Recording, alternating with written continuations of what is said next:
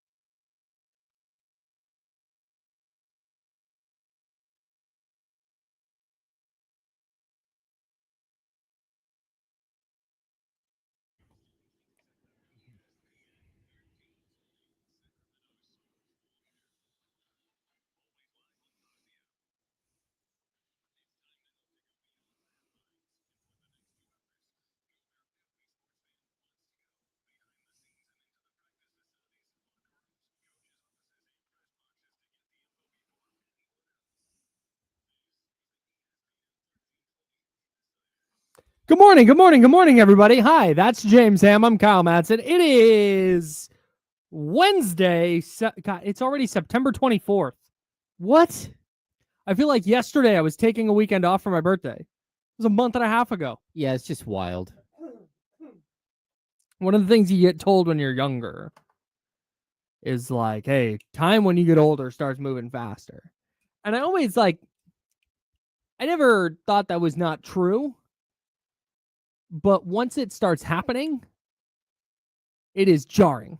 Yeah, it's weird. So, as a parent, you get caught in this trap, right? So when you have a baby, you're like, oh my gosh, they're so amazing.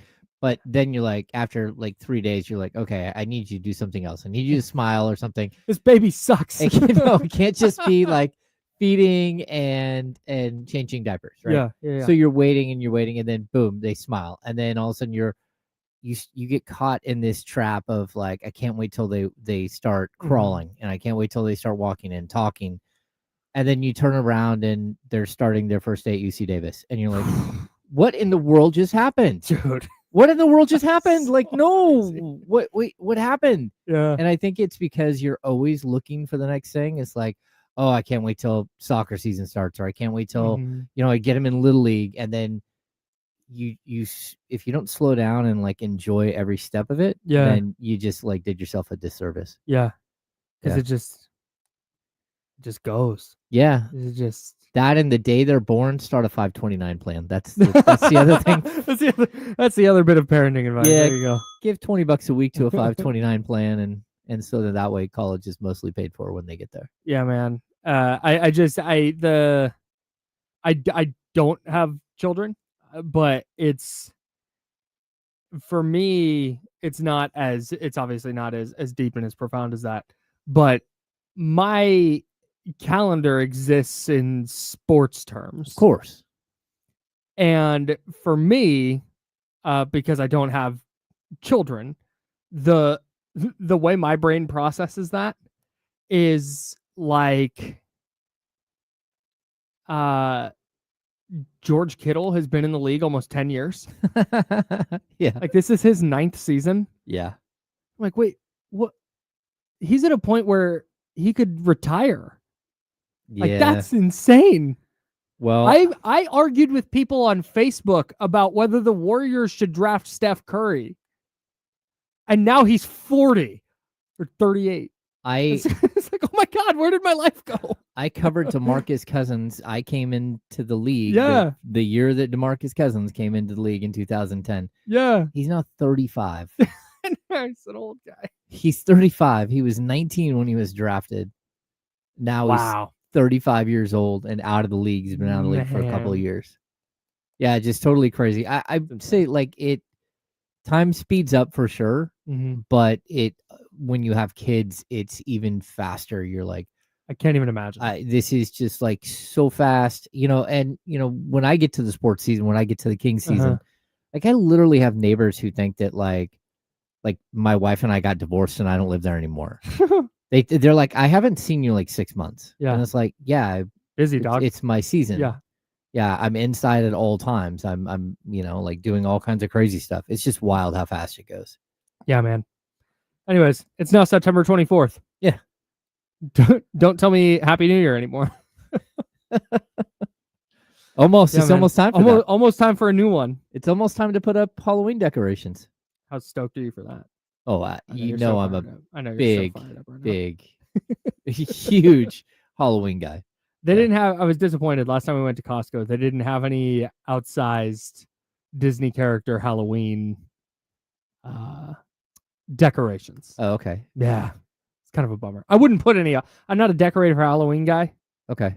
But I was planning on taking a photo and I was going to send it to you, be like, hey, is this going to be your new addition? But there was nothing.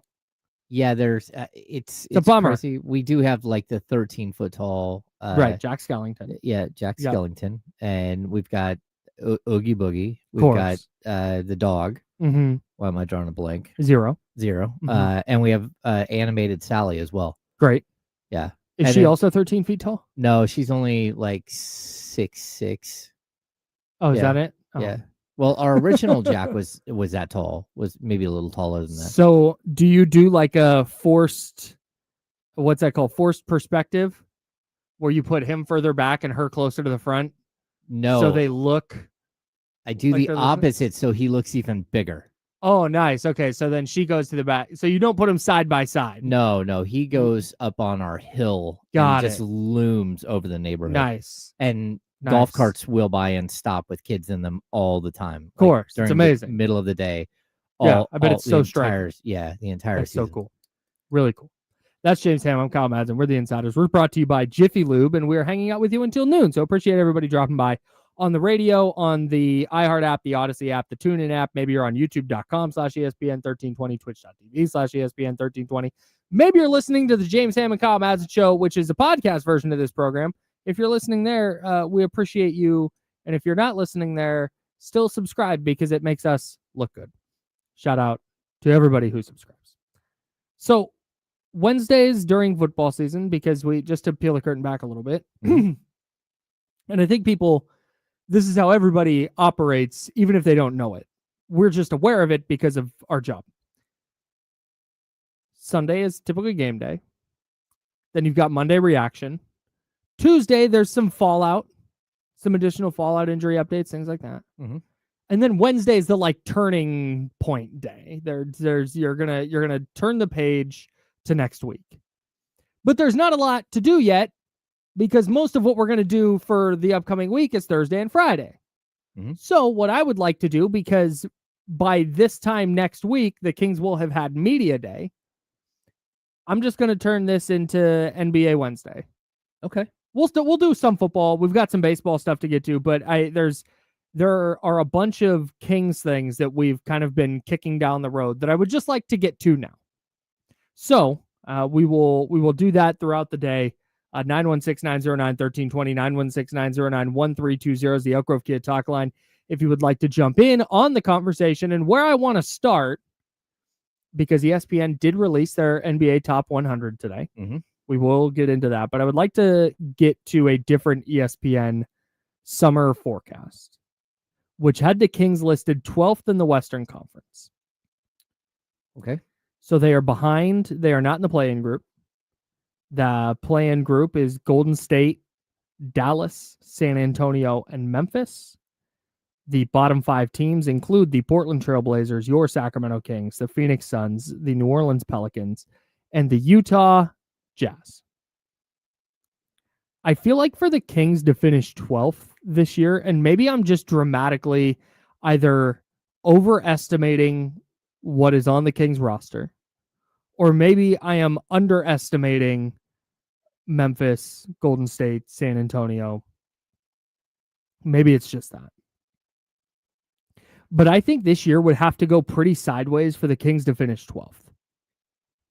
I think that means something went awry in some way if they're the number 12 team in the Western Conference. Yeah, I mean, like, look, I think even if you were just a team that said, okay, we're not going to play defense, which, just so everyone knows, that's not going to be the case. Like, Doug Christie is preaching defense already. Like, I had conversations with him this week. He's preaching defense. He is going to not only have a defensive scheme, but he's going to actually teach fundamentals of defense. Mm-hmm. It's something that he believes in.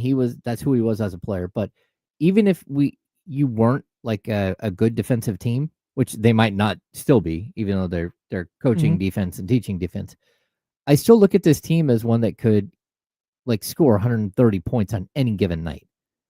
And on most nights, like this team has so many scores. I mean, look at Zach LaVine and DeMar DeRozan, Domantas Sabonis, right? Malik Monk, even a guy like Dennis Schroeder, like 14 points a game. Keegan Murray should be 12 to 15 points a game. Like this team is going to score, but can you piece it together where it's a cohesive look? And I look at some of the teams that are listed above the Kings, and like, look.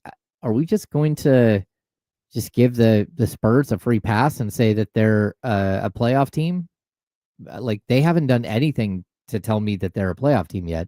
And I know they've got Victor Wembanyama, but at the same time, and De'Aaron Fox, but they have a bunch of unproven players outside of that. And anything you saw last year is players that were on a bad team putting up numbers. Yeah, the Spurs, I think, for the next 2 years are going to require some level of projection. Yes.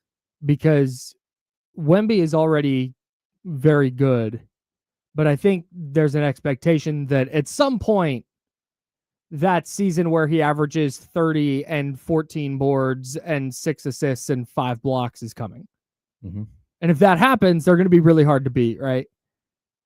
And then you've got Stephon Castle, who, okay, if he makes that leap, and now De'Aaron Fox is in the mix, and Dylan Harper is going to be really good. And man, this person, I think there's going to be that level of projection with the Spurs for, like I said, the next 2 or 3 seasons. Yeah, I would still put them like they're 3 years at a minimum behind OKC, and they're 2 years behind Houston. I would say at a minimum.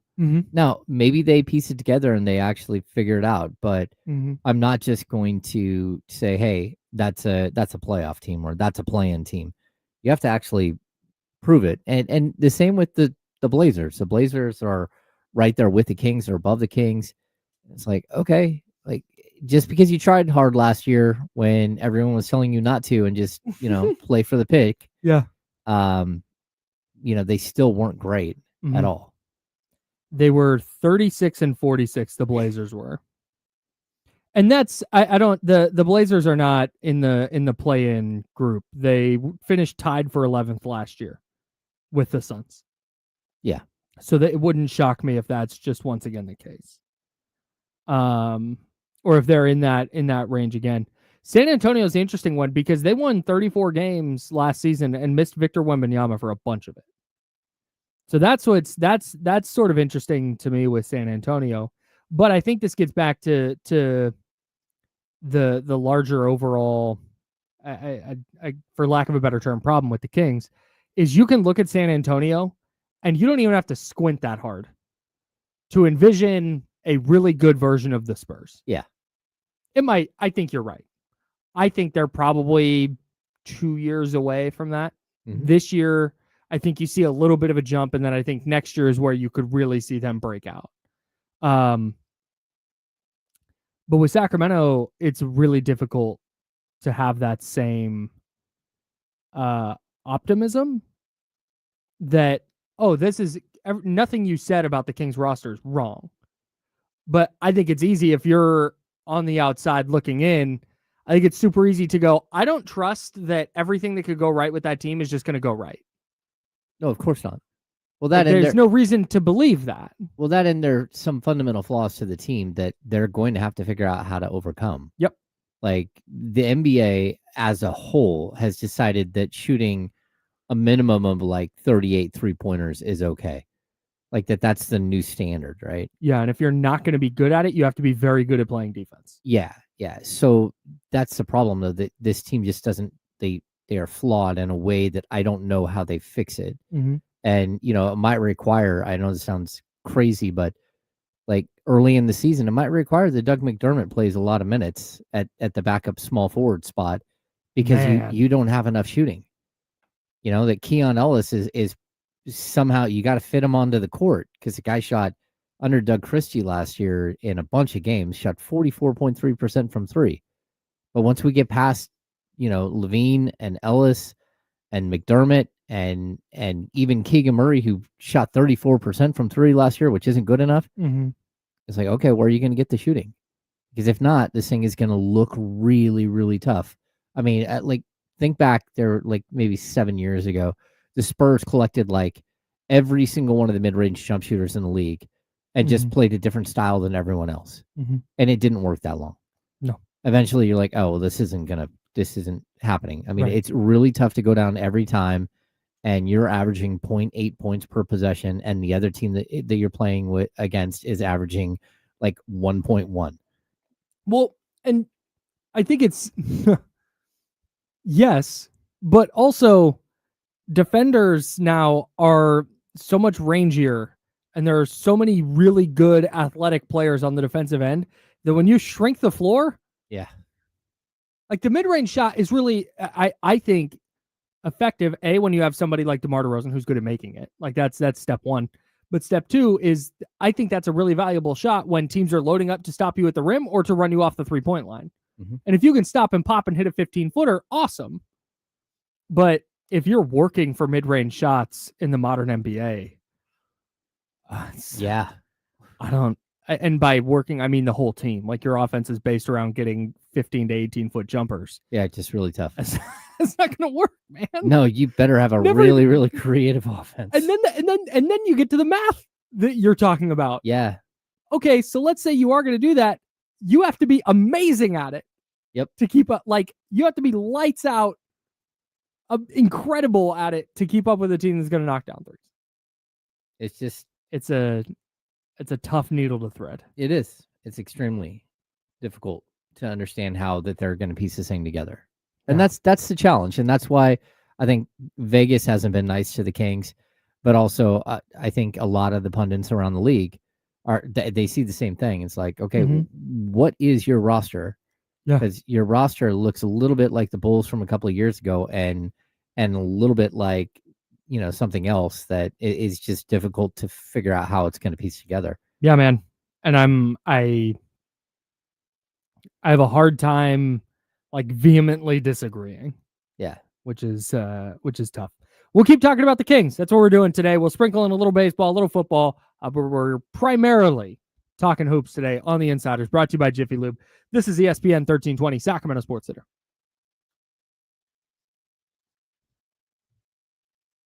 Crazy. I'm looking at. Okay, so if you ever want to look at like young players and how they develop, you can look at their shot chart. So if you go to Basketball Reference and you go to a player's page and then you go to the shooting page, you can see like a scatter chart, right? Where all of their shots, where they hit, where they miss from. Mm-hmm. And usually year one, it's all over the place. Year two, it starts to refine itself. By year three, you start to see a player's hot spots on the floor, right? Mm-hmm. It's sort of basic. If I showed you this shot chart, you would think, oh, that's wild and crazy, and probably someone who's young and doesn't know their spots on the floor. That's DeMar DeRozan. Like, you're 16, and his shot chart still looks like somebody took a shotgun with like bird shot in it. Like, it's crazy. I mean, it's effective because it's one of the top 30 scorers of all time, but that's wild. I think there is a. I think there's a, and this isn't just the Kings. This isn't just DeMar DeRozan. This is just basketball discourse in general. I think there's a disconnect between like a player's individual skill set and then how that's one thing, but then there's another conversation of how that skill set works and fits within the scope of a 9-man NBA rotation in the NBA in 2025.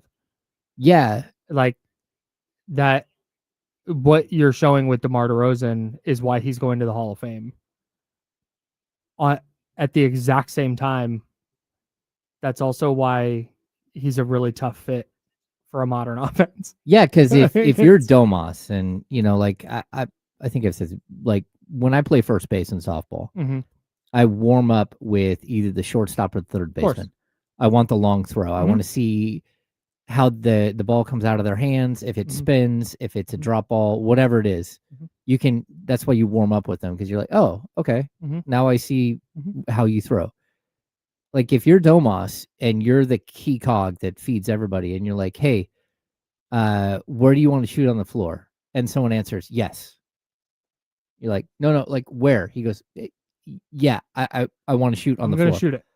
Like, where's the best spot? All of them. Just give me the ball and I'm going to shoot. Right. Give me the ball and get out of the way. It's like, well, that means that the other 3 dudes outside of Domas also have to figure out where they're going to go hide. It's just like, it really makes for a difficult offense to build. Yeah. 1 minute. Oh, hell yeah. We're going to talk about the ABS.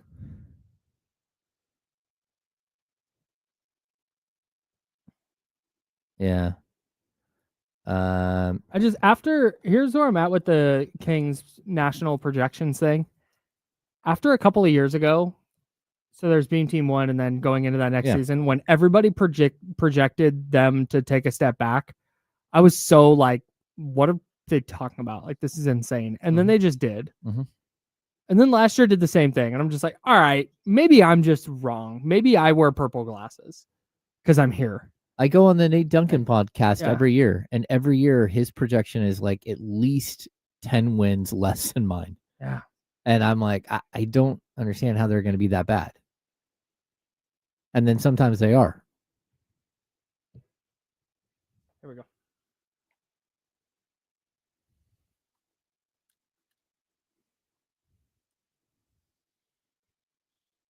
Now, back to the Insiders with James Ham and Kyle Madsen, brought to you by Jiffy Lube on ESPN 1320. He's James, I'm Kyle. Yeah, we were talking about this a little bit at the break. And we were talking about this. Well, in the first segment, we were ESPN's summer forecast as the Kings is the number 12 seed in the West. And that's not where I would pick them to finish. No. I think when you start getting into, I'm also not going to predict them to finish in the top 8. At least I don't think. I got to see how the rest of the summer shakes out, or the preseason shakes out. But I probably won't have them in the top 8. And the thing is, and I guess the problem is when you start getting down to 9, 10, 11, 12, I think it's kind of nitpicky. And now you're getting into, okay, those teams are going to be separated by, what were they separated by last year? 9 through 12 were separated by 4 games. And that could be an injury. That could be a white flag. A team punting at the trade deadline.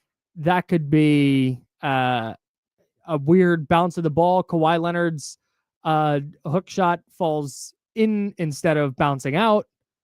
Like, that's 4 wins between 9 and 12 is just kind of on the margins to me. And so after the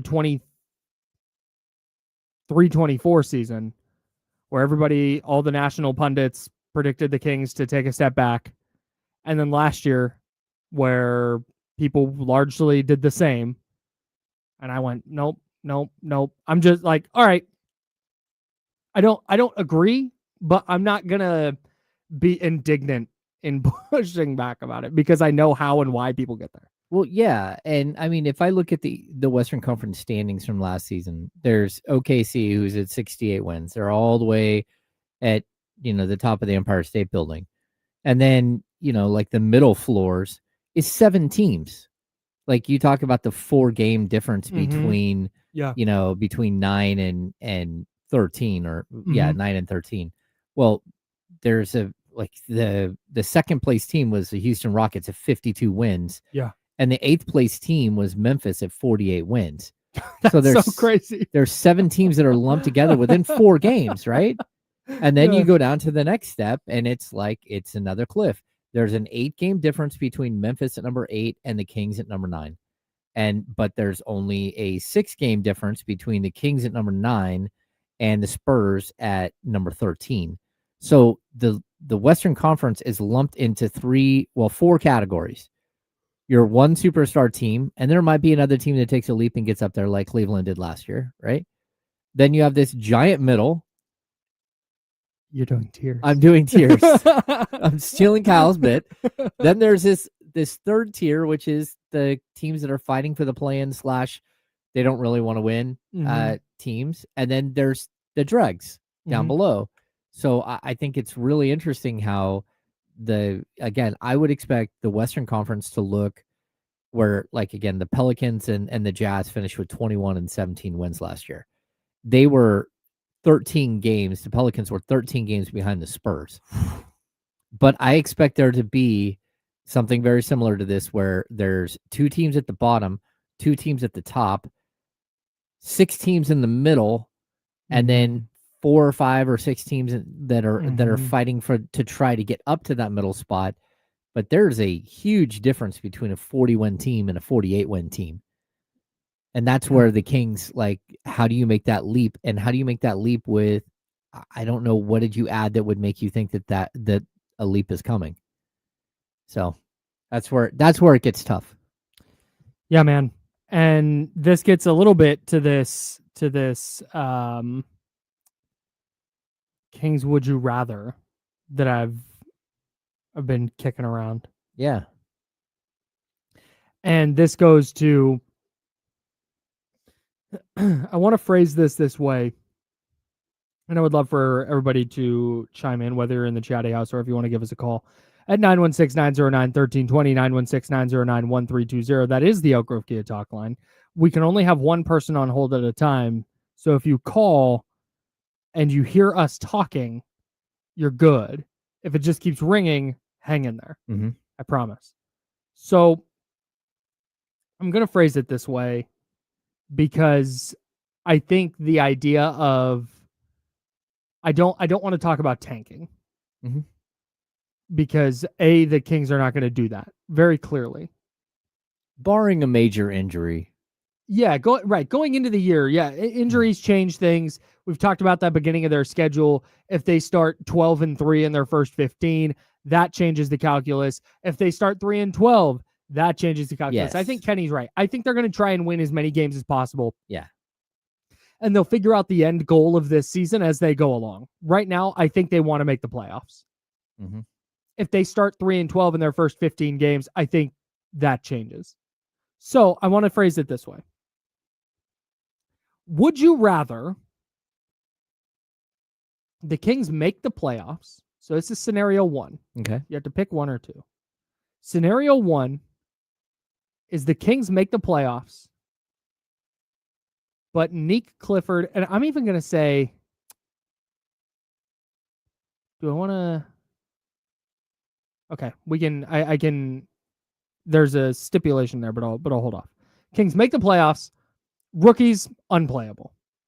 Nick Clifford not impactful. Maxime Reynaud spends a bunch of time in Stockton. Not NBA players, at least not yet. they look like Colby Jones-ish. Okay. Okay. Or the Kings miss the playoffs, but Nate Clifford wins Rookie of the Year and Maxime Reynaud is a rotation guy by the time the season ends. Okay, so this is a tough question because and by miss the playoffs, I'm going to say like let's say 12 seed. So 35-ish wins. Okay. 33 they're not 20 and 62. 33 to 36 wins or something. Mm-hmm. Okay. It's tough because what I would want to know is Nate Clifford a rotational player on a good team, or is he a rotational player on a team that just wasn't good enough? Mm-hmm. And that's always going to be like okay, if you think you got something here, and we'll be able to see it like right away. Like when I watched Nate Clifford in Summer League, don't get this wrong. Don't overanalyze what I'm about to say it. Say it.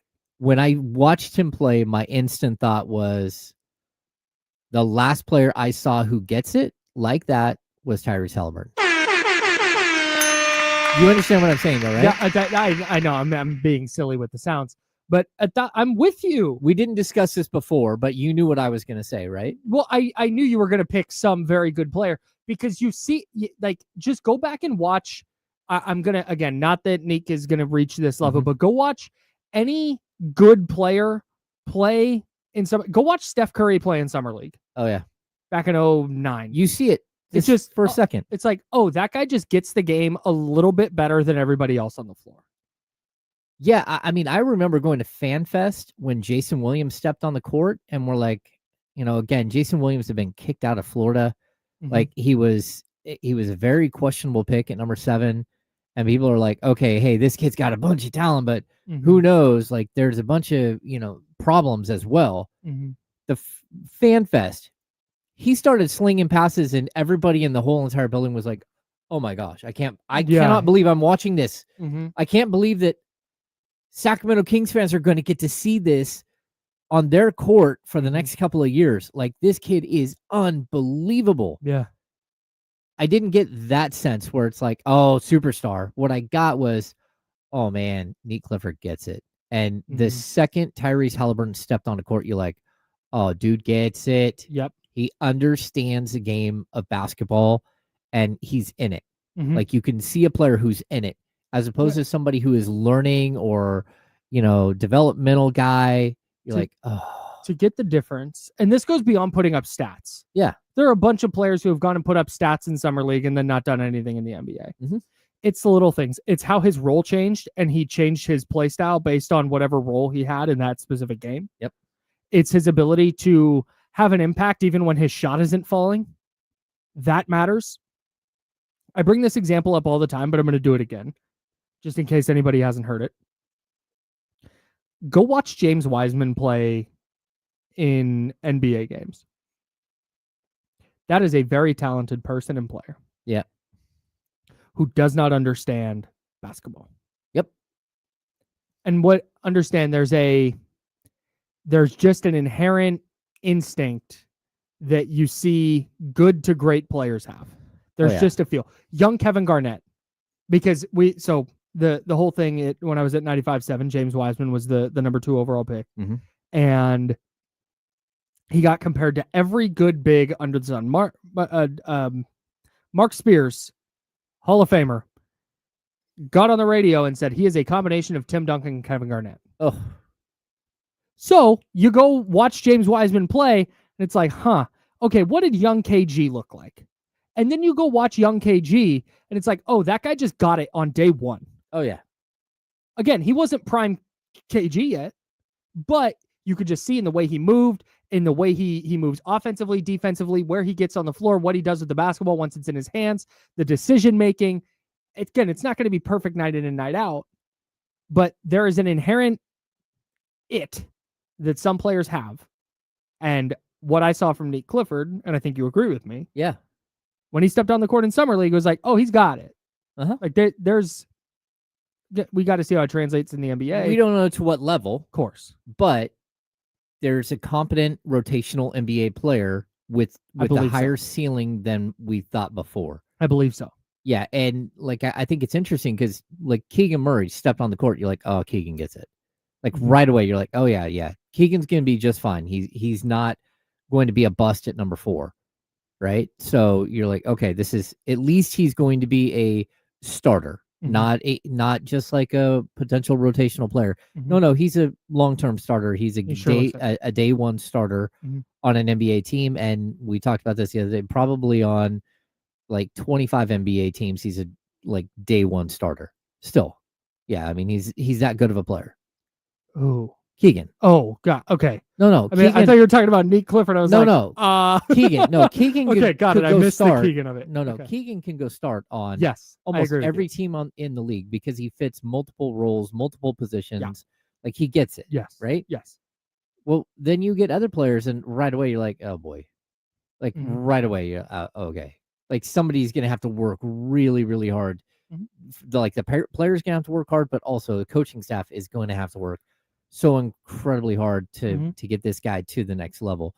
And again, it helps when you're a franchise who's bringing one or two young players in at a time and trying to work with them, Mhm. right? As opposed to like when the Kings in 2017 brought in 5 rookies and they had 4 rookies from the year before, and now you have 9 young players. Like half of those guys got lost in the shuffle because of the situation. Right. Like you can't have enough developmental coaches to work with all these kids and to like get them to the next level. And the other problem is that, you put 2 of them together on the court and you're like, oh boy, that's a bad combo. So you try a Mhm. different 2 and then a different 2. And Mhm. you just keep running into the fact that, it would be so much easier if you had one Harrison Barnes that knew what he was doing and whether he's great or not, or just like an NBA average player, but a solid NBA player. Mhm. You put him next to any one of those players, they're going to look much better than they do together Mhm. as 2 young players. And when you start to multiply that, and all of a sudden you've got 9 guys who don't really know what they're doing on the court, and then one guy, well, I'd say like probably 7 of them really didn't know what they were doing. Bogdanovich knew exactly what he was doing, and Right. De'Aaron Fox by beginning of year 2 knew exactly what he was doing. Mhm. The rest of them, like, all right, whatever. Right.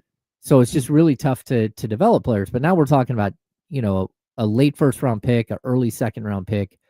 I don't think we're talking about 2 players that the Kings are going to, if they're not ready, if they're not going to play well, the Kings aren't going to wait for them to develop this season. They're going to keep playing the veterans. You've got to be able to step on the court and be competent. And Yeah. that's where I think Neat Clifford has a huge leg up on even Reynaud. He's got a huge leg up on Reynaud because you can envision him in a rotation automatically. You see the shell of a player with Reynaud, but you're also like, hey man, you can't get pushed around by Right. a 6'11", 212-pound dude who just like is all skin and bones and Right. just shoved you all over the court. That's not going to work. So Yeah. That's what I don't think the Kings can even make the playoffs without Clifford and or Reynaud being like really quality rotation players.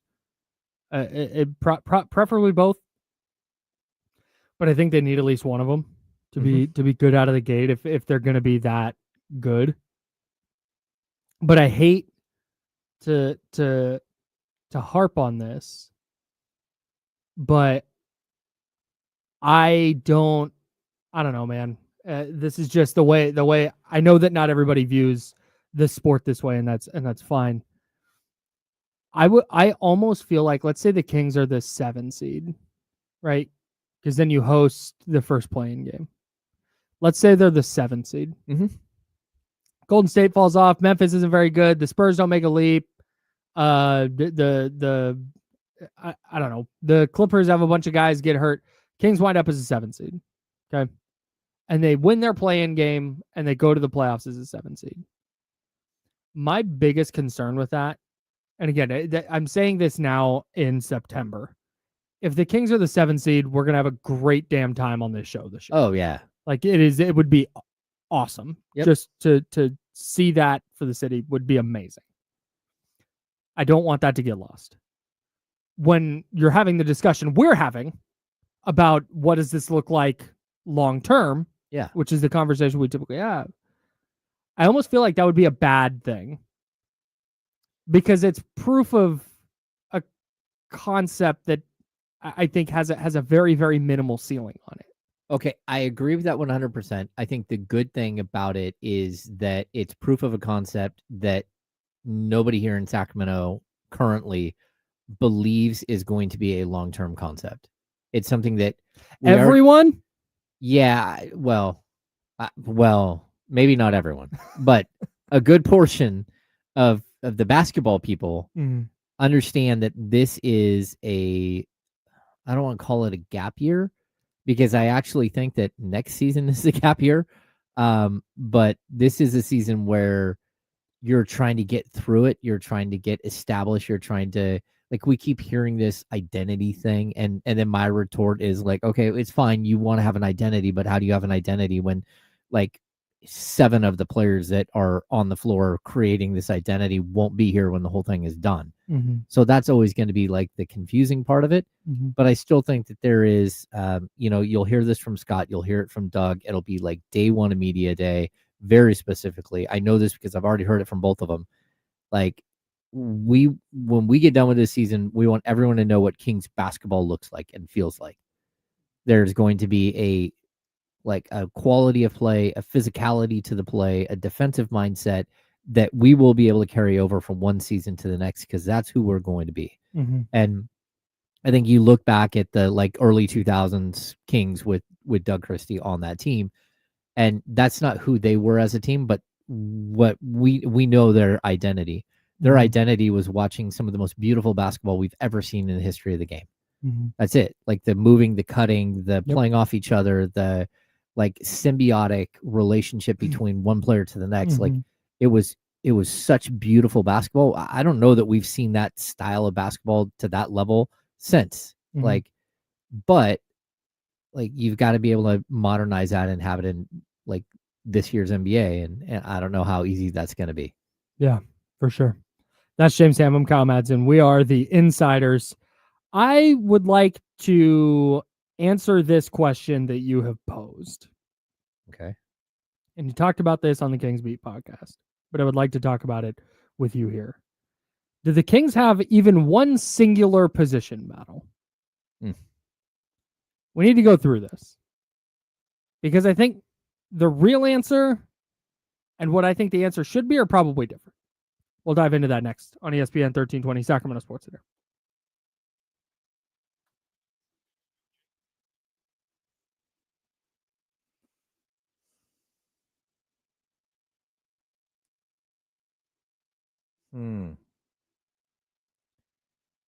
Dang.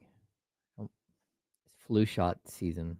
Are you? I don't know that I want to go get a flu shot, but because I hate getting shots. I'll highlight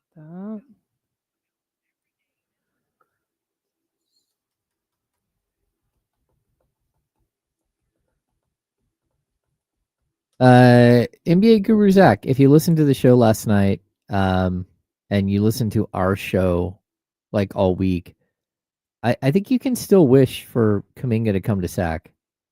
I don't think it's dead at this point. We'll get to all that stuff.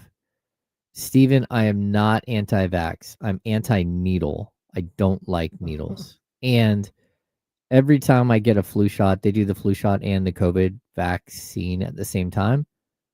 I seriously get sick for 2 days. I just feel crappy. I don't know. Maybe my body doesn't process stuff. I'm definitely not anti-vaxxing. I think I've decided I'm going to start printing rundowns again, by the way. Oh, okay. Unrelated to vaccines. I like being able to handwrite and circle and star things. And right now I feel disorganized. That's why I'm highlighting everything in the rundown. Right Yeah, a lot of times you cut stuff out as we're going, because yeah, we covered that. Let's go. Yeah.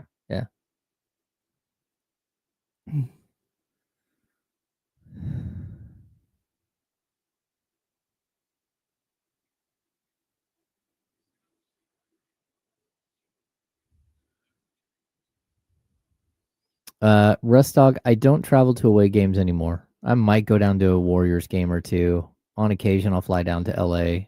go up to Portland. When I was with NBC, I covered 15 to 20 games on the road a year. And to be honest, that's enough. Although, I talked about this on the podcast a little bit last night, real late. I've done a lot of work this offseason on my body. I am much more prepared to do something like that now than I have been any time in the last decade. All that travel is tough when you have a bad back. Although I'm a good traveler, I have the smallest suitcase you've ever seen. And I very, very focused on the road. I don't miss it though.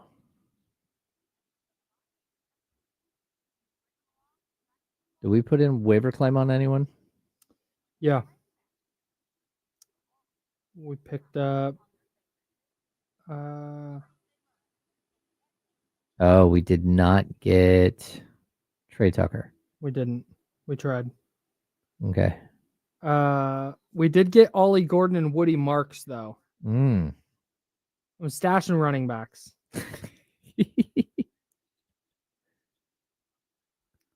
But Woody Marks' playing time is ticking up. You're a Nick Chubb injury away from him being RB1. Dario Gumbawale didn't even play last game. It was just him. It was Marks and Nick Chubb basically split snaps. I just can't watching Nick Chubb. It just looks like he's so disengaged in the backfield. Caught off guard by him, not even getting in. You can read what play is coming by his body language. Yeah, that's pretty wild. Yeah.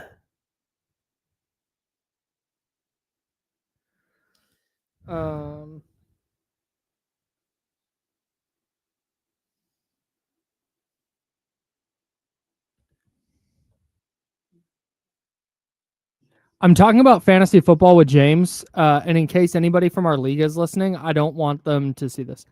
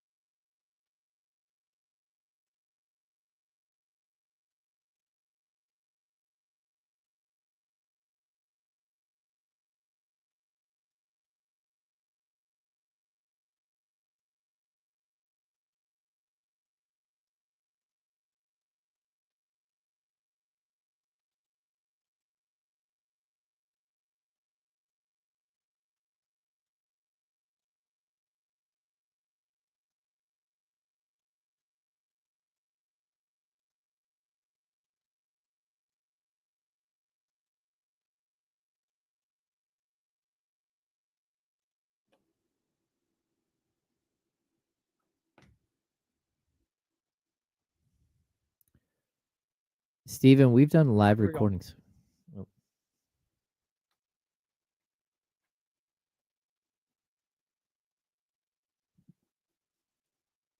Now, back to the Insiders with James Ham and Kyle Madsen, brought to you by Jiffy Lube on ESPN 1320. James is over there. I'm Kyle. Why can't I hear myself? Did I turn I think I was trying to turn the speakers down during the break, and I accidentally turned my headphones down. Oh. There we go. That's much better. I always panic a little bit when I start talking and can't hear me. I'll say this: I got a new cable for my my earpieces. Mm-hmm. Not having proper audio when you're sitting in here, even though we're right here, it is so detrimental. I can't focus when it's cutting out and doing weird things. Yeah, just completely. It snaps me out of the focus world. Dude, how far apart do you think we're sitting right now? 6 feet? Yeah, 6, maybe 7. Yeah, it's probably more like 6 feet. We're not far away. Uh-uh.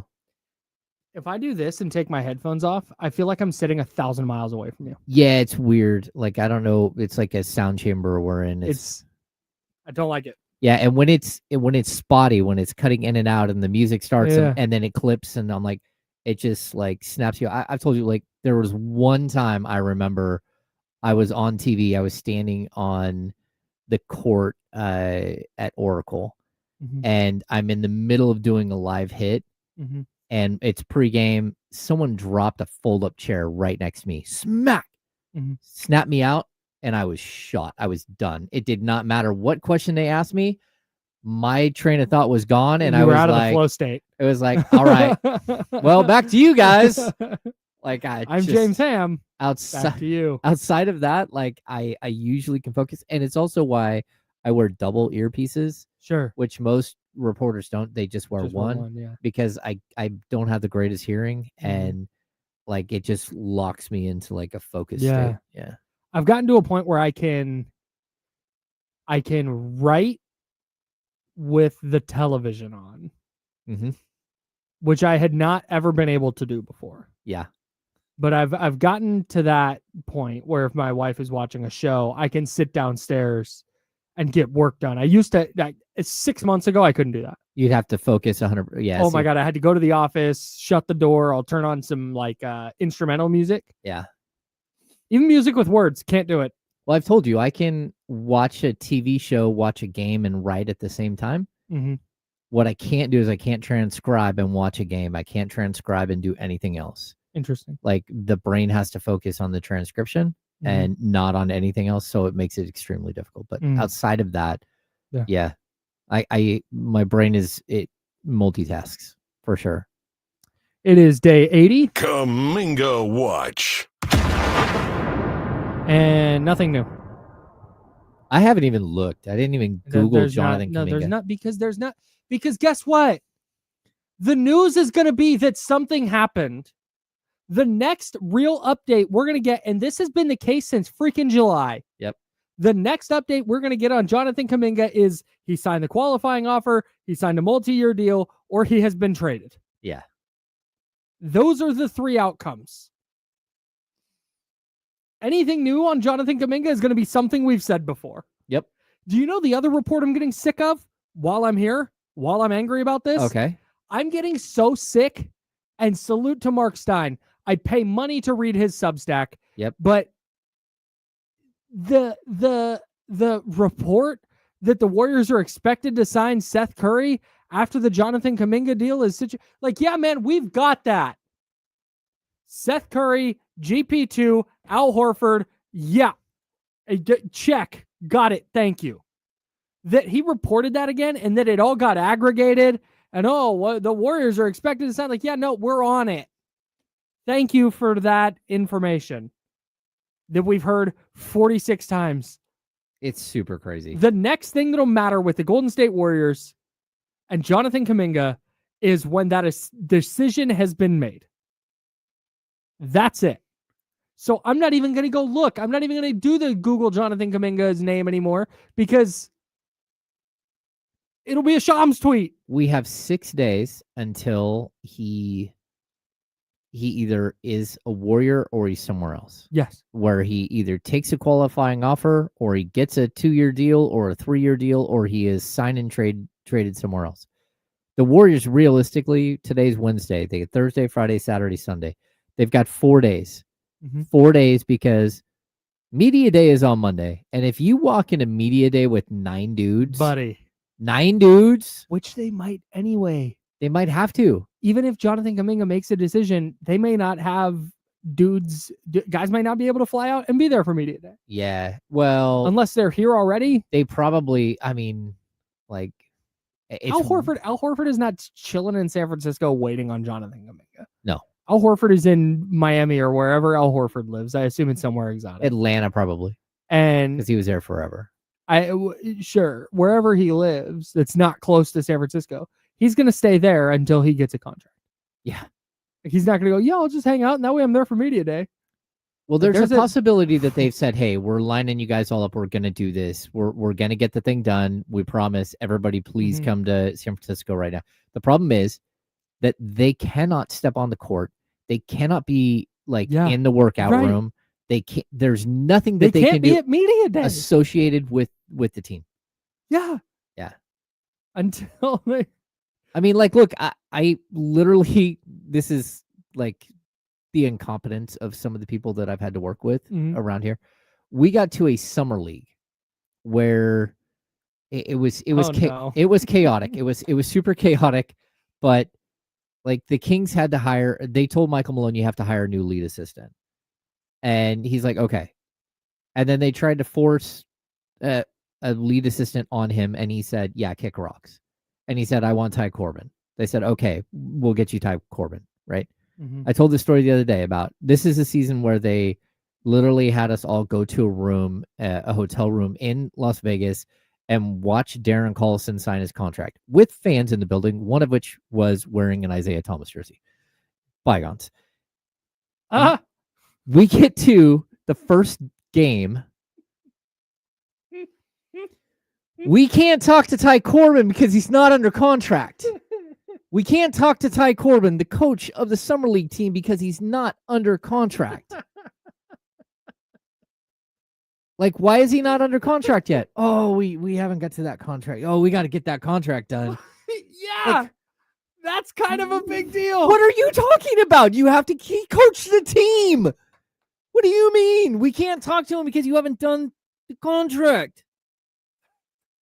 Why didn't you just have two tables set He up was interning. in the hotel room where we could have got like Darren Collison and Ty Corbin, or just one right after another? Really weird. Just saying. I feel like that would never happen now. You think so, but I'm not talking about like 1987. No, I know that. This is what, 15? Yeah, like 10 years ago. Right. I don't think that would. No, Scott would never. No, have Scott, that. I'm not even talking about Yeah. Scott. I'm just talking about, I don't think a coach nowadays is working for free. Yeah. A. And B, that would get tweeted out and blown up in a way that it never would have gotten tweeted out and blown up in 2015. No, that's probably true. Like that would get hit Twitter, that would hit Instagram, that would hit that would become a national story. That's so crazy. No, players only. You can't talk to the coach because we don't have a contract for him. Because we haven't done our basics and done the job that we're paid to do. That is freaking insane. So we didn't talk about what we were going to talk about with the Kings position battle stuff. That's fine. It's fine. We'll get to it. I saw some people talking about this in the chat. So we'll shift gears from basketball to baseball here for just a couple of minutes. Major League Baseball, it sounds like, is bringing the automatic balls and strike system, ABS, to Major League Baseball next season. Yeah, they've been trying it out in minor league baseball for over half a decade. And we've seen it in practice at the All-Star game this year. They did it at spring training this year. You and I have been out in multiple River Cats games where they do the ABS call. It takes like 2 seconds. The MLB time of review is like 2 seconds shorter than minor league baseball. And it takes, on average, 14 seconds. Oh, yeah. So the way this works is I think it's 2 challenges per team per game. Okay. And you can challenge as a batter or as a pitcher. And I believe this is how it's going to work in the majors as well. Pitcher throws pitch, gets called ball 4, let's say in a big spot. And he thinks it's a strike. Pitcher does whatever motion it is. I think for batters, they tap the head. For pitchers, it might be the same. They might just verbalize it. Umpire turns around and he does the signal and he's like, hey, we're reviewing that thing. And then it shows up on the big screen. Everybody can see. It's like K-Zone on TV, the 3D K-Zone thing. It's just that. And then they show the pitch, and if it's in the strike zone, it gets called a strike. If not, they go, nope, it's good to ball, and then the game moves on. It's awesome. It's not some guy standing back there with a buzzer having him told what balls and strikes are. No, the umpire still makes the calls. Your beloved human element is still there. It's just when there's a bad call, a pitcher or batter now has some kind of recourse. I wonder if they get an additional if you get it right. Maybe. Yeah, because I think one of the problems I've always had with Major League umpires is the consistency. Oh, it's brutal. And if some guy's all of a sudden calling the high strike, I just like, hey, I'm done. I want to check now. Yeah. As opposed to yelling at the guy, just say, hey, I want to check now because that was high. Yeah. And then they'll go in and be like, okay, maybe the umpire will recalibrate. Yeah. And be like, okay, my bad. For whatever reason today, I'm calling a high strike. Maybe I wore the wrong shoes. I don't know what the deal is. Maybe I got one shoe on, like the caddy from Happy Gilmore. Mhm. I don't know what the deal is, but my bad. Let's reset this thing. And you hope that if it is like a situation where it just keeps happening, it's like, man, like, dude, we already reviewed two of these, and you're missing like every single strike. I'm a proponent that you should be able to challenge in any sport until you get one wrong. Yeah, me too.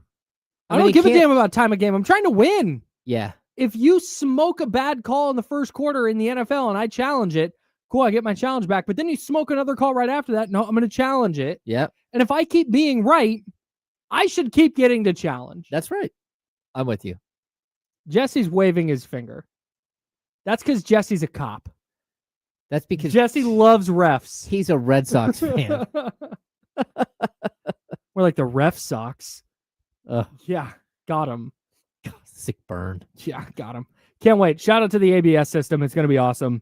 And Major League Baseball is going to be better for it. We'll keep talking Kings in the second hour. We're the Insiders on ESPN 1320 at Sacramento Sports Center.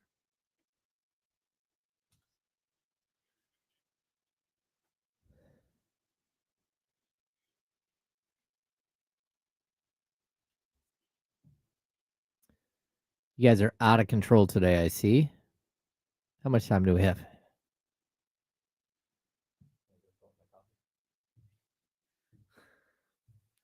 Okay. Yeah, you got time. Jesse, we're good?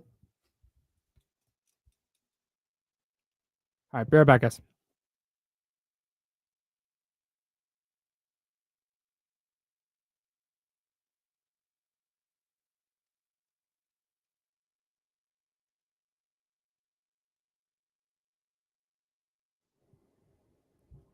And we're back.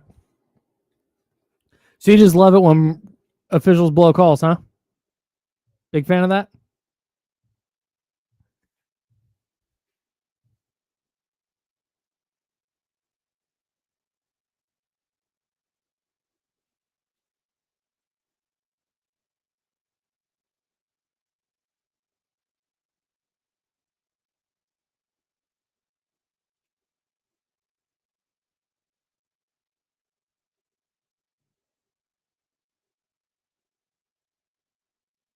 Hey, if I get automatically signed out of one more thing at this radio station, I am going to have a conniption.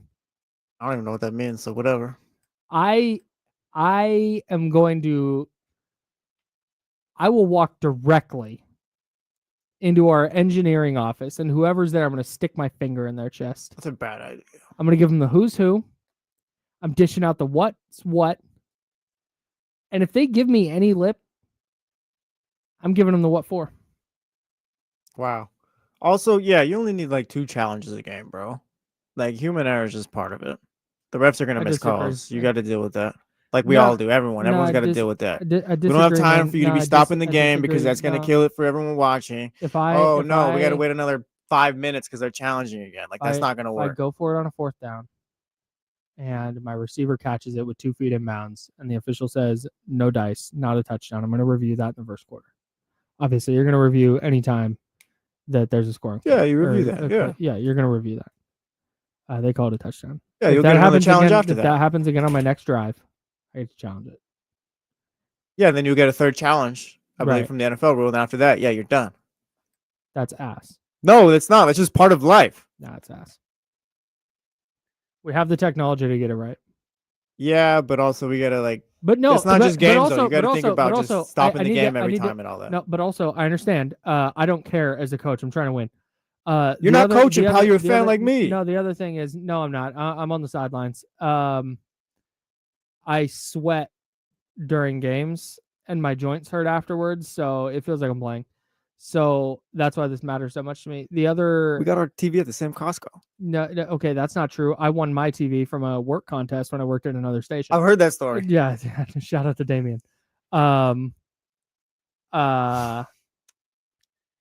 If you've not heard it, the boss came over and was like, "Hey, I'm so happy that one of the poors won a TV." And Damien said, "Do you know what he really would like?" Because as a part-time employee, And the guy was like, what? Like thinking he's going to tell a little funny joke. And Damien goes, healthcare. And, and like 2 weeks later, I was a full-time employee. Salute to Damien. No, but the other aspect, the other angle on this for my you should be able to challenge everything rule is also if you get your first one wrong, you're out. Oh. So you better be right. See, no, I don't like. Just give them the 2 challenges. If you get both right. See, now you're pro challenge. You're anti-challenge. You're pro challenge. No, I'm not. I just don't want to stop the game every time. You're trying to live in a middle ground, and I'm trying to live on an extreme. If you give them a challenge every time, like, yes, we're gonna challenge every call. We're coming back. Sorry.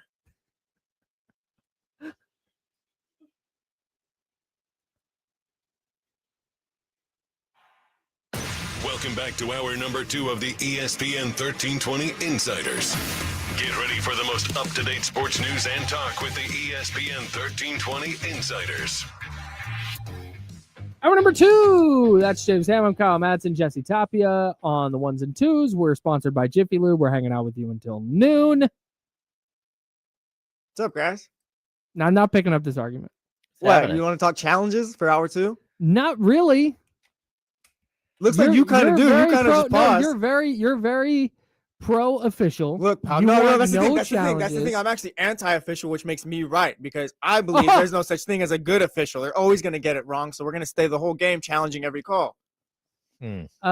See, I disagree with that. Refs are just. I'm out on refs. Because what I think coaches would realize very quickly is that how many plays are there legitimately in a game? And really think about this. How many plays are there legitimately in a football game where you think, oh, the coach should challenge that? Like legit. Don't be like, honest to God. Was it 5? I was gonna go 4, but yeah, 5, I guess. Yeah. That's a lot. Yeah, it wouldn't be every play. And if the coach in my version of things where you get to challenge until you get one wrong, when you get one wrong, you're out, even if it's your first one. So you have to be very diligent still. You can't just challenge willy-nilly. Imagine if the ref is just super ass that day, though. And it's just like, oh, like we've got 4 challenges from the Raiders, 5 from the Niners today. We've had a total of 9 challenges. This game's been going on for 4.5 hours, and we're still in the third quarter. Which means they got 9 calls egregiously wrong. And those things have been corrected. It's a bad product. It's called justice. No, not in this league. Instead, you'd rather people get on Sports Talk Radio and go, yeah, okay, that was a nice Raiders 24-20 win, but how about that? How about those 2 blown calls on that last drive? Oh my goodness. Yeah, that's an extra 5 minutes to our segment. Yes, I'll take that. I think that like the level of officiating in every league is about the same, and they're human. They make mistakes. Do they make more mistakes against certain teams than other teams? Sure. Do they give star treatment to certain players and not to others? Sure. But overall, like, there's no fix. The refs are going to miss calls. They're going to make calls, and we all just move on with life. Can I keep it a stack? Russ Dog brings up a good point here. He said coaches want officials to be consistent. I think that's especially true, James. You brought that up with umpiring. Yeah, it's consistency. If you're going to call the high strike, call the high strike. And call it the whole game. Mm-hmm. The real issue with the NFL in regards to challenges and stuff is that there's way too much ambiguity in the rule book. Yeah. Like that's the larger problem, I think. Is there are so many things you have to go look at and like, okay, well, if you got 2 feet in, but you have to take a 3rd step for control, a 3rd and 4th step for control, but it's only 2 feet if you catch it on the sideline. If you're going to the ground, you got to maintain control. Now, if you bobble it and you keep control, that's fine. But if it hits the ground at any point, that's not okay. Unless, of course, it hits the ground, but it doesn't change the course of the catch, and you didn't use it to catch the ball. It's like, oh my God. Or the continuation of a step. So if you catch a ball running backwards, but your heel is off the ground, but then you continue the step and it hits you out of bounds, no catch. But if your toes hit first. But if you're spun around the other way and your toes hit and drag, then no, it's a catch. Dez Bryant caught it, by the way. Dez definitely. I'm going to stop being an anti-Cowboys person for a minute. Dez caught that. He absolutely that caught was a catch in every world that there's ever been a catch. There's not been a moment where I've seen that play in the decade since or however long it's been where it's like, oh yeah, no, I see it right there. No, he caught it every time. Like if you want to wear your fan hat and troll, or you genuinely as a fan think, no, I'm not a catch, fine. as a person, as a human who watches football, strip away the names and the uniforms and all that, and just watch that play. That player caught the football. Oh yeah, easily. Okay. Okay. As long as we're all on that page. Mm-hmm. All right. I just wanted it was to make pretty sense. funny though, huh? Yeah. It was a little funny. I just wanted to make sense. That's my biggest thing. Just have the play make sense. That's it. Like if you can tell me that why it's reasonable, like if you hold somebody at the 4-yard line and the quarterback is in the end zone, to me that's not a safety. Like I always thought the rule that the ball has to be in the end zone, but also the hold has to be in the end zone. If not, it's just a 10-yard penalty, half the distance to the goal line. Yeah. I have never seen it. And like if you want to throw the flag late and say he held afterwards, that was ticky-tack. The original thing was a clear hold. Like it's fine. Call the hold and back it up 2 yards and away we go. Let's play the game again. It was like they wanted to call a safety. Yeah. And almost got to earlier with Kyler. And they were so ready because they had a second opportunity that they just did it. Strangest thing ever. Really odd. Really, really odd. All right.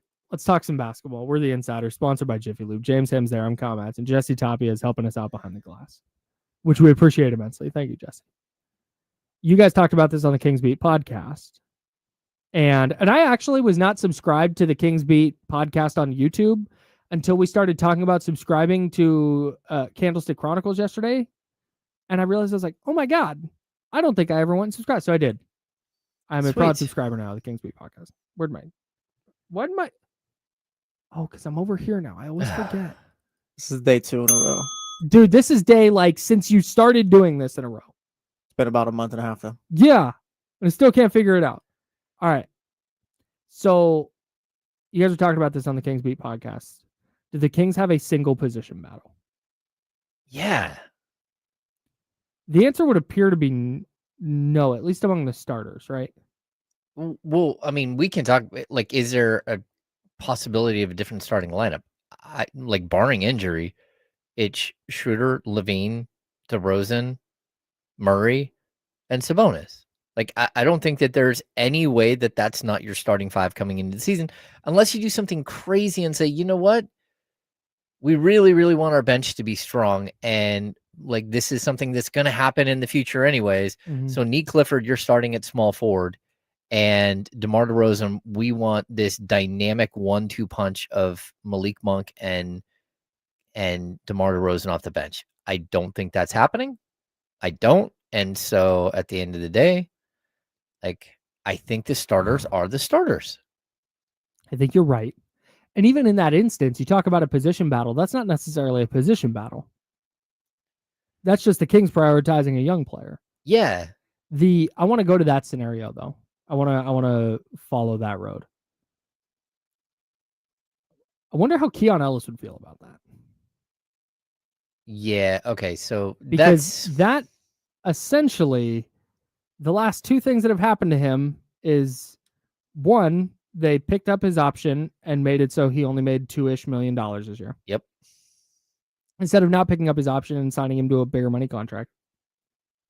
We know why the Kings did that, and it makes sense. But you would be going from that to also then, once the season began, going, hey, also, you're going to have a lesser role than you had. Going into a year where you are a free agent after the season. We are diminishing not only your value to us, but also potentially your value on the open market. To everyone. After not paying you money this season. Okay, so and again, I know why they did that. That is just, to me, when you start talking about this idea, Nick Clifford starting, DeMar DeRozan, Malik Monk off the bench, to me, the Keon Ellis part of that has to be a factor. Especially if you think Keon Ellis is a piece of your core moving forward. Okay, so I guess that would be my other possibility, which I like as you're talking, the Nick Clifford thing would be an issue. So I guess there is always like a very, very like there's a world in which the starting lineup could be Dennis Schroeder, Keon Ellis, with Zach LaVine at the 3, Keegan Murray, and Domas, and bringing DeMar off the bench. And using, and because like let's be honest, DeMar DeRozan and Zach LaVine are both 6'6". Like, Yeah. there is like there You're should not- be a way in which Levine can play the 3. There is not enough. Hang on. I've got this. There's not enough ranginess on this roster from a size perspective to warrant nitpicking whether the small forward is 6'6" or 6'7" or 6'8". Yeah. Like, you just don't have a lot of options that are taller than 6'6". Well, you don't. Height is going to be an issue. I mean, in a perfect world, like, again, we've the reason why Kuminga makes sense is because if you somehow go out and get Kuminga, he instantly moves into the starting power forward spot, and Keegan Murray goes to the small forward spot, and you go from a very small team to a good sized team. Mm-hmm. That's what, like, you're kind of hoping for if you're the Kings. Mm-hmm. And that's not a knock on players. It's just like, that's the reality of your situation. Like, yeah, I don't know how else the Kings get around it. They really want Keegan Murray to play small forward. They just don't have a power forward.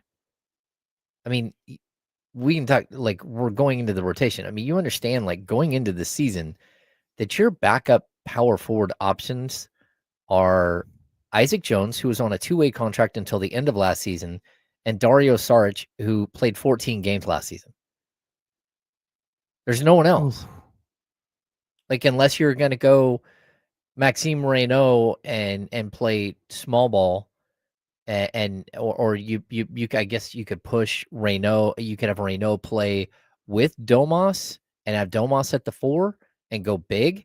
But I don't think that they're going to play Reynaud off the bat. Drew Eubanks is going to be in the rotation. Or maybe he's not. Maybe Isaac Jones steals the backup center position, and Drew Eubanks is just an afterthought. But if that's the case, then who's your backup 4? Yeah, it's odd. Man.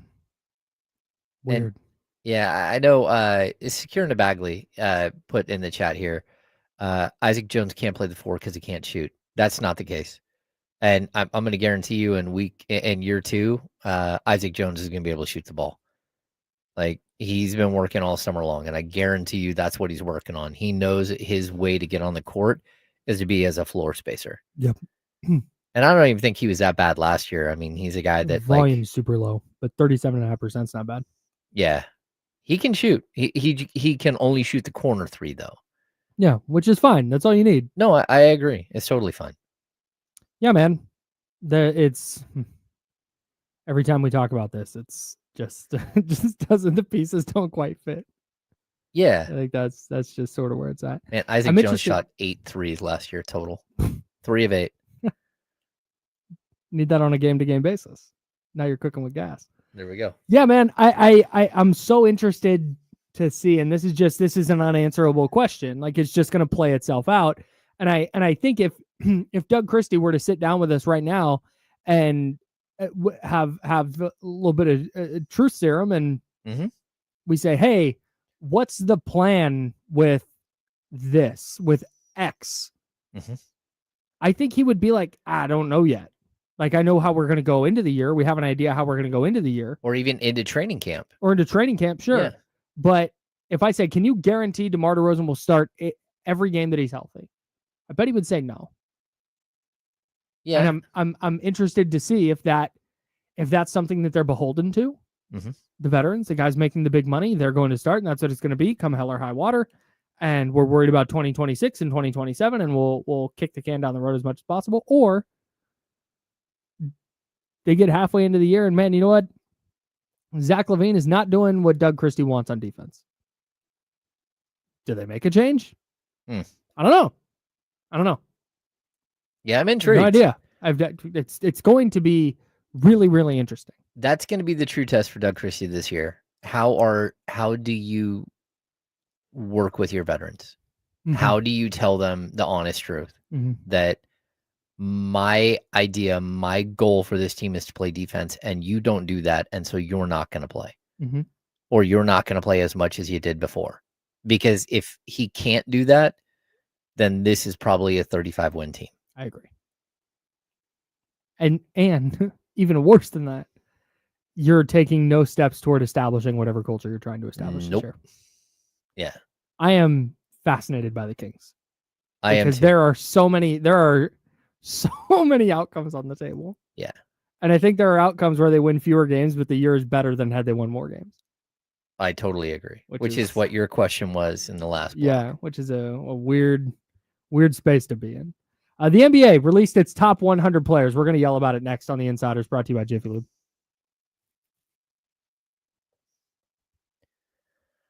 Hey, how fired up are you for the Jackson Dart start? Fired up enough to where I picked him up on 2 of my fantasy teams. Not starting, but we're intrigued.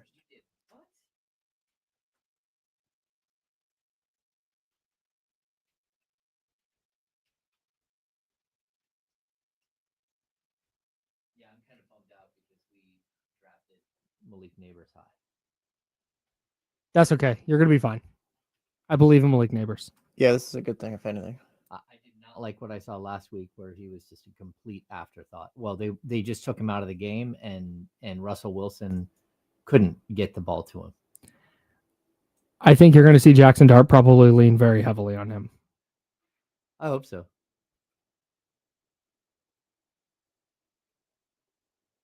I'm hoping that Brian Thomas wakes up too. Just brutal start to the year.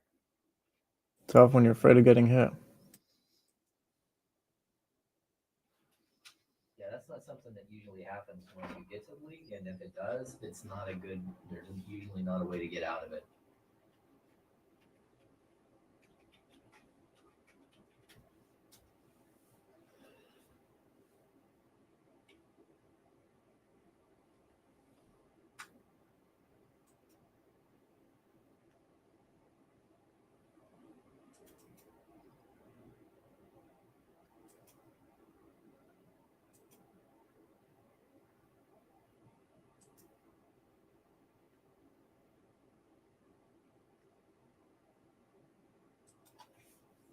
That was my welcome to high school football moment. I went over the middle my freshman year. Mm-hmm. I got hit so hard in the back of the helmet. Like I went over the middle to catch a ball, and someone thumped me in the back of the head that it smashed my hands against my face mask, and then the ball crushed my hands, and my hands were black. Oof. It was like so much like brutal. Yeah, that sounds awful. It was not fun. I weighed 95 pounds. I was like 5 foot tall, weighed 95 pounds, just got battered. Hey, that coach was trying to kill you, James. I'm going to send this 5-foot kid, not even 100 pounds, and slant up the middle. Yeah. And that was in practice. That wasn't even in a game. Yeah, that coach was trying to get you out of there, I think. Facts. Yeah. Funny thing is, I was a wide receiver like in junior high. So I was one of the kids that could actually catch the ball. Just not fun.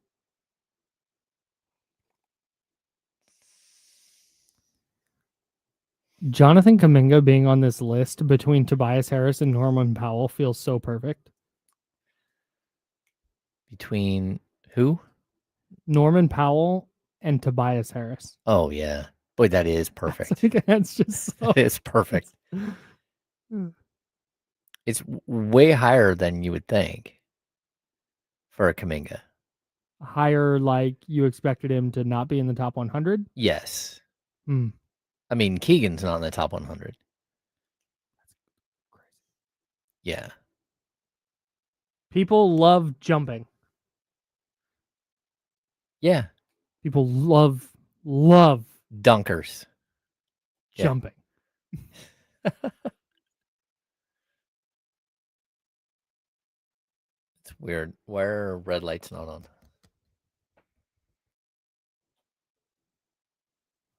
Oh, there we go. Fixed it. We have our first class in the books. He survived his first class at UC Davis. Not bad.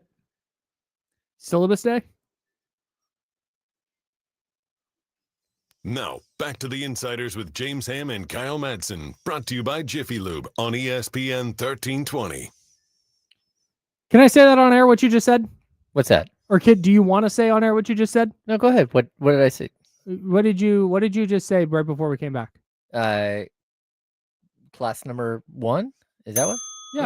Yeah. My son has made it through his first official class at UC Davis.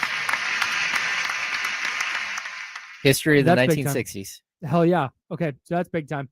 Does he listen to the program? He's probably not right now because he's waiting for his next class, which he's number 1 on the wait list, and he's trying to add. Ooh, okay. Yeah, so he's a little nervous. Sending positive vibes. Yeah. Air horns for him. All right, so it's so funny in college. You go to your first class and it's syllabus day. And most professors are like, here's the syllabus. Any questions? Okay, you're done. Yeah. It's the best week of the syllabus week is the best. I love it. So is there anything worse than when you get in and the professor's like, we're doing stuff today? Yeah, no. Day 1 of lecturing's sucks. now. Yeah, relax. Hate it. You know what the drill is. Yeah, like, right. come on. Like, dude, we're all checked out right now. What are you doing? Do not ask me to take notes. You psycho. I didn't come with any. I didn't come with my backpack today. What do you want from me? Like, That's right. I'm going to need you to pause real quick. I don't run back to the dorms. I'm going to go get my stuff. Number 2 pencil. Does 11:30 work for you? I'll be back. No, the biggest thing for any college student, not just your son James, but anybody out there who is going to go to college, or if you have children who are going to, the biggest piece of advice that was not given to me, because and I understand why, because this is baked into school. Nobody should have to tell you this, but also you've never had as much freedom as you'll have when you go to college. So go to class. Yes. No one ever told me that. No one ever, because again, people are trying to tell you real life advice for things you're not expecting or thinking about. Nobody thinks like, hey, you should tell that person they should go to class, because that's inherent in going to school, right? The second I learned that professor didn't take attendance, it was like, I will see you on finals day. Hey, so this is voluntary then, huh? That's it. Yeah, this is voluntary. You're not taking points. I'll see you. I'll see you when I see you. So year one of my college, and I went straight out of high school. And I was an A to B. I had like a 3.7 or 3.5 GPA in high school. Like, I was a good student. I had after my first semester at Sac State, I had a 2.189 GPA. Yeah. Because I just didn't go to various classes. Because in high school, you can get away with like, yeah, no, I didn't study. I didn't really do the reading, and you can kind of figure it out. You cannot do that. Oh, no. When you go to college, it turns out I didn't know. I had no idea. I had the first time I went to college, like out of high school. Yeah. I went to volleyball class to go, hey, I'm going to go take volleyball. Go get a credit. Which I played a lot of volleyball leading up to that. I played high school, and then that was bad because you get there at 9 o'clock and you take the 9 o'clock class when you've got a 10 o'clock class coming up, and you're like 9 to 9:50. I'm good. I'll make it. No, you won't. No, because there's a 10 o'clock volleyball class right after. Correct. And the professor doesn't care if you just hang out and play the next class too. He's fine with that. They need more bodies on the court. Then all of a sudden it's like, all right, there's an 11 to 12 basketball class. It's after the volleyball class. You're like, might as well play pickup. I'm good. It's like, hey, wait, it's noon. We're all going to Taco Bell. It's like, I just blew through 3 classes that I did not show up to at all. Yeah. Will says in the chat house says college was easier than high school. Like, high school was easy for me, so it's whatever. But once you get like a grasp of what you're doing in college, it is kind of a breeze. Yeah, not where it's easy, but just kind of like, all right, you kind of know what you're doing. Go to class. That's step 1, and you're going to be tempted not to, but go. Yep. I've told the story before about the class that I ended up getting an A in because the professor just knew me because I was there every day. 2, do the reading. Yeah. Got to do the reading. Especially like my son's going to drive. Because he's living in Sacramento, but he's driving to Davis. So he can listen to his books, most of them, like on audio, just like, that's amazing. Do your reading. Buy the book so you can do quotes, but then, do the reading. Do the reading. Got to do the reading. However you do it. 3, what was my third one? It was go to class, do the reading, office hours. Yes. I heard constantly in high school, hey, professors aren't going to hold your hand in college. You better, oh, no, there's not. I'm helping you out with this, but this in college is not going to. Dude, I would go to office hours and I'd have professors be like, yeah, what do you got on your paper? Yeah, show me your paper right now. Help me out. Corrections, thoughts. Like, here you go. Give it back. Where are you going with this? Because I kind of like this point and this point, but that point there doesn't really match with what where you're going. Why don't we redo this? You get it pre-graded. Yeah. Or, hey, you know what? I got these notes from the lecture today. I didn't really understand. There's this big lecture. I didn't understand. So ABC, I'm good. X, I don't quite understand. Yeah. And they go, great. And you sit down and you get one-on-one time and nobody goes. Nobody goes. So they have 2 hours of office hours and you get to just be there and get 2 hours of extra instruction. Yeah. I checked. I had a class where I had a medieval studies class and it was a huge lecture hall, probably 200 plus kids. Anyway, I would go to office hours and talk to the professor. Then we got our papers back, and the guy who's sitting next to me, who I'd become friends with, he gets on top of his paper says, "Come see me after class," which is because you're like, he never good. You're worried that he plagiarized, right? Rarely good. And so everyone starts to clear out. He's like, "Oh, I got to go talk to her," and I'm with him, and I'm like, "All right," and I wave to the teacher, and she's like, "Oh, you're friends with Mr. Ham." Okay, we're good. Gave him a pass on his paper. She said, "Let me just go through a couple of things here, but if you're friends with him, I trust that you're doing the work, but your paper needs to follow my prompt more closely because the way that your paper read was someone who wasn't following the prompt, which means that you could have bought that paper or done something else. But you're with him. I'm gonna guess that you're not gonna buy a paper." And I'm like, so not only did it help residual trust me, it was residual trust that was handed to the kid next to me. Yeah, man. Go to college. Also, don't be afraid of a junior college. Junior college is amazing. It got, I don't know if this is still true, but we got just beat in high school, just beat over the head with the idea that if you go to a junior college, you're doing something wrong. Yeah. That is not the case. No, college. Don't be afraid of a junior college. Show up to college. If you don't know what you want to do, show up to college, go to classes, and one of those teachers is going to inspire you. Yes. And you go to Sierra College here, half of the professors there are full-fledged PhD, incredible instructors that have been doing it forever. They just don't want to write. So they've taken a step back. A lot of them are like, I don't want to be a published, professor. And when you're at Davis or you're at any major university, that's the pressure is to go and publish. Studies. You have to publish. And if you're not writing books, you eventually won't be there very, very long. Yeah. And so that's the biggest difference. There's nothing worse than when a professor assigns you their own book. Oh yeah. Shout out. I got a couple. So you know what's in here? If you want $80, just tell me and I'll just give it to you. I don't want the book then. That's what this is about. You want me to buy your books, you get money. In fact, I will give you $100 and I'll not see you again this semester. Exactly. That's funny. Anyways, go to class. Go to office hours. The resources are there. Have a good time. Shout out to our student listeners. Stingers up. Or go Ags or whatever you say over there. Yeah. I don't know what it is. Hooves up. I don't think they do hooves up. Hooves up. That sounds like a dead horse. The ESPN is releasing their top 100 NBA players for the 2025-2026 NBA season to get to the final NBA rank. This is a prediction. This is a prediction about how this will look by year's end. To get to the final NBA rank prediction, we asked our expert panel to vote on player versus player matchups from more than 20,000 possible pairings and to choose based on which player will be better in 2025-26. So as we go through this, I want to keep in mind, again, because my instinct is to be mad at this thing. But again, what we have to remember is that this is very nitpicky.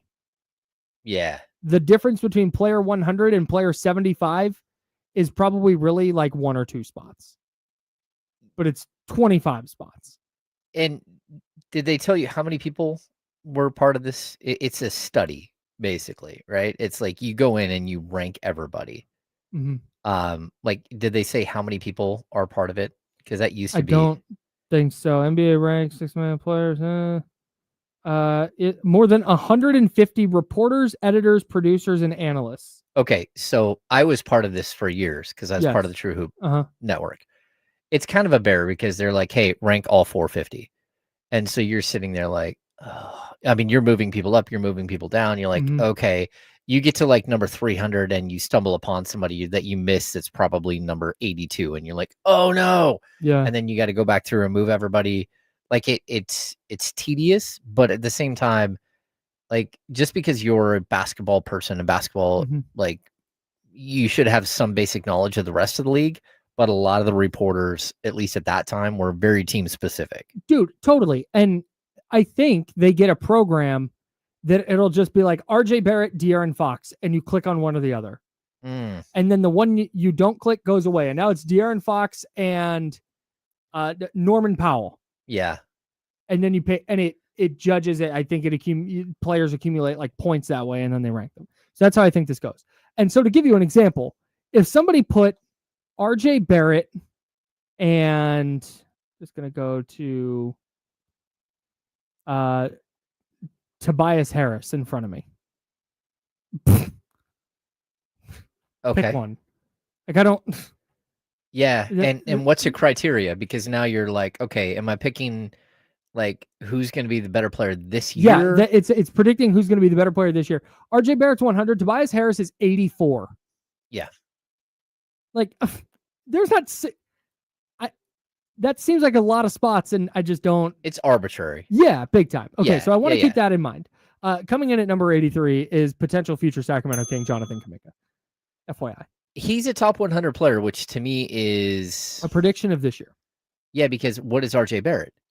100. Yeah, and to me, there's no question RJ Barrett's a much better player than Jonathan Kuminga. Right. Well, right now, they're projecting out what Jonathan Kuminga is going to be this year. Okay, but how do you project him out, who he's going to be? Are you projecting who he's going to be as a Sacramento King or who he's going to be as a Golden State Warrior? Because those are two different Jonathan Kumingas. Okay, so here's their fantasy stat projection.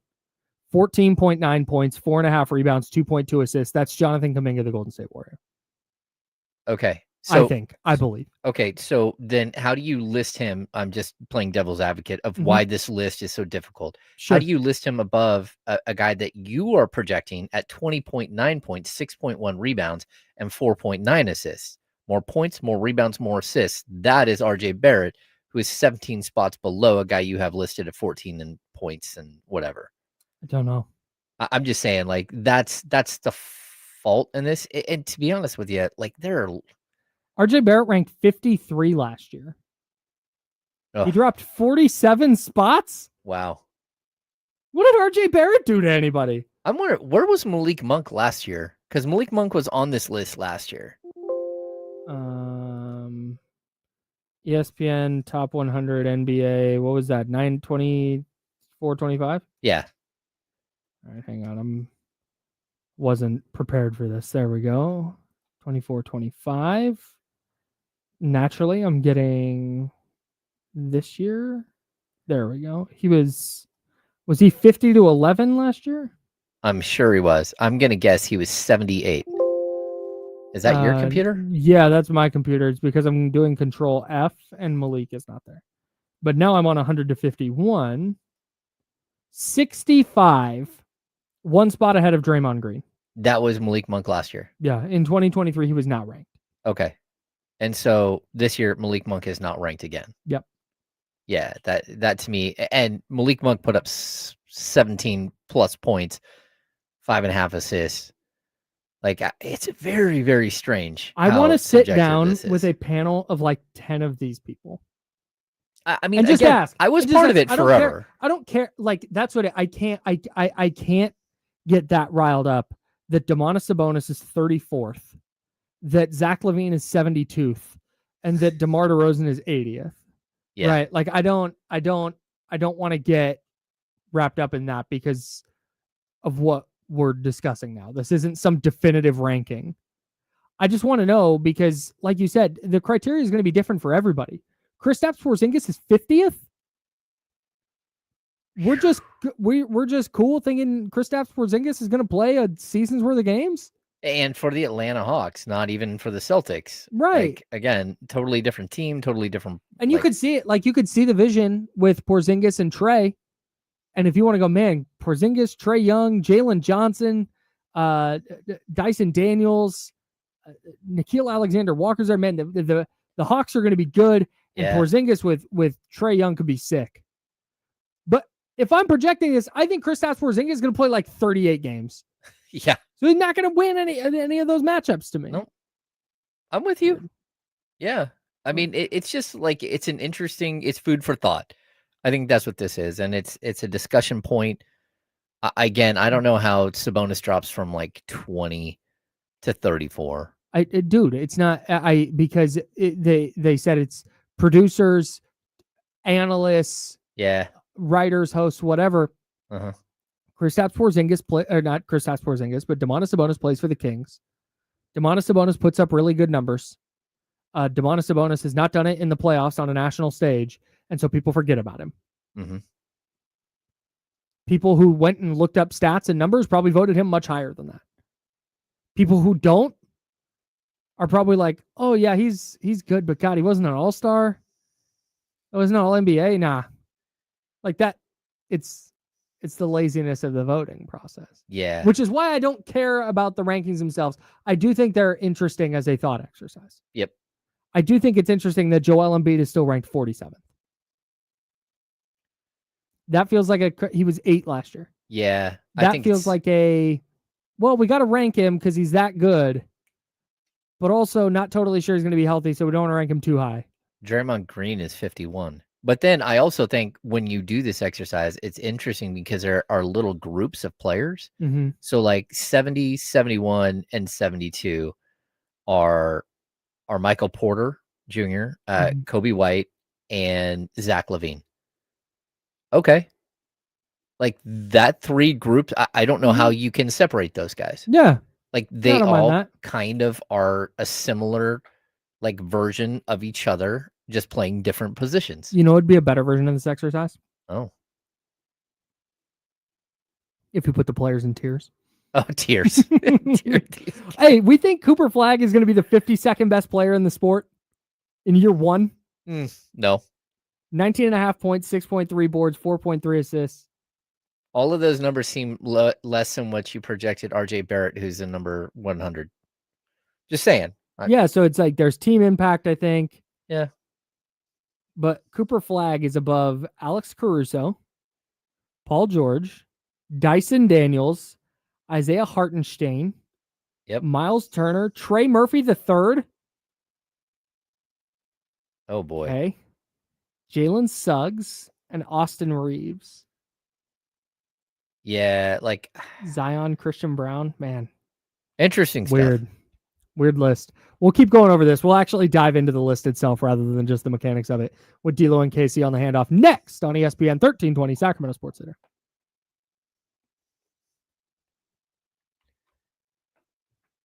I'll be right back. All right. Yeah, I just think it's really, really interesting how they develop these lists.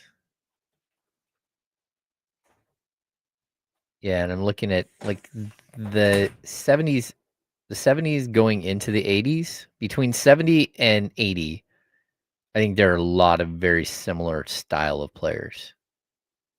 So I would even like Tyler Hero's number 68, put him in the same category as, again, Michael Porter, Kobe White, Zach LaVine. I don't know why Jabari Smith Jr. is way up there. He has no business being at 74. But Brandon Ingram, Brandon Miller, 76, 77. And number 80 is DeMar. Like, I honestly put all of those kind of in the same bucket of type of player, just like score first, below all-star level at this point in their career type spot. How does, again, this list, how does Jaden Ivey make this list? I don't hate Jaden Ivey, but what has Jaden Ivey done that would make you think that the top 100 by ESPN? Yeah, they don't have. We're looking at 50 through 100. Yeah, I don't know how Jaden Ivey makes the top 85, and Malik Monk doesn't.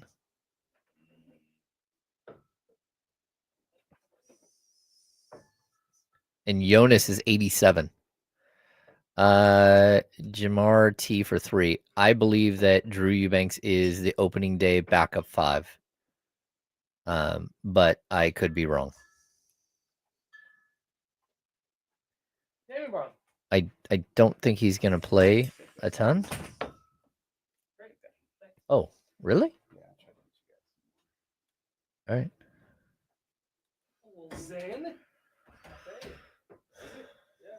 I'm a Pinot guy. Pinot Noir. I'm more of a cab. I like those dark reds. That's why. Have Yeah. you ever had an old vine Zin? I have. Dude, yeah. Give me a. Yeah.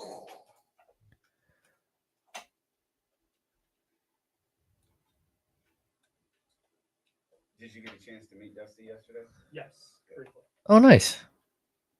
Yeah, because you weren't here the one day that he came in, and I got to meet him. Correct. Desmond Bain, Zebra PT was asking. Desmond Bain is ranked 39th.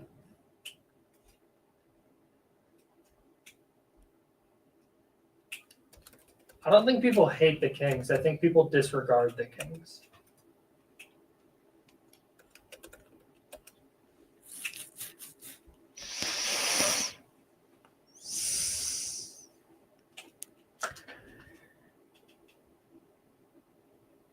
But yeah, Dusty did the thing where when you meet somebody, a notable person, and he does this because he's a very nice. He does this because he's a very nice, very kind person. Mhm. He did the thing where I walked up and I introduced myself and I said, "Hey," and he goes, "Hey, Kyle, nice to meet you. I'm Dusty." It's like, yeah, no, I got it. Thanks. Yeah. Yeah. But no, he's not gonna not say that because that would be. No, he's wonderful. I met him for the first time at the Nugget the other day that I ran off to, and he had known about me from a friend of ours, Edison, and obviously he knew about the partnership we had. We just hadn't met. And man, he entertained Morgan for Oh, I saw the photos. 10 minutes. Adorable. It was just spectacular. That's It was incredible. just so wonderful. I feel like I got to see. I know this isn't like a rare thing, but it felt like it when I watched this happen. While I'm standing there talking to him, he pulled out his little container of toothpicks and pulled one out and put one in his mouth.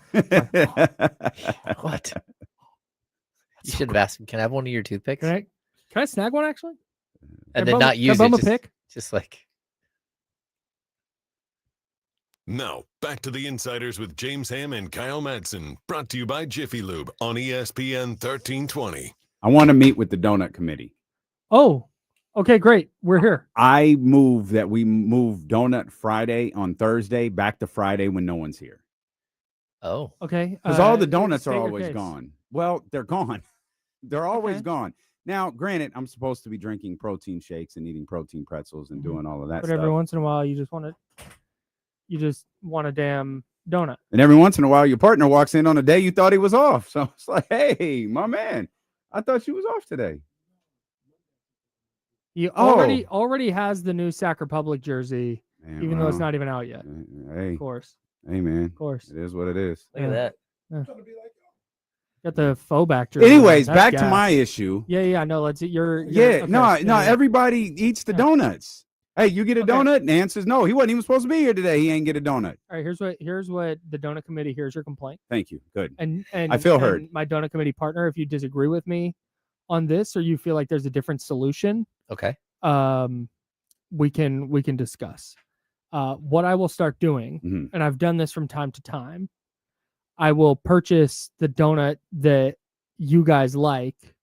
It's a very specific kind of donut that you guys Which like. one is it for the new listeners, Kyle? Thank you. So, Thank you, Jesse. So Thank they you, Jesse. they prefer the cake donut with the chocolate frosting on top, and then they like it when there's nuts on their donut. Whoa. Oh. Hey. Whoa. Hey. It's your boy. That's your donut. Hey, I didn't. No, it's not. Play on. I- Play on. can I point something Oh, out? wait, this one's in the end zone. Can I, This one's in the end zone right there. can I point something out? Yeah. I didn't realize it was Wednesday.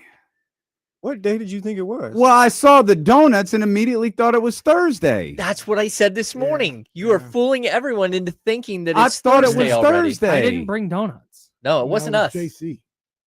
God damn it, JC. We need to have a chat with JC because he infringes Yes, on hey, the thing on the hey, donut. are you a territory. part of the committee, JC? Yeah. Now you got every. JC brings the good ones too, though. Let me tell you. No. Let me tell you something.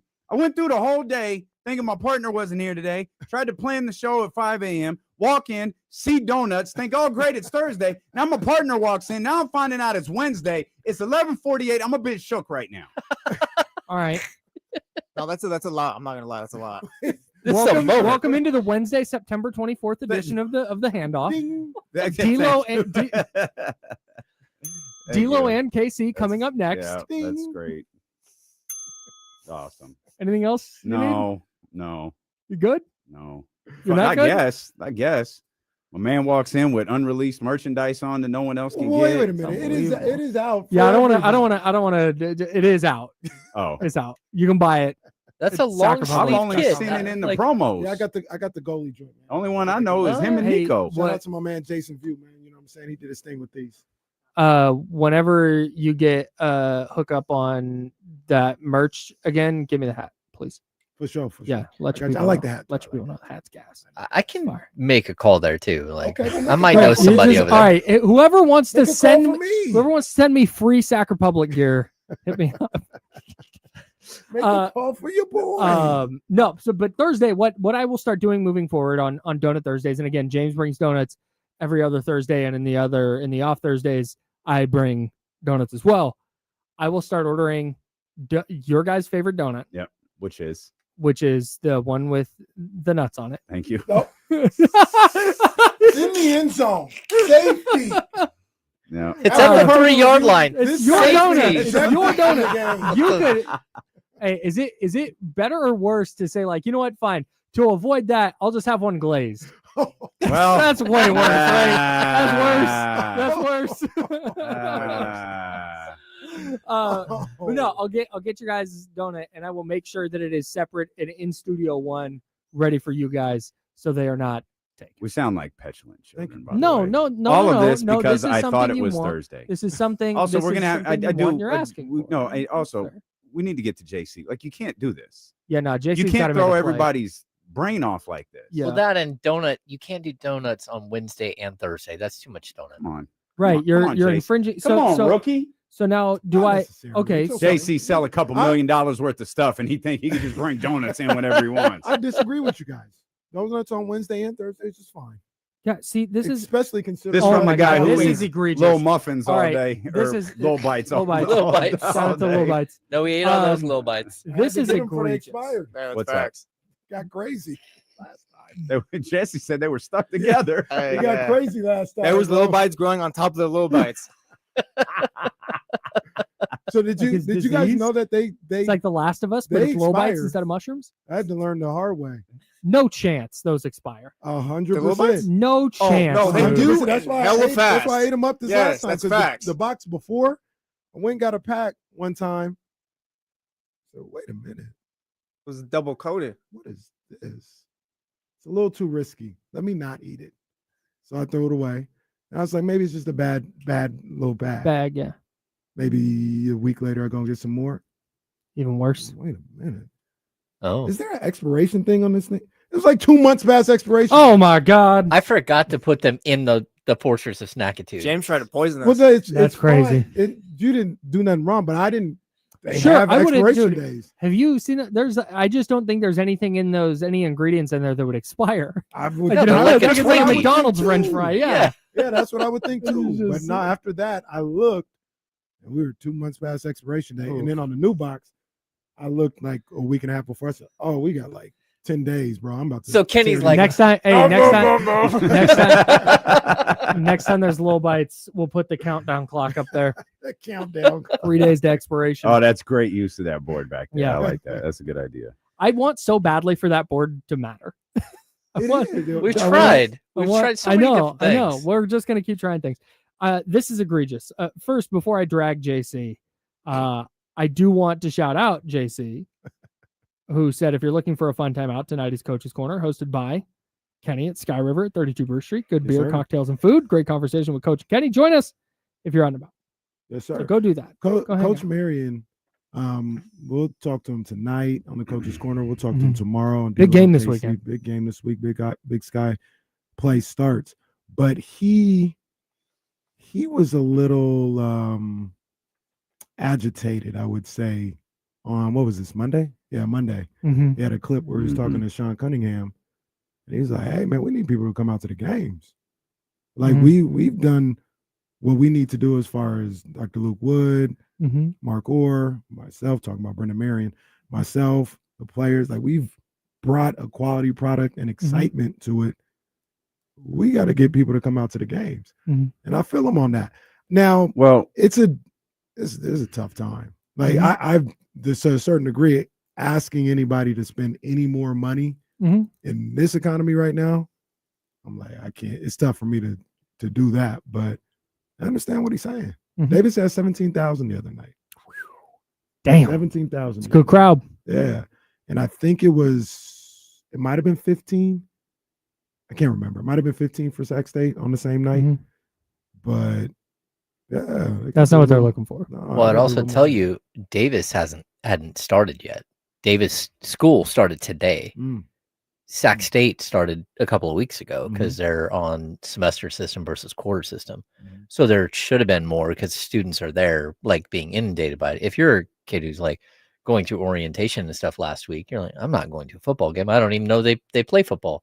yeah, Yeah. I just think like I love Coach and Andy and Mark and all those guys, but like it's not going to be instant. I agree. It's going to take time. Like, and I think everything that they're doing is right, and I'm confident it's all working, and I'm hoping it's going to be tough. Like it's really, really unfortunate that Montana game falls on the night of the Kings home opener, because that could have been the night it all culminated. But they still have some pretty big moments ahead, even though the home games are kind of dwindling away incredibly rapidly because of how short the season is. But it's just, I know they had a great offseason. I know there was a lot of buzz, but it's hard to just snap your fingers and get, 20, 30,000 people, whatever the capacity is in there. They undertook a very, very tall task. Sure. And it's hard to expect for me, it's tough to expect those results to be immediate.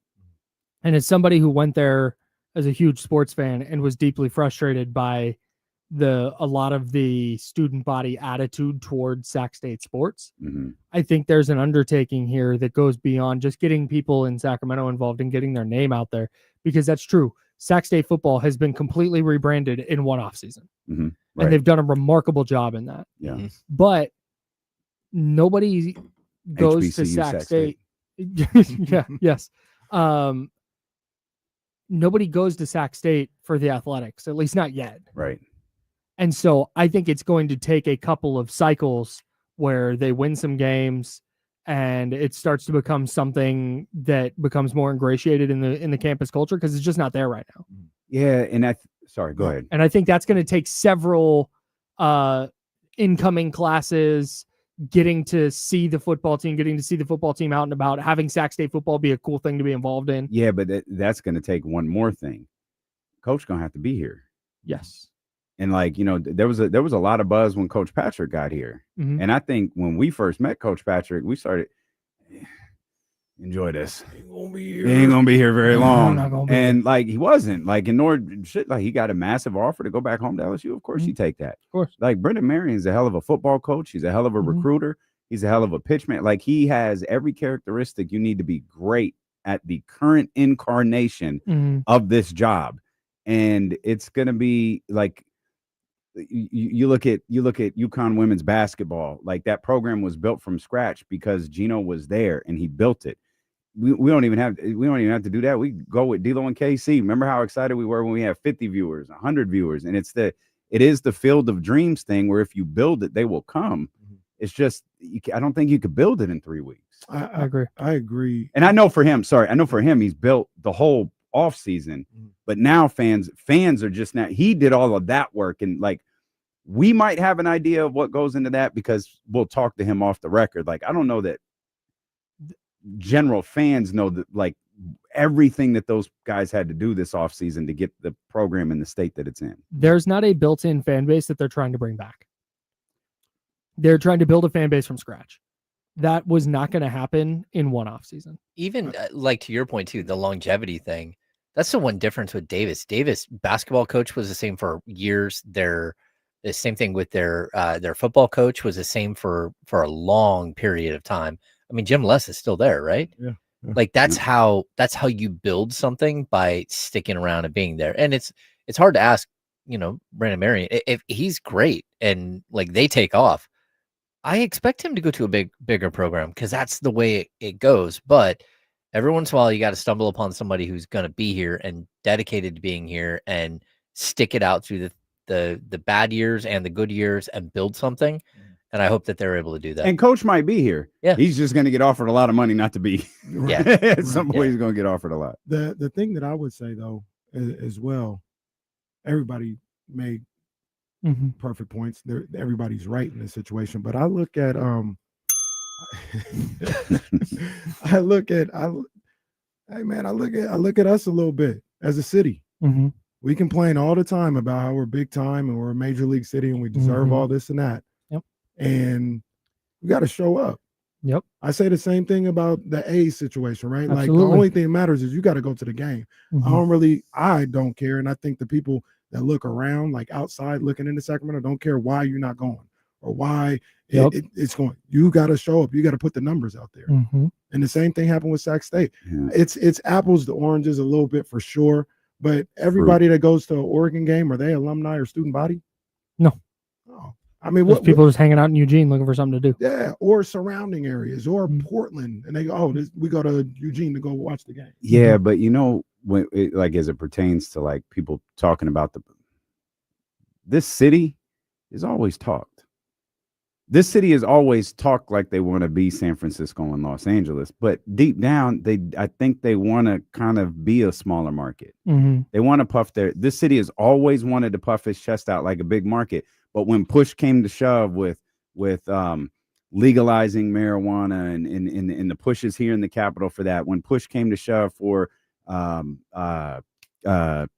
gambling, sports gambling, this is the capital of the state. Like when push came to shove, this market kind of shrank a little bit.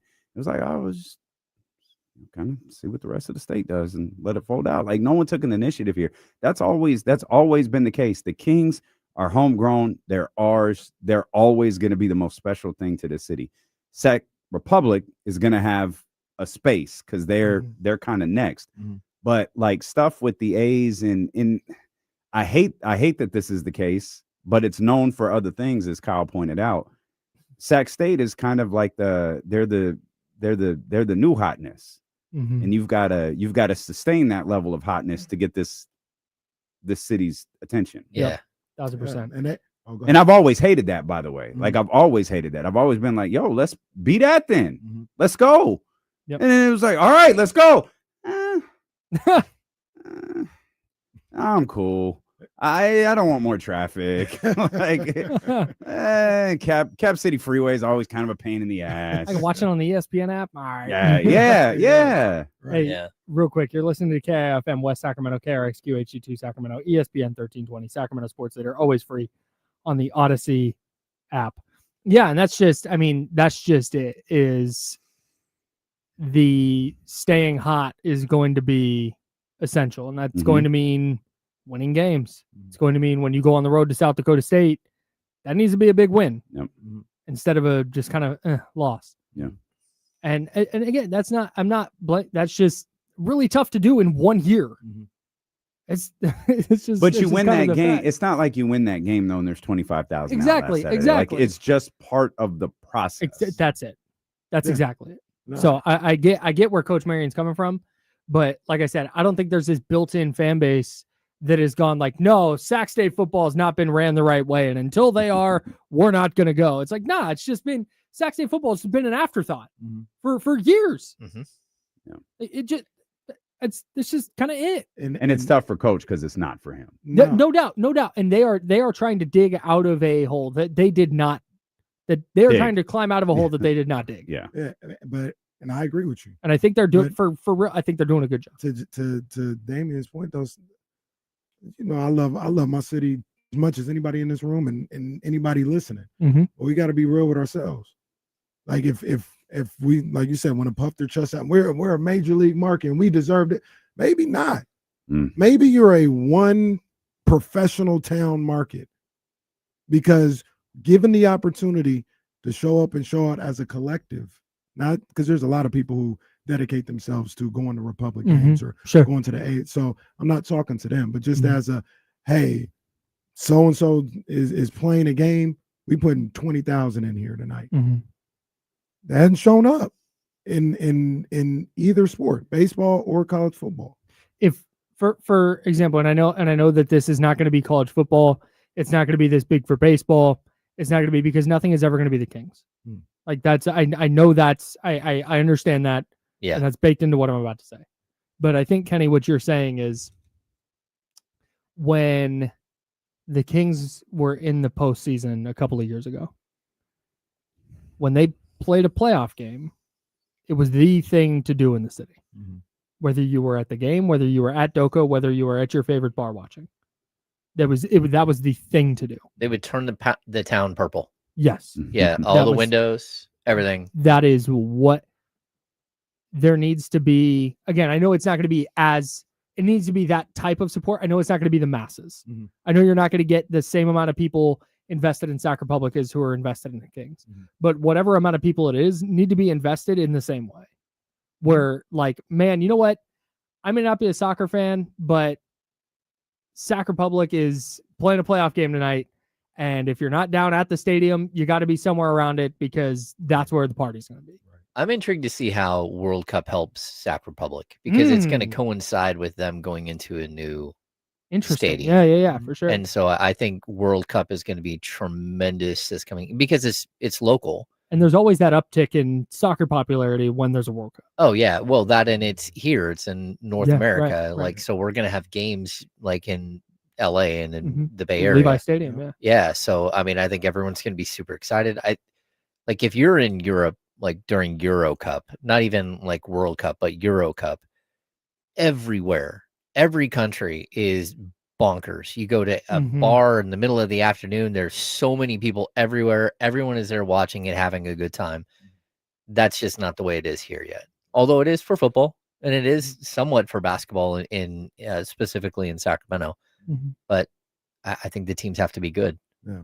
And see, and that's something we got to work through. And it's a double-edged sword, like I said, because I'm fully aware and fully just cognizant of, it's tough to do extra stuff right now, like with your money. Yeah. It's really difficult. I just got on here the other day and talked Mhm. about it. Obviously, it's a little different, but it's $1,000 to take a family to a 49ers game. Mhm. It was $1,000 this summer when I wanted to go to Giants Dodgers in the middle of the summer. Golly, man. You know what I mean? And take my family. So I'm not sitting here saying like, oh, you're not real if you don't spend your money. Yeah. But I'm just saying this is the way that these people look at these things. The expansion or the Pac-12 or anybody like that. Like, okay, well, what's the attendance looking like to make us think that we need to be there? Is that I don't know if we can do that. And that's just, I understand that. Like that's the way that the game is played. The game is the game. Yeah. So whether it's Sac State, whether it's the Republic, whether it's the A's, obviously the Kings don't really have that problem. But try and look for a deal. Like listen to us. Sometimes, we got tickets. Like tap in with us if you want to go and experience it or something like that. But try what you can to get out there. The sort of in the same vein as this, I'm really interested to see what the A's thing looks like next year if they hit the ground running the way we think they're going to. Because I think the A's are going to be really good next I year. do too. Like 90+ wins, potentially winning the division type of good. I see. And I'm very, very intrigued to see what that looks like. Because while I have a myriad of problems with how the A's have gone about their residency in Sacramento, I think that part of the problem is that first home series, everybody's all fired up for Major League Baseball in Sacramento, and the A's just got boat raced out of the gate. Yeah. And they didn't win a home game for their first 3 series at home. Again, then they weren't very good. And so I think a lot of people are just like, oh, it's the A's. They already aren't good, so we're just not going to spend the money. We're not going to go.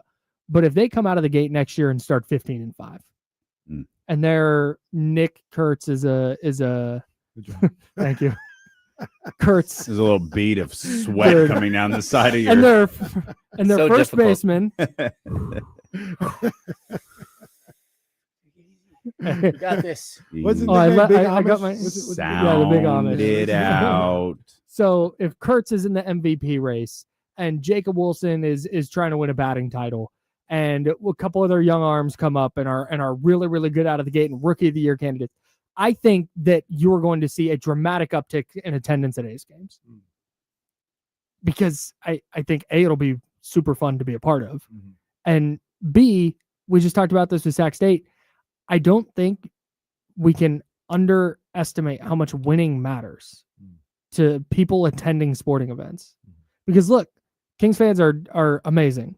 But I was at Golden One Center in 2018, 2019. I saw what that building looked and sounded like. It didn't look like it sounded like in 22 and 23. And even the year after that, and even last year. Yeah. Like winning helps so much. And so when it comes to Sac State, like Sac State football is going to have to put together a winning program to get people's attention. And then after you get their attention, you have to keep winning and keep making it the thing. Like, hey, I'm going to go because people want to be a part of a winner. People want to be part of something. You want to rep their Sac State gear and go, yeah, they beat the hell out of Cal Poly this week. And I'm going to wear my Sac State jersey when we go to Bozeman next week. We're going to beat the hell out of Montana State. I don't think that's going to happen. Montana State's really good. But no, that's what people want. Like they want to be part of something. And I think that goes for playing board games. I think that goes for politics. I think people just want to be part of something that like, oh, I'm the winner. And I think that's a very, very real part of the attendance thing. You're we talk about. 100% correct. You know, something else that I've also kind of noticed, just kind of monitoring this with Sac State, with the A's, even with the Republic to a certain degree. Man, it's really difficult to get 20 to 25,000 people. Like that. 25,000 is a different. decent crowd, man. Yeah. That is different. That's why, to a certain degree, I've said this a number of different times. I feel like the path to like national notoriety for Sac State might be basketball as opposed to baseball. Because you, even at the Well, or if you build something new, I think this city can get 8 to 10,000 people to go watch a really good basketball team. You get 8 to 10,000 people to go watch a really good football team, people are pissed. Yeah, right, right. It is You're less than half full to get 20 to 25,000 people to do a lot of different stuff. You know especially on a Saturday night. Yeah. It's tough. I kind of underestimated that with the A's. I was like, oh, they'll get 14,000 easy. And 14,000 is a chore. That's It's a good 81 people. times too. Yeah. It's a lot. Yeah, and especially weekdays, weeknights. Well, that, and we brought this up earlier. It's really difficult to sell that many tickets when there's other minor league baseball that plays in the exact same park that is way cheaper on all the other nights. Yeah. Like, I mean, that stadium's got 150 games in it this season between the two teams. And it's like, hey, that's actually kind of nuts. Yeah, baseball's baseball. How much baseball is being played at that park is pretty crazy. Yeah, but the field looks immaculate, by the way. When we threw out the first pitch, oh yeah, it's perfect. It was like spectacular. Unbelievable. Good job by him. Yeah, I think a little bit of we did not have a crazy Sacramento summer.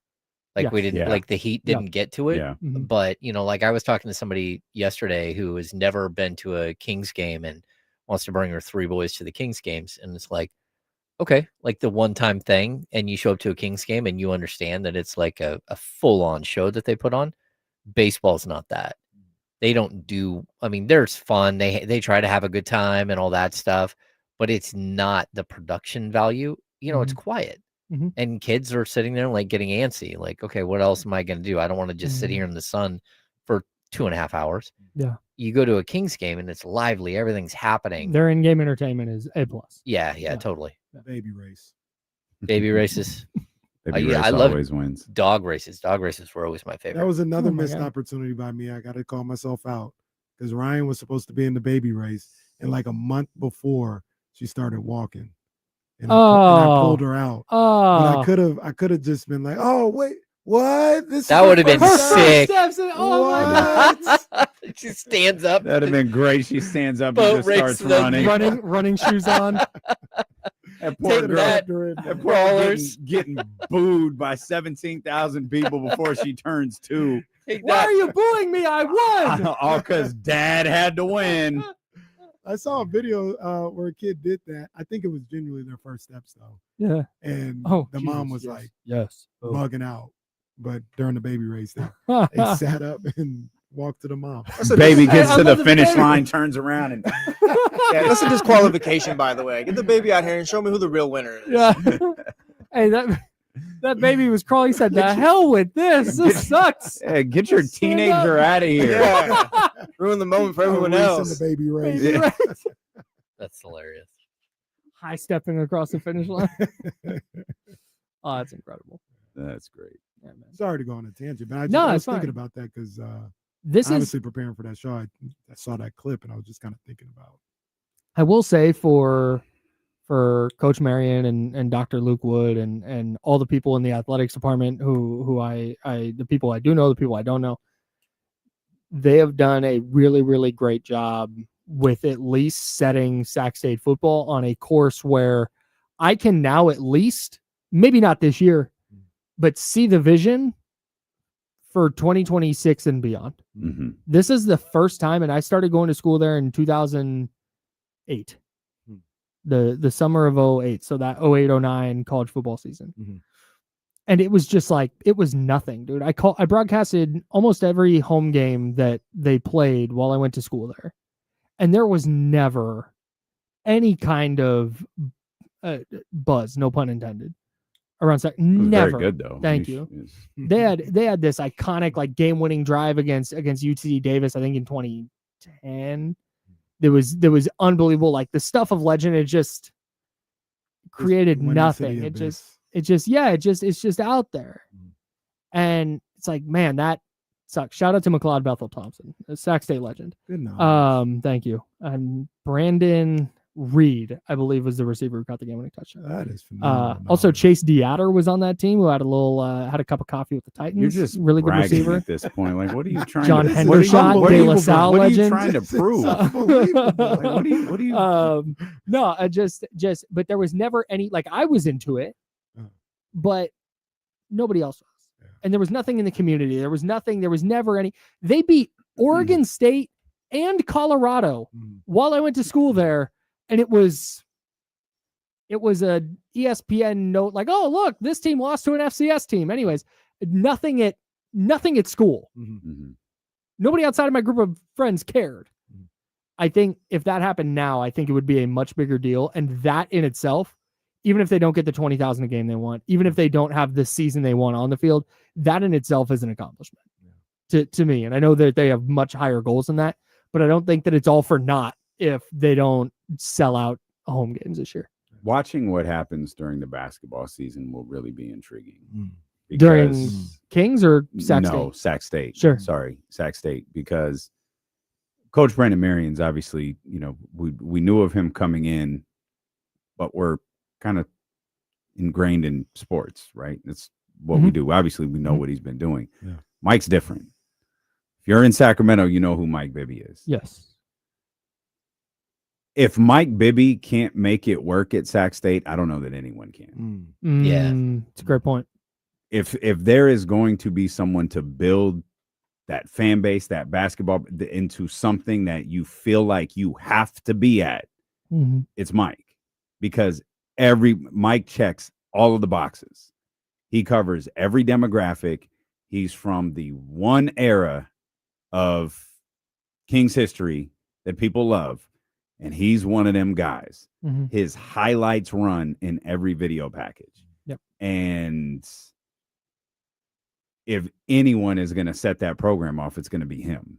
And I don't know if it'll take a game, a month, a year, but if it doesn't happen with Mike, it's just not happening. Yeah. But you're also worried that it's a short-term thing because Mike has wanted to be a coach for a long time. He's coached high school. He's coached some like lower level stuff, but you're also looking at like one of his good friends is coaching the Sacramento Kings with, you know, Doug and Bobby there. Yeah. And you're just the whole time you're wondering, okay, is this to get into a bigger college? Like what his dad did forever at USC and like all over the place? Or is he committed to being here long term? And that's I think the biggest issue. I think the thing we have going with Mike is this is Mike's sort of home. Like it's not his home, but like Mike loves this city. This city absolutely means something to him. I do remember though, and this is something like I think a lot of people know about Doug that they might not know about Mike. I remember hosting an event when we were with the Bad Guys, you know, a long time ago, and it was an on-stage thing that Dave and I did with Vlade, Doug, and Mike. And Doug and Mike weren't coaching yet, but Vlade was the general manager. And I think Dave asked, like, you know, Mike, what do you want to do long-term with basketball? He said, well, I want to coach. And he goes, you know, there's someone up here who could help me with that. And he walks over and he puts his arm around Vlade, and then he sits down. And then the joke was like, oh, yeah, like, Vlade, okay, get Mike. Like, how many years ago was that? It was like 9 years ago. It was like 8 years ago. And he's been, you know, coaching high school. And so for him to get this opportunity here, I'm not as quick to think, like, if I were to pick one of the two coaches that I think would be here long term in terms of Coach Marion and Mike, I think Mike would be here longer. Because I think the city, not that Sacramento or Sac State doesn't mean anything to Brendan Marion. I just think it means a lot more to Mike. Sure. And if there is someone who is willing to, I don't think Mike will just leave for a job, and I don't think Mike would just leave for a job for money. Like if like you obviously alluded to Doug and Bobby, or didn't allude to him. You said, you know, Doug and Bobby, like. Okay, obviously that is an opportunity. You know, you're talking something in the league. That's an opportunity. Maybe something in Arizona is an opportunity. But outside of that, I don't think Mike just ups and leaves for. And Brad Miller is there with him. He's been like officially. Like, I know he was there. Well, according to Sean, I thought he was a vibe Brad is there helping. Okay, like he's. I don't think he's officially part of the staff. I'm gonna say that must be a hell of an experience. But he's there. Yeah. And to your point, like I don't think Bibby would leave from Mississippi State. Yeah, like if it was Arizona, I'd advise him not to. Like, Mike, don't go there. If it was Arizona, yeah, he's gone. But it's not that. Yeah. The other thing, getting a little deeper into the weeds here with the basketball thing, I agree with you too on the Mike Bibby thing, because he does hit all demographics in this city specifically. The other little sneaky thing about it is they've got Shaq, who's bringing notoriety, and we don't know exactly how good this young man is, but they got Mikey Williams. And I only say that because when my son, who's 12, and I said, hey, man, Mike Bibby going to be the head coach of Sac State. He's like, oh, that's really cool for you guys. He used to play for the Kings, right? Yeah. Oh, that's really cool. And then when he came on his little TikTok, Mikey Williams is going to Sac State. Hey, Dad, Mikey Williams going to be at Sac State? Can I go to these games? Like, and wow, Mikey is a star in the basketball community. From 21 years old to 11-year-olds. He's a star. And to your point, with Mike Bibby, Shaquille O'Neal, and a guy like Mikey Williams, and they might actually be successful. If you can't, once again, no pun, build the big enough buzz for that, I don't know what will in this city, to be honest with you. And to that, I agree with all of that, but it goes back to the point I was making earlier. That trio has to win games. 100%. You can't go 500 and be like, yeah, but look at all the people leading this thing. Right. And people, because if I'm going to go to a game, I want to think the team's going to win. 100%. And this is the casual, So I agree with you that that's a great first step, and they'll probably get more people at this year's home opener than they've ever gotten at a home opener. Yeah. It would not shock me one small amount. But if they lose that home opener by 20, and then, okay, next game, there's a lot of people there, but it's still not the same. Oh, and they lose that game by 20, and they start off 1-4. Now it's the Mike Bibby of it goes away. Kyle, that's a good point that you make. But I didn't realize you gotta, Jesse, you gotta let me know when Shaq is on the phone. Sorry. That's a good point that you made. I understand that. This is a good I'm telling you, that's a good point, but you don't know nothing about being a GM. That's what we're gonna do. We're gonna go out there, and regardless of what's going on, the D's will be DJing from time to time, and the people will come. I'll say, "Can you dig it?" And the people will come. You know, what's the line from National Lampoon with the dog? Sometimes you just got to let him finish. Oh yeah, that's just gotta let. That's Casey. Sometimes you just gotta let him get his It's impression got a off. little Mississippi hound in him. The yelling part of that So sounded like Stephen A. Smith, Shaq doing a Stephen A. Smith impression. That was a good Shaq though. no, Stephen A. No, with Stephen A. You got to go from. I'm trying to tell you. No, Kyle. This is what I'm telling you. Kyle Massey. No, I saw your little write up over there at NinersWire.com. But it didn't move me. Kyle. That's how you do Stephen A. You go from extreme highs There's no to middle. extreme. There's absolutely no middle. No, And it's when tell he's you talking right quiet now. that he's saying the real stuff. Right. I'm gonna tell you right now. You don't want to write for Niners Wire. You don't want to write for Niners Wire, Kyle. James? Nope. Nope. I don't have Shaq in the bag. Hey, are the Kings like the last media day of the NBA? No, there's like 20 something teams No, that there's- have Monday as media day. It's just I don't know There's why. teams playing in like Abu Dhabi Yeah. or something who India. leave early, and so they had early media. Skinny Zion. Watch Hasn't felt this out. way since college. This is the year, everyone. All right. I've been waiting. Yeah, we're gonna have some conversations on that. Oh, Suns media day today, huh? Okay. They had about 5 or 6. Yeah, Matt 2 Ishbier's year, got some stuff to figure 185 out. million. You get like the extra 5 days if you're traveling, if you're going to one of the NBA's like foreign games. That's the most insane contract I've ever seen. The Devin Booker one? Yeah. Contract crazy. 2 years, $145 million. Oh. That is bananas. I Did the Suns for life, Suns too. go to the finals again with Devin Booker on their team? No. No. Yeah, I mean, well, no, I wouldn't say that. I mean, yeah, don't it think depends they on who do. they got with them. What's your nickname for Do Book? you want to ask if he's like a top 2 player on that team?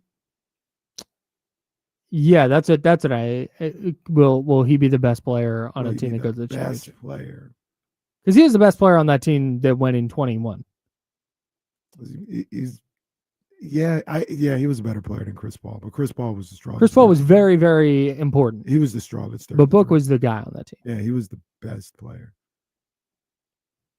No, I guess not. I think Devin Booker as the best player can get him Mhm. pretty far though. His contract is one of the ones that I look at. And I'm like, you obviously have to pay that, but also like, Yeah. for what? Yeah, it's like a quarterback. Right? Yeah. No, that's exactly it. It's We're, that Tua. Sorry, Jesse. dude. That's I don't have to do this. I don't have. have to be here. I'm not even. D'Lo Casey doesn't start for another 5 minutes. I don't even like. I'm not even a Dolphins guy. I'm not above taking a It shot. was. But that It's- was it's crazy. Devin He's just Booker, over there Tua. minding No, his own Devin Booker way business, better. getting Wait. ready to produce a radio program. Your radio program. Just firing shots. I go out of my way, like on Saturdays, to make sure that the best of D'Lo and Casey looks great for Kenny. I do all this stuff, and then he takes shots at me. Good job. No, I'm just trying to move on from this era so you can get better. You guys know Kenny when he texts me says, "Hey, producer." Wow. Don't listen to this. Wow. Don't Holy Wow. smokes. Hey, little buddy. Dude, that is so listen to this guy at disrespectful. all. My name is Okay. Jesse. Hey. My name's No, Jesse. I. Oh yeah, it's another thing. Do I put? No, it's No, just not E, you. Just the E. Yeah, I had to you're think good. about it now. Somebody. Yeah, I forgot who that was. Me too, but I hate him. I guarantee you, it's the whole company. Oh, fact. I guarantee you, everybody spells your name wrong. That's probably it. That's why Jesse doesn't get any emails. That's why Jesse doesn't talk to anybody. But back to what we were originally talking about, and the thing that kind of got us off on this tangent. JC bringing donuts on a Wednesday. So here's to add insult to injury. Yeah. To JC infringing on our donut space. Wild. Ours being mine and James's donut space. Obviously.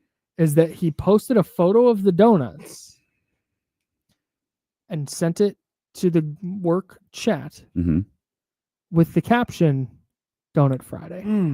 He didn't even say Donut Friday on a Wednesday. It just said Donut coming Friday. for your corner, just straight up. Like, it's unbelievable. So when I go get donuts tomorrow, it's my day tomorrow, by the way. When I go get donuts tomorrow, what do I call it? I don't know what you call it, Barksdale.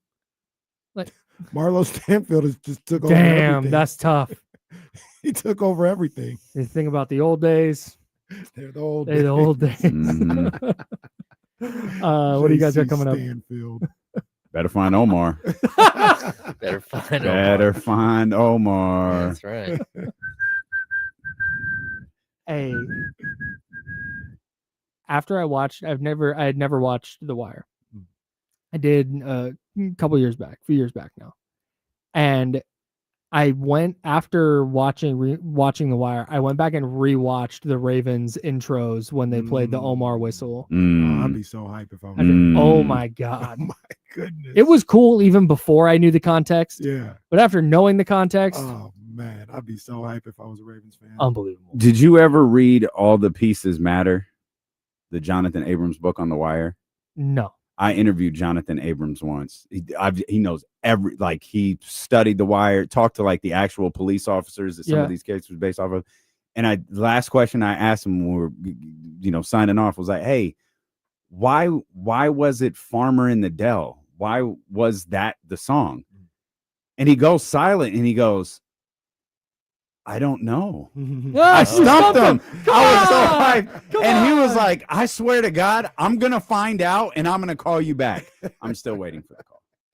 I never got it.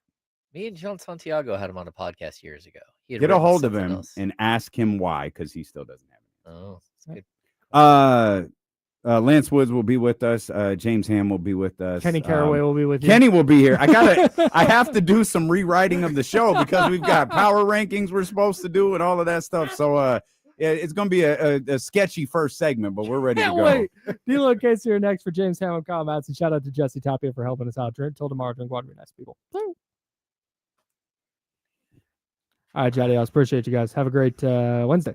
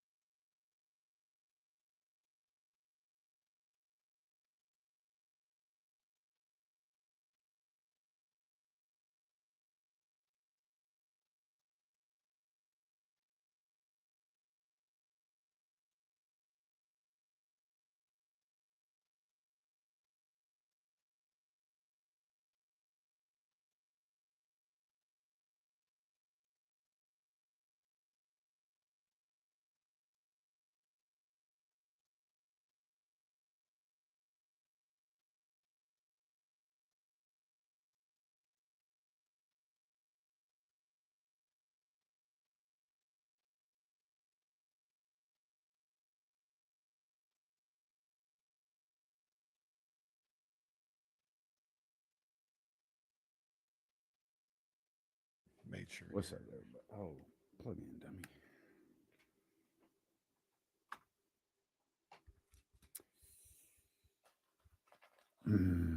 Maybe we'll throw power rankings in after Lance.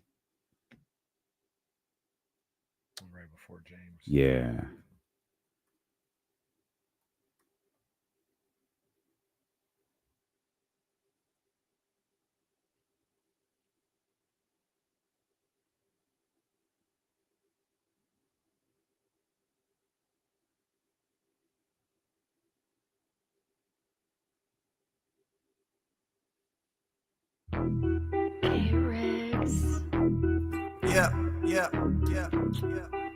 We got them screaming D-Lo, KC, D-Lo, KC, D-Lo, KC, D-Lo. We got them screaming D-Lo, KC, D-Lo, KC, D-Lo, D-Lo.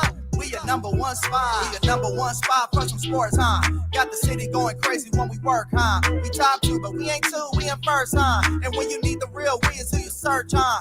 D-Lo, KC, D-Lo, KC, D-Lo, KC, D-Lo. We your number one spot. Let's go, baby. Let's go. Let's go. Let's go. What's good? One more time for whatever day it is. Come on, man. It's Wednesday, September 24th. I'm Damian Barling. The ultimate needle mover in God mode himself. He's Kenny Caraway. Yes, sir. Acknowledge me. And we are live. Alongside executive producer. Yes, indeed. My guy, Jesse Tapp. That's my guy. My guy. See, you do that, and that's a lie too. Every time, like, oh, you know, this is my guy, but his jump shot is ass. All right, like, come on. Yeah, That's my boy, man. Come on now. Never has my guy been the kiss of death. Yeah, Kenny's Like it really is thrown with me Kenny through the Caraway. barbershop window a few times today. No. I'm gonna be honest with you, man. You haven't lived until Kenny Caraway Well, has thrown you look, through the hey. barbershop window. Look, man, they had to pay Tua, but I don't know if that was the right decision. But you had to do it. Yeah, That's all. it's a damn shame. I'm Oh, like, Jesse tried to jump through the window to escape. what movie is it where it's the meme where Wesley Snipes has the gun and he's crying? That's New Jack City. Yeah, Get on New Jack I'm City. about G Money. I'm about to do that. J Money. Oh no, you would be Nino then if you're doing that to Tua. It's time. Mm. Dude, they might go 0-4 to the Jets. Monday Night Football, Ah, baby. Now that can't happen. That can't happen. 0-4 in the new Rivals uniforms. Oh my god, Those are fire though. Yeah, they're You like, gonna get one? oh, Well, there's whose nobody to jersey get. am I gonna get? Am I gonna get a Okay, 13 you're Dan Marino? You're right. I don't know what to do there. Yeah. You know what I just noticed yesterday? I was watching something on TikTok. Do you know who Orlando Anderson is? Jesse, do you know who that is? Yeah, the guy who killed Tupac. Yeah. He was wearing a Dan Marino jersey That's that right. night. He was wearing Yeah. I didn't know that. Yeah, he was Yeah. wearing a Dan Marino jersey. I was watching this video. You ever see the video of Tupac where he comes out of the fight? Like he had just watched Mike and he's like throwing punches. He's like, you see that? Oh yeah, What? yeah. And then it, you know, they're following him, and then it slices to the video of Orlando in the not I think it was after the fight in the lobby. And I'm looking at him like, is he wearing a, and I'm sure I've noticed this in the past, but it didn't care. Like, is he wearing a Dan Marino jersey? Yeah. He sure enough is. Dan Marino authentic. Yeah, he did. He Size did. 54. Yeah. Yes, he did. When he only needed a 42. But he out there. You ever been to Vegas for a fight?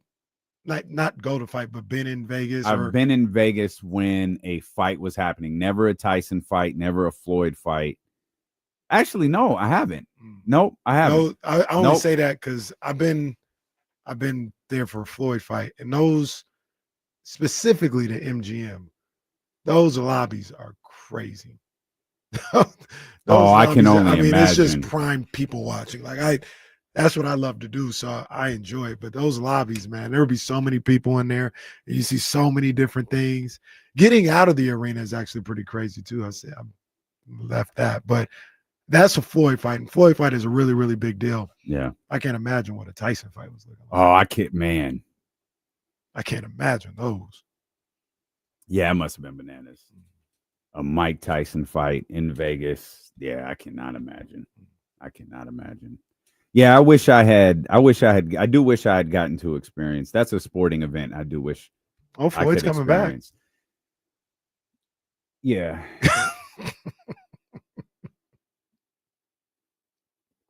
Yeah. Floyd fighting. I wish I could have experienced the Mike Tyson fight. I know, yeah. Yeah, like listening. Tyson's coming back. No, stop, man. He is. He's fighting Floyd. No, I don't want to be there for that. I do not want to be there for that. The energy when he walked to the ring would there is, you've said this before. You said this the other day. There is something about Mike, and maybe it's just with people our age. There is just something about Mike that's different. Like, we've been around, like sitting here for an hour yesterday with Dusty Baker, a guy who told stories about Hank Aaron and Satchel Paige and Jesse Jackson and, like everyone, Willie Mays, everyone you can think of, managing Barry Bonds, the Bartman incident. We didn't even talk about the fact he was with the Giants during the Earthquake World Series.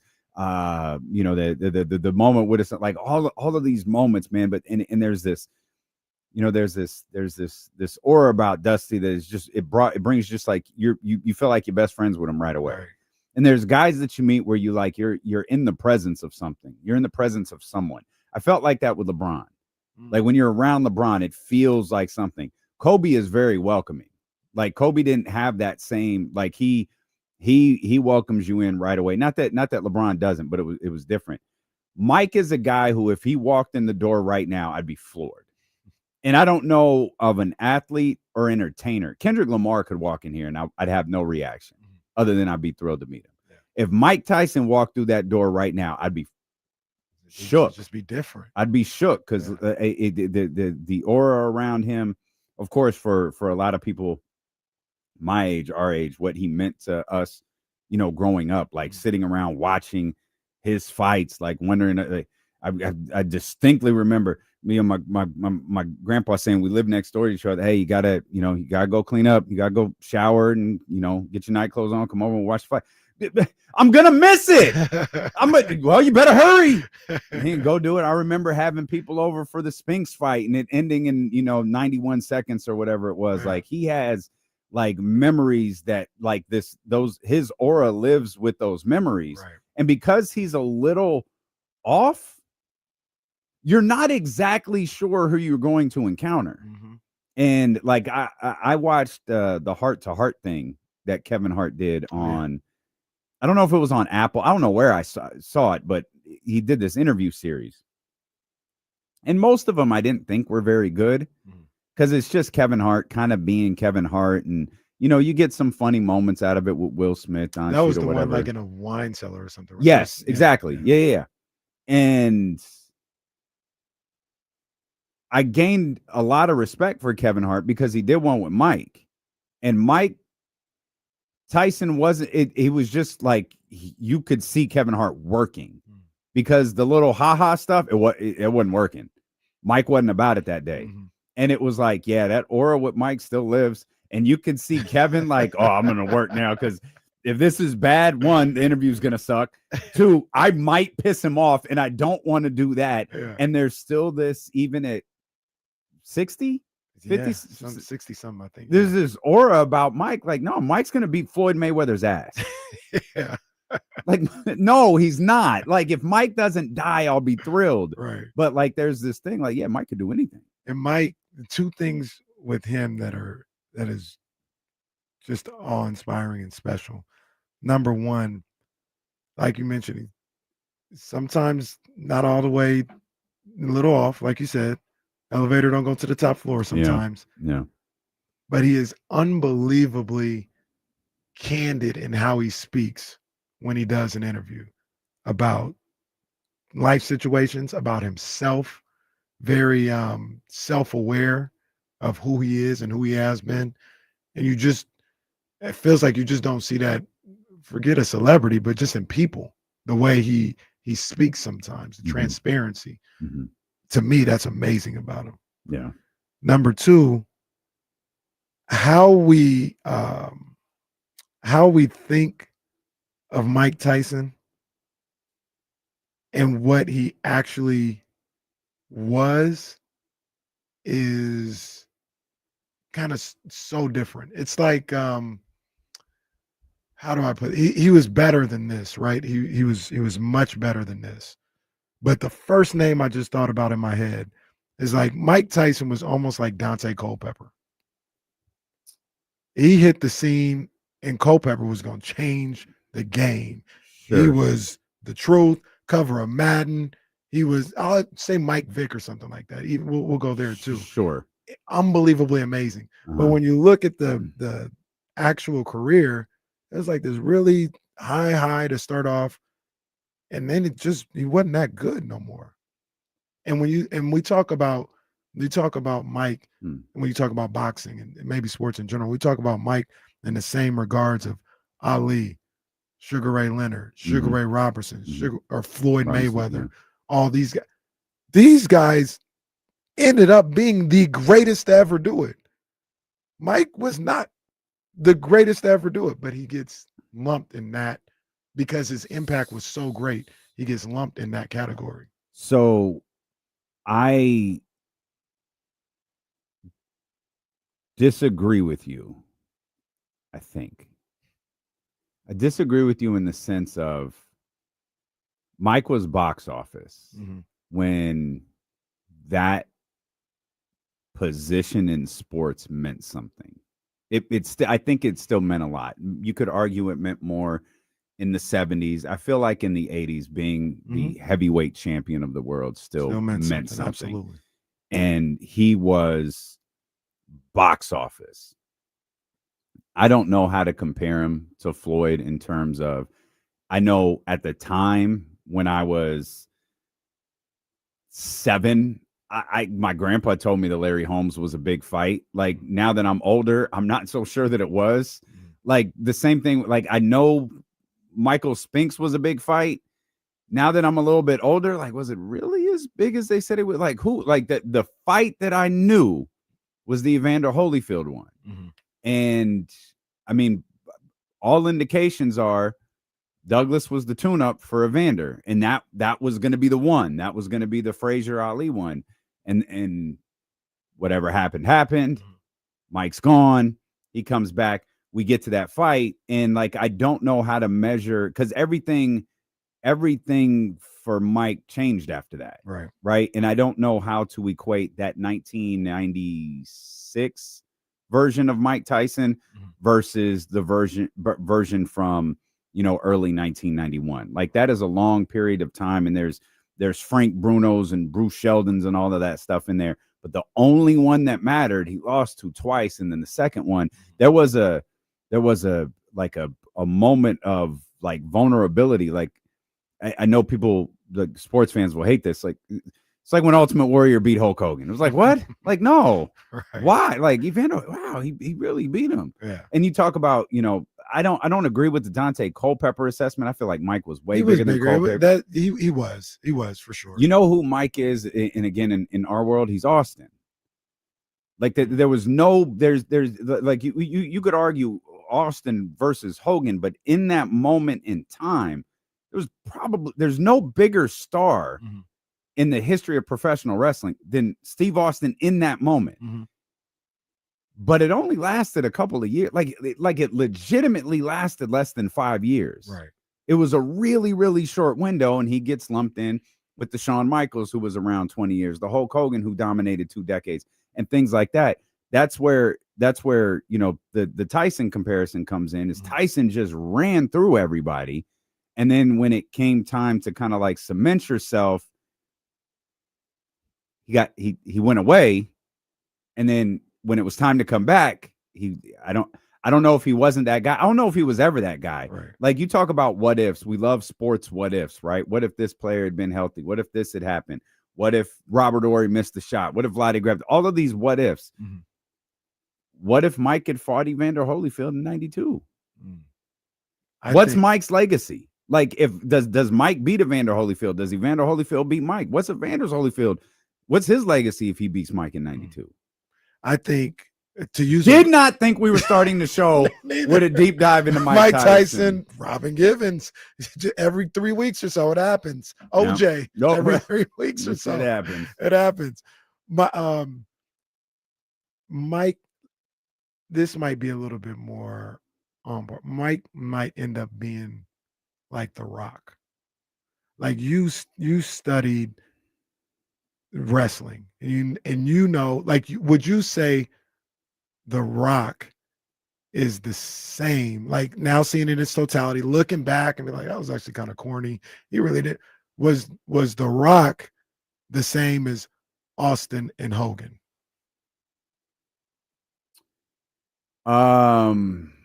Yeah. Okay, so he's not The Rock. Yeah, I mean, he was like I've obviously turned on The Rock a little bit. Mm-hmm. That stuff was really corny, but you can't pretend like, I mean, they went crazy for him. Like, even when they tried to change his personality, it didn't work. Like, they just kept cheering louder for him. And no matter what he did, it worked with fans. Even to the point where he becomes Hollywood Rock. Fans really are like, oh, this is great. This is awesome. So he was. That's fair. The final boss was ass. 6 weeks. 6 weeks, D-Lo. That's all he needed was 6 weeks. You just got to give him that time. And it brought us because you weren't able to sell any records, or you weren't able to sell any seats. Excuse me.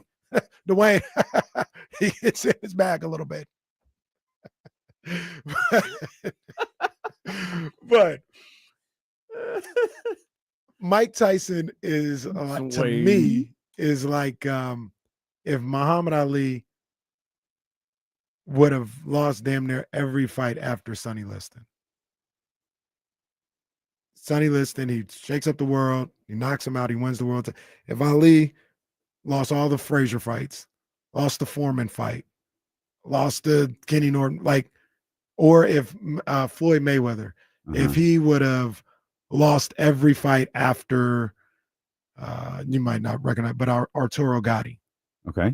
If he would have lost the Pacquiao fight, the De La Hoya fight, the Cotto fight, the Canelo fight, we would not say Floyd Mayweather is the greatest, right? Okay. That's what Mike Tyson is. After the Spinks fight, that was it. He lost to Buster Douglas. He lost twice to Holyfield, got his ass beat by Lennox Lewis. He lost everything after that. Is it fair to say Mike's career was essentially over after the Evander Holyfield fight, the second Evander Holyfield fight? He was 30 probably years old. Yeah. And he had fought what probably what we say that was 96. First one was 96, so the second one would have been 97. In the span of 6 years, he had one, I don't remember. Bruce Sheldon wasn't a. No, I think he fought Frank Bruno after that too. That was a big fight at the time. But before Holyfield, or after Evander. It might have been before Holyfield. Okay. It might have been. I can't. Okay, because I was gonna say he probably didn't really have a ton of. Sorry, I'm not on my Burt Sugar right now, but but no, I just remember Ruddock and Razor Ruddock. That was a big time fight. Was it? Was it still at the time? It was like, and it was an exciting fight. But that's the whole point. Razor Ruddock ended up being a footnote in boxing. Like, he wasn't at the time. We were like, oh man, Razor Ruddock, this is gonna be crazy. He wasn't no Hall of Famer or nothing like that. I feel like Mike allowed his career to become a punchline. And you say if because I don't think the comparison if Floyd had lost all of the fights after whatever your seminal date is, it's like he went. There were circumstances to Mike's career, and they're not the noble circumstances that were behind Muhammad Ali's career, but they are circumstances that are attached to his career that tried to make me look at his boxing record, his career in its totality. Like, I try to look at it in its totality when I factor that in. His career essentially ended after the second Holyfield fight. I don't remember who he fought after. I know Lennox Lewis was after that. I know he lost several fights after that. But once Evander got him again, that meltdown happened, and it was clear he was entering his second, what was going to be a second lengthy stint away from boxing. It was over. To answer your, and then he went to WWE and saved it. He did. That's what the documentaries told me. To answer your earlier question of what would have happened if he fought Holyfield in 92, looking back on it, hindsight is 2020. What the way you would beat Mike Tyson is if you calm down and you weren't afraid of him. Mm-hmm. And if Evander still had that for 92 Mike Tyson, he would have beat him because he was a good enough boxer. And he even went into that first fight they had, like, I'm not afraid of Mike Tyson. Like, I can beat him. And he did that. And the other thing that would happen, and we saw that a little bit, I think, in that second fight as well, because of Mike Tyson being who he is, if he saw that you weren't afraid of him, and he got to a point where he's like, I can't beat this guy, he was cooked. He'd either find a way to get out of the fight, which he did, or like Lennox Lewis, he'll just take the beating. But he would get to a point early after he did all his theatrics and all that other stuff, and it wasn't working. I can't beat this guy. And he'll tap out. And you would have it be easy picking at that point. So I think if he would have fought Holyfield then, I believe, and Dr. David, you could tell me what you think as well in the chatty house, I think Holyfield would have got him in 92. Well, the thing with Holyfield was always he's a boxer. And if a boxer kind of does what, if you get a boxer in the ring with Mike, who's not afraid of his power, he could get him. Like they were saying that in 88.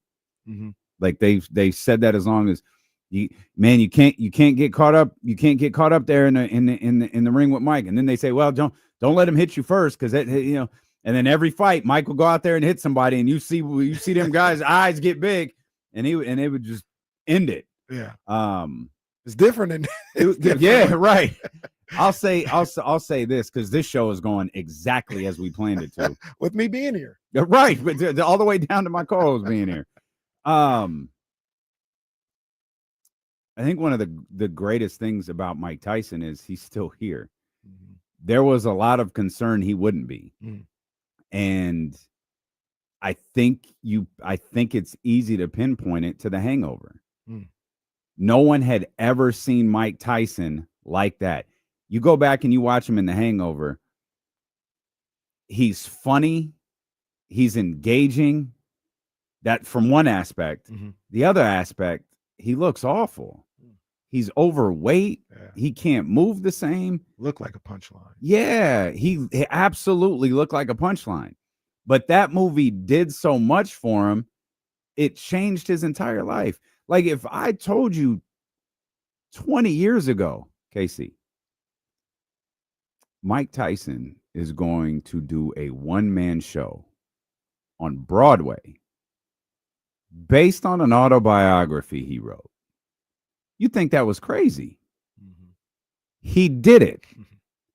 And they filmed it. Yeah. I think it was HBO. It did numbers. It did major numbers. Like Mike did and it was good. Mike Tyson did a speaking circuit tour. Like that's crazy. So like that turnaround Mike has had, I really wish he wouldn't fight.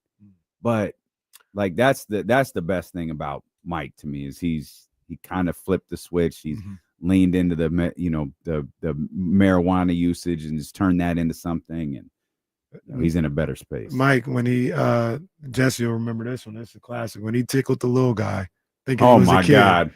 Oh my God. Picked him up, was giving him Oh kiss my on the cheeks. God. Oh wow, he's so cute. Oh, He's a grown ass man, yeah, dog. Mike, this is a grown man. He's a grown ass man, dog. The moral of this story, KC is going to be at Mayweather Tyson. That's the moral of the story.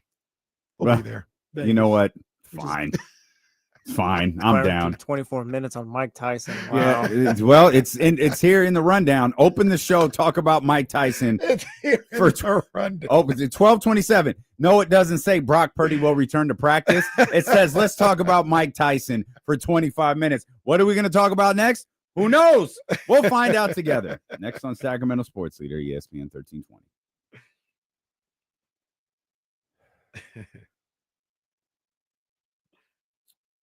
Chef just says he's still limited. I think Kyle's speaking right now. I could be wrong. I think Kyle's speaking.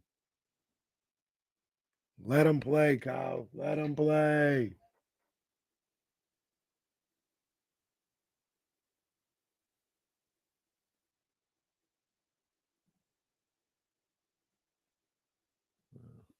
I didn't think that was a great highlight. I see that often, though.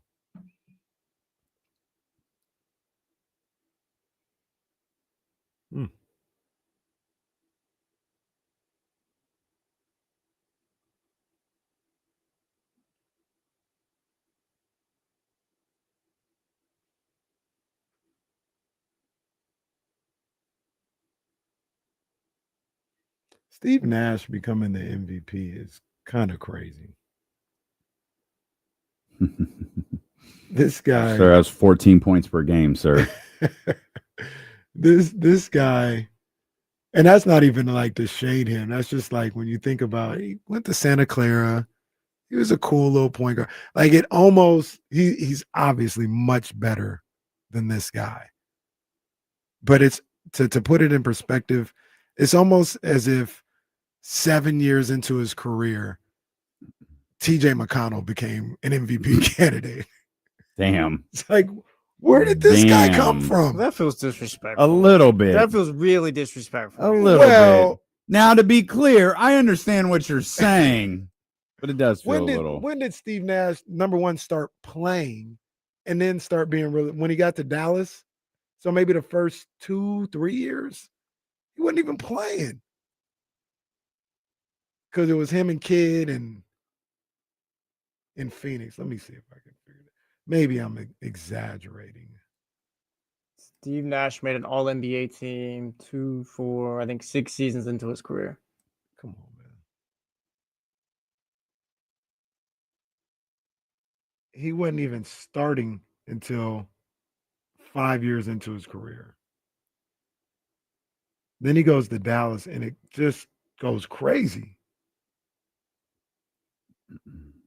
It goes absolutely crazy, where he's a good player, and then it goes to another level when he gets to Phoenix. Mm-hmm.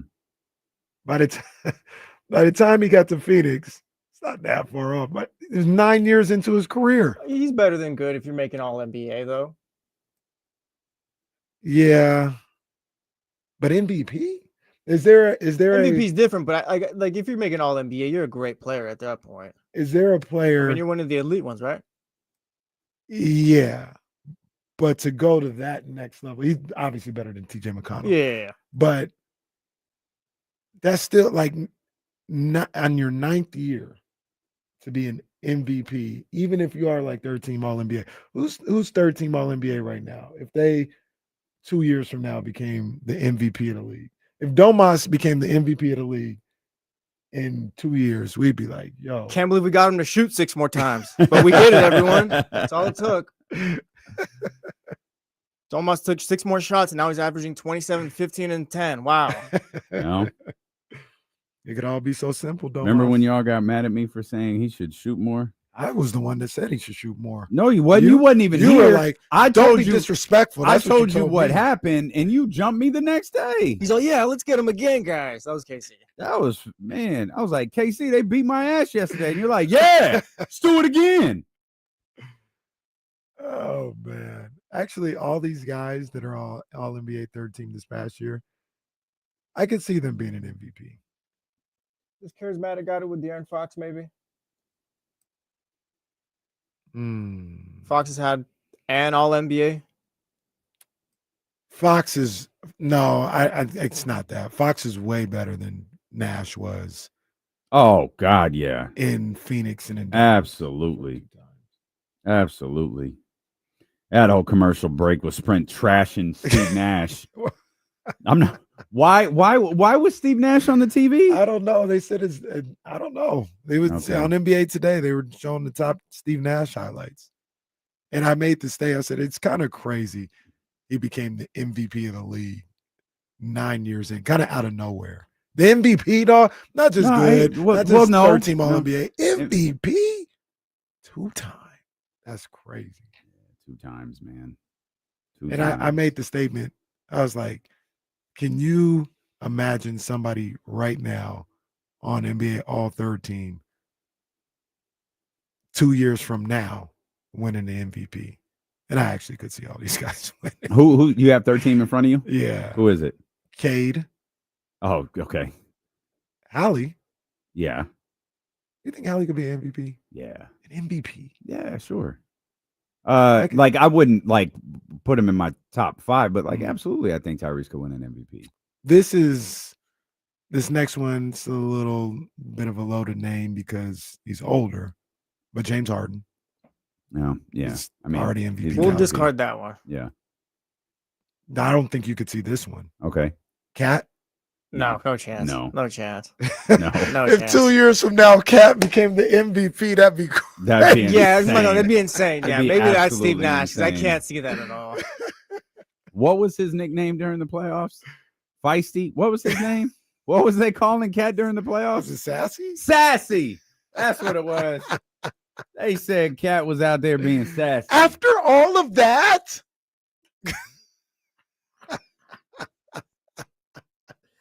Oh, Oh my God. man. The last I one. want Cat and Kevin to do a show together. Bitch, I know. After all of that? The last one. Cat has MVP talent too, by the way, but he'll never get to there. Yeah. I'm not so quick to say no as much as you guys. I understand the dynamics of the NBA. Yeah. And it'd be pretty shocking if Cat was the MVP, but only because of the dynamics, not because of the talent. Right? Like if I said Cat averaged 25 and 12 for a season, you wouldn't be blown away by that. You wouldn't be like, wait, what? Well, yeah, but 25 and 12, it's probably not far off what he averages now, is it? Probably not. But like he'd have to be the main guy. So it's like, if you give Cat a team where like he's the main guy or whatever, You'd have to feel he's gonna like, go 28 and 13, but that team's gonna go like 41 and 41 or something. yeah, there's probably it's dumb, but it's whatever. Like, Cat be a killer? Nope. Can he go out there and can Cat do what Tyrese did in the postseason last year? Could he put the Cavs away? Could he put a team away when it's time to win a series? Could Cat do that? To be fair to Cat, and it's not the same thing. It's not apples to apples. But he almost saved the Knicks in that game 3 in Indiana. Remember, he was killing in that fourth quarter. He's had moments, but he's never just really ever been that guy where it's like, oh, like he just did it over the course of his series. Like maybe for game 2 he did it where like they couldn't stop him, but he's just never been that guy where you depend on Cat the last however many minutes. I mean, you hope you can, but he's just never been that guy.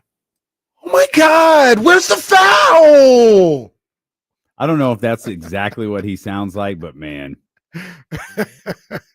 that looks like what you think he would sound like. The last one on this third team is interesting. Okay. J-Dub. You think J-Dub could reach MVP? No. I'm gonna go with Jesse. Yeah. I'm gonna agree with so. you guys, but I think I'd put my money on Cat on that one. I don't know that I do that. people were saying, and I disagreed. I thought it was ridiculous. People were trying to give J-Dub the finals MVP. Yeah, those are the same people who wanted to give Andre Iguodala the MVP. Like, He had a what, 40-point game 5 though? Iggy? No. Oh, J-Dub. Oh yeah, he had. Didn't he have a Game 7 was? Didn't he have a 6-point game? Or was that in the conference finals? Might have been the conference finals. Maybe it wasn't 6, but I feel like he had a low. Well, watch out! This is what we were talking about. Nah, because I was the main one talking about. Nah, it. he's I was really like, I don't good. trust dude. He's really, really good. Could I ever look at J-Dub and go, he's the best player in the league? I don't think I could. I think I could look at J-Dub and go, he's the best two-way player in the league. I think I could do that. Like he could get to Paul George, Klay Thompson, Kawhi Leonard. I mean, there was a point, maybe there might have been a point where Kawhi was the best player in the game, period. But like he could get that status. I can't envision him being Kawhi, where even if it's just for a year or two, going, he's the best player in the league. I can't either. I'm with you guys. I'm with you and Jesse on that one. But I do think there are people who follow the league who believe in J-Dub that way. I didn't see it in a major way. Mm-hmm. Shout out for yeah. Can't wait to get him on the show. I can't wait for him to perform at Sac State.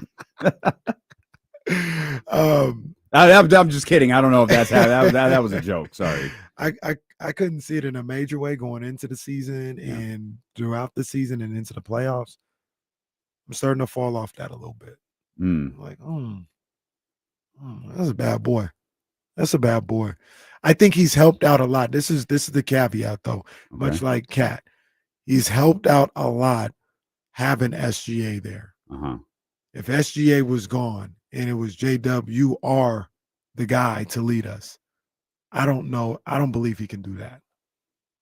And that's what an MVP needs to do. I see. Okay. So, yeah. Keegan Murray, MVP? Sure. How many times? 6. What did ChatGPT say? Who won the MVP as a king? Oh, no. Was it Paul George? I don't know. I don't go down those ChatGPT streets. No, we did it on this show once. Don't act like you didn't participate. Okay, I take that back. I take it back. No. You were here. We didn't do it. Someone else did it and posted it on the internet.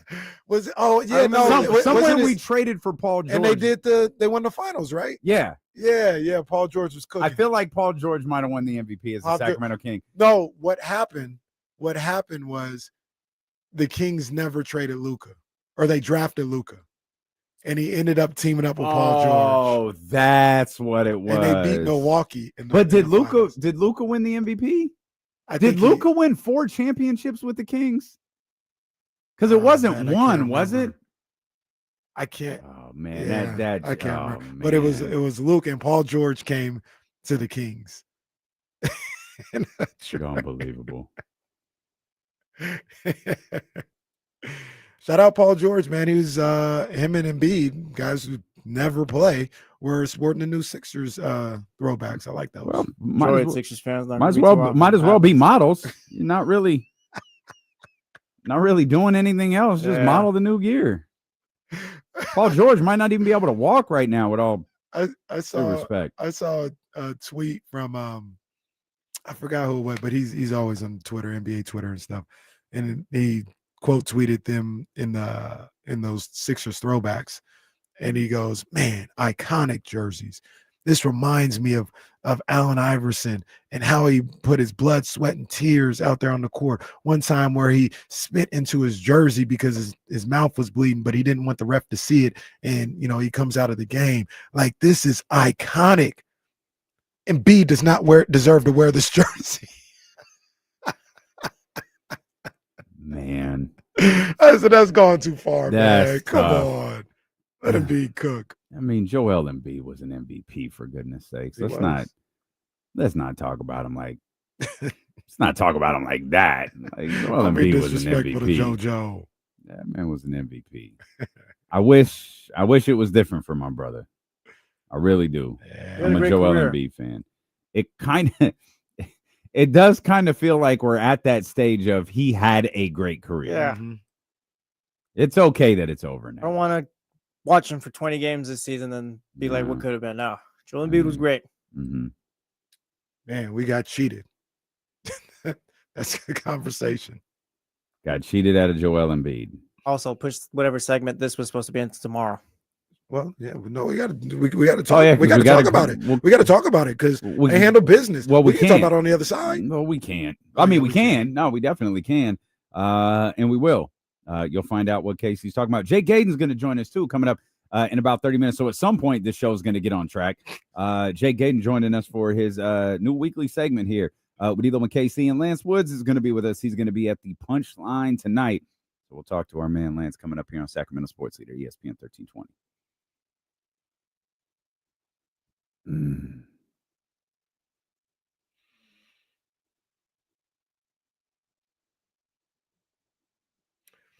Hey man, y'all. So y'all, we talk about the kid or whatever, but we got to give a shout out to my man Jason Vu, who designed this one and the black ones that you see, man. Sacramento's own. He's designed different things for, I think, the Fever, a couple of the NBA teams, and he was able to do this with the Republic kids. So shout out to my boy Jason Vu. Check it out, man. Go get you one. I think they kind of sold out, but they'll be back. They'll be back in stock. How you kind of sell out? They're sold out. Okay. You're right. But it'll be back in stock, man. Go get you this one or black one. I went with the red joint. I went with the goalie kit. Yeah, Connor. We gotta get Connor on next week too. Yeah. Yes. Shout out to my boy Connor. I saw him on Saturday. It's a cool kids party.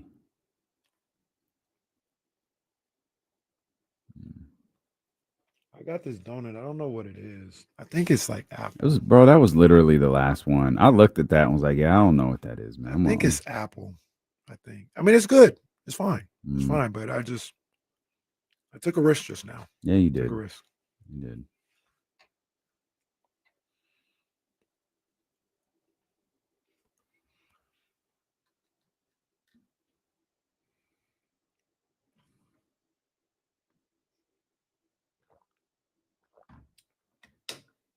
Chester, that's a good point to flashback just a little bit. When Cuss passed, that's when it was over. Cuss was the only one that could get to Mike. And when he passed, that was the end.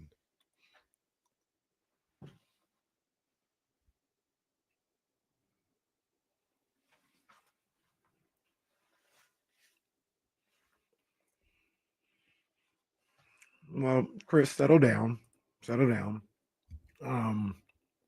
Not a Red supporter. Embarrassing way to end your season if you're the Giants last night. Fitting, though. Fitting. Very fitting. Not surprised. Shout out Terry Francona. How come? I will now be lending my support to a team that clinched a playoff berth last night. That was the New York Yankees. I want to see them be successful. How do you do that? Because why? I'm a Yankee supporter. Why? Like, who supports the Yankees? Me and LeBron. You're supposed to hate them. Me, LeBron, and my wife. You big Cowboy fan too? No.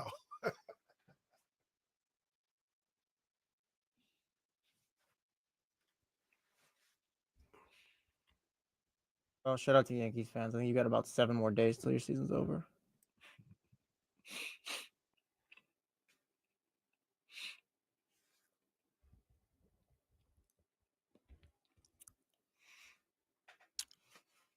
David, I think Mike used to like slap Kevin. He would like slap him and Teddy. By the way, I got a question. Aaron Judge is James Harden. No, if that's your question, I agree. That wasn't the question. That was an unsolicited shot at both of these guys, to be honest. It's funny though. James Not Harden, a shot. They're one of the greatest to ever do it. Hall of Famers. James Harden Just turn into pumpkins when it comes to wasn't doing anything right now. playoffs. He wasn't doing anything. Literally wasn't doing anything. But he wasn't doing anything to. That's what we said in Game 6. Come on, man. All right, been having a good day. Why do I'm just going to present the question without any type of bias. I'm just asking a question. Why does the highway patrol do the thing where they swerve and control the road when there's not even traffic happening? There's an accident up ahead, I think, and they're trying to slow you down, I think. Definitely wasn't an accident.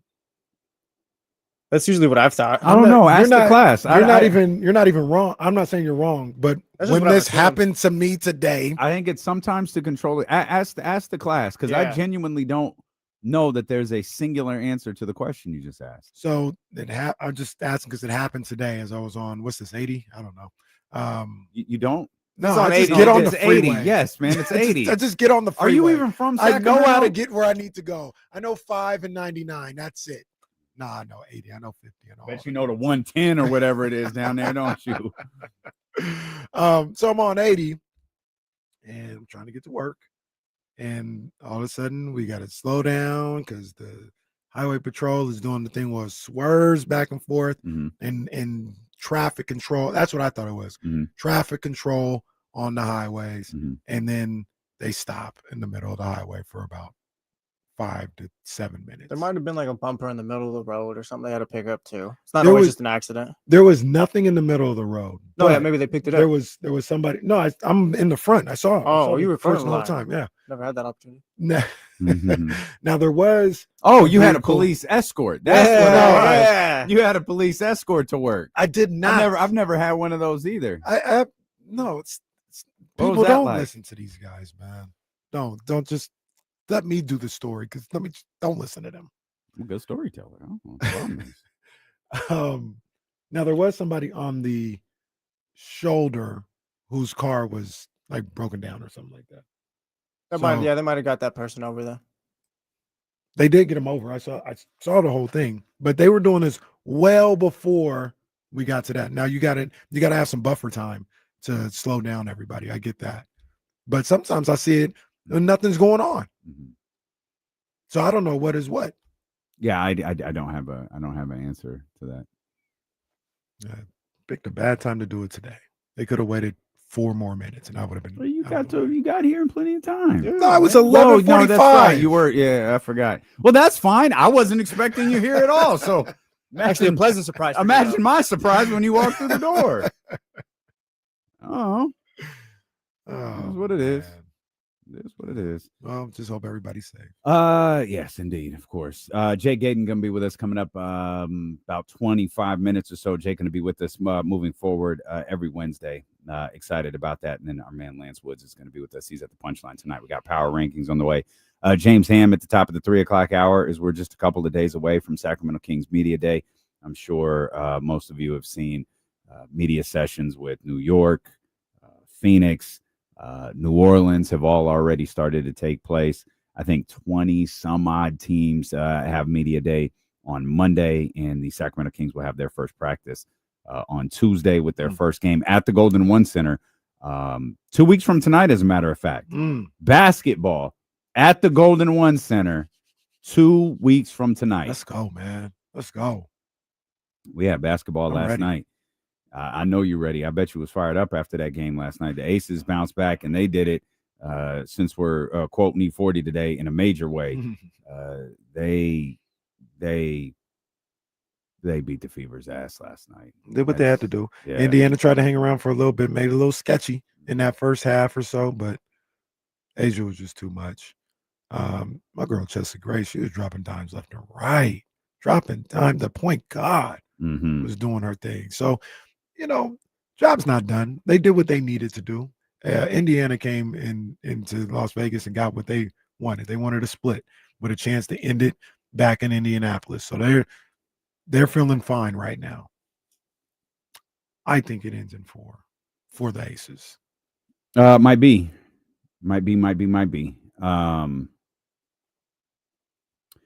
Phoenix, they even their series with the top seed. I don't think Minnesota did either. They were up 20 in that game. They were up 20, and that game wound up going to overtime. Phoenix wound up taking that one home. It's a good Mercury team, by the way. It's not star-studded like Mercury teams of the past are. It's not star-studded like Minnesota and Las Vegas is. Of course, Indiana star-studded too. It's just a star-studded bench right now because none of them are playing. But this is I think a 30, do the math, 27-17. It's a 17 loss team. It's a good Mercury team. They're tough too. I like their toughness. And to get a win against Minnesota, who I think is going to win the championship, that's a big deal. Push this series out a little bit longer, make Minnesota have to come up with a response. Absolutely. And they're in the same boat as the Fever, where you went on the road, got your one, and now you've got everything in control to end this series at home. Do I think that's what's going to happen? No, but I could see this going to 5. I could see them getting one of them at home. I'd talk a big talk. I could see the same thing happening with Indiana too. Like I'd actually, all honesty, the broadcast journalist, KC here, I'd be a little shocked if the Aces won 2 games in Indiana to close out that series. I'd be shocked if Minnesota won 2 games in Phoenix. Phoenix in that I was watching them. Phoenix is that's a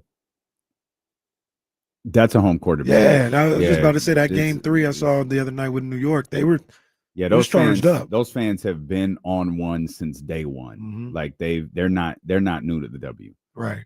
That fan base has been super legit. Yeah. So Lissa Thomas and and the crew, it's gonna be a tough out for Minnesota now that you gave them a little life. Mm-hmm. So yeah.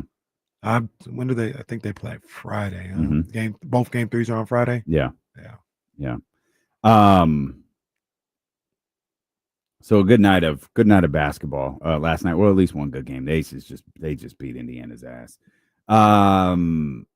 We talked a little bit about this yesterday. Either the Ravens or the Chiefs are going to be 1-3 after this weekend. And we talked about like what that looks like. Like, what do you think about the Chiefs if they lose? What about the Ravens if they lose? And I think there was a consensus among us. If the Ravens lose, it's all right. I think everyone here is still a believer in the Ravens. Mm-hmm. If the Chiefs lose, though, I think everyone's looking at them. I think everyone's looking at them really funny right now. I think they go 1-3 losing to Baltimore. There's going to be some people who are just like, yeah, I'm out. That's an intriguing game this weekend for sure. Arguably the most because of those unique circumstances. But there's a couple of other ones that I want to hit you both with what if scenarios. Okay. These are games this weekend, by the way. What if the Tampa Bay Buccaneers, my Bucks, Zabo's Buccaneers. Those are your boys. Bucks for life. What if the Bucks beat the Eagles this weekend? They're Super Bowl contenders, and nobody can deny that. At least for that week. Really? Yeah, like I won't. But still, at some point, like it's got to be. Like, what else do they have to do? See, that's a great question. I don't know. The thing that you said, they're Super Bowl contenders, and nobody can deny it. Someone's going to deny it. I just said they can't. Okay, well then, all right. Well, you got an issue with it. You come see Jesse. I'd agree. I mean, they get that one. That one's in Philly.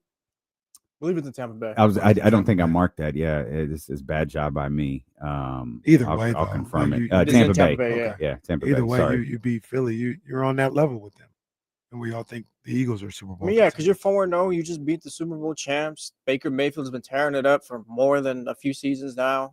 Mm-hmm. Igbuka looks like one of the top rookie receivers. Might even be a top receiver at some point. Mm-hmm.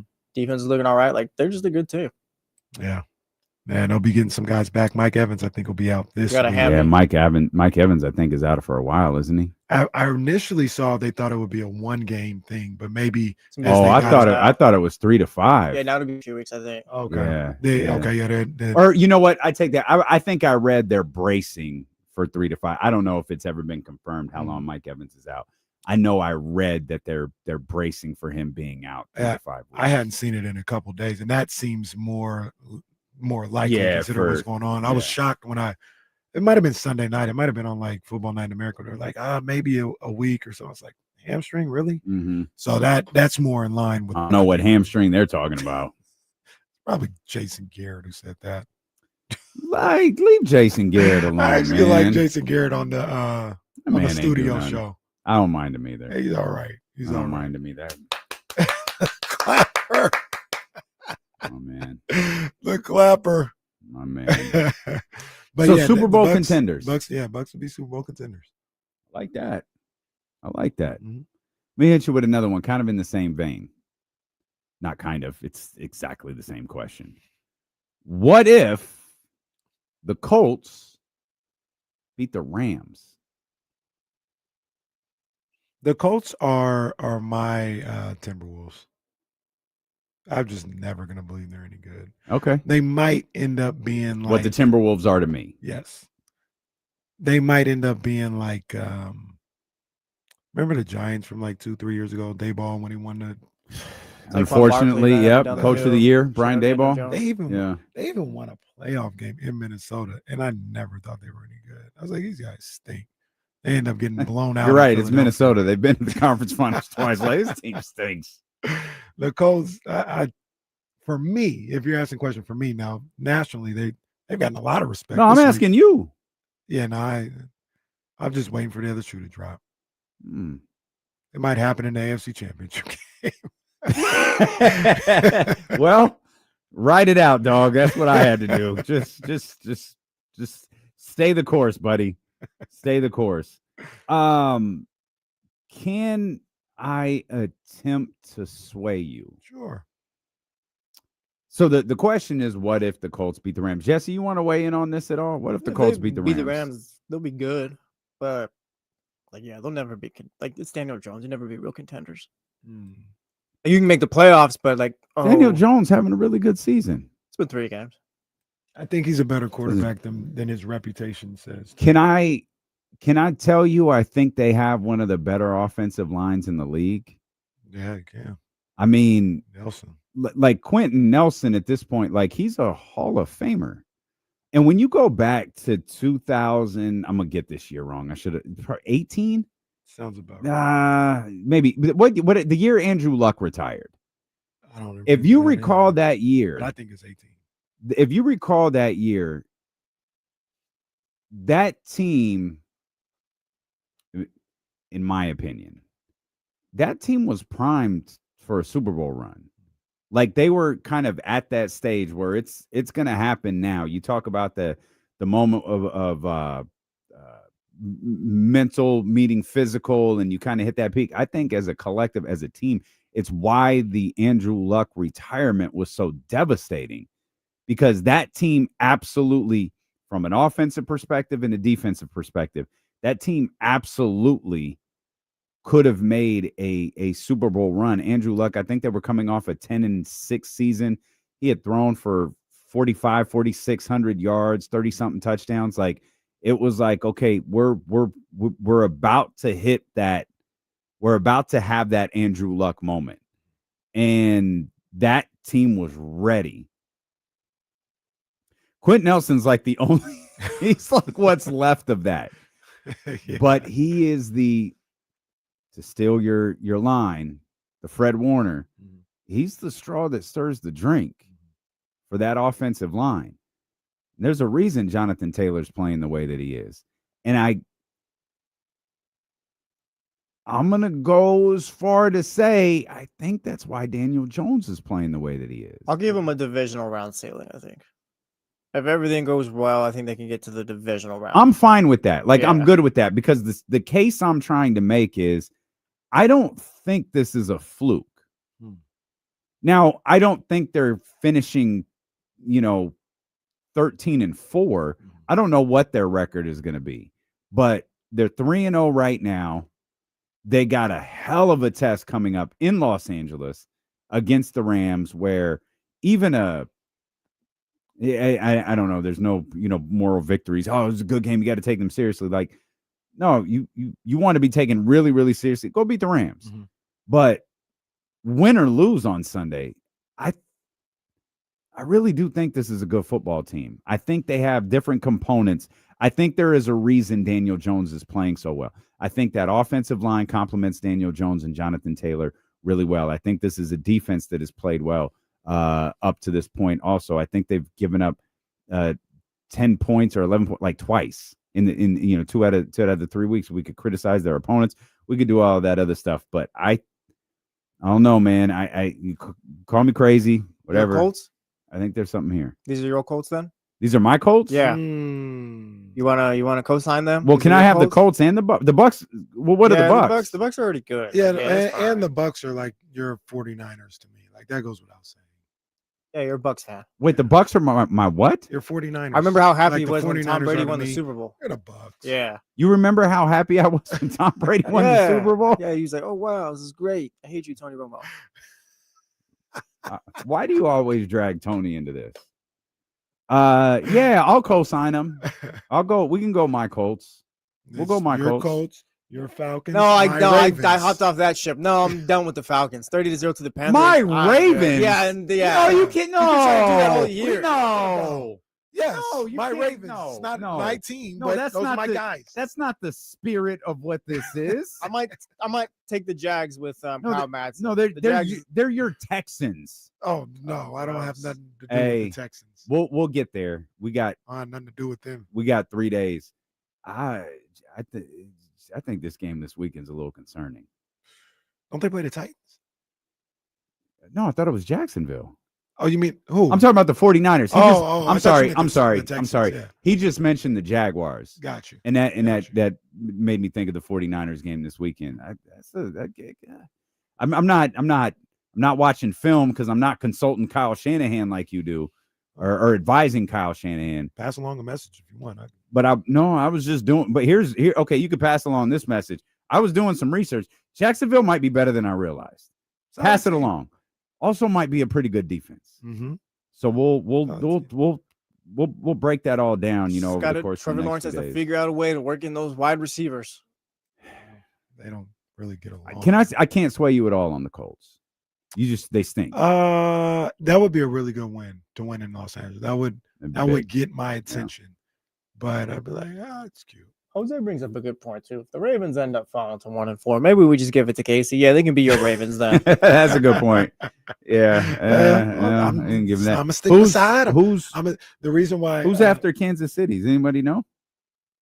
I'm assuming somebody we picked. I'm assuming there's a reason Jose said that. The 94 Niners. It's the Texans. Oh. Jose meant 1-3. Then. Well, yeah. He they must have meant 1-3. They get to 1-4. Okay. Then yeah, they. Oh yeah, if they lose to the Texans, then yep. And the reason why I knew the Texans were playing the Titans on Sunday is because I circled that game as one that I better not see 1 second of. Red zone, I will turn you off. Cam Ward on the injury report this week too. Oh my goodness! What happened? Cam Ward, he's on the injury report. Oh Give him like a calf or I something like saw that. Speaking pop of up injury here. report, Ricky Pearsall didn't practice today. Yeah, he didn't. That's all right. Ron Jennings didn't either, right? I'm assuming he didn't. I haven't seen it yet, but I'm assuming he didn't. But none of these guys practice anymore. It's fine. Shouldn't. All vet days. We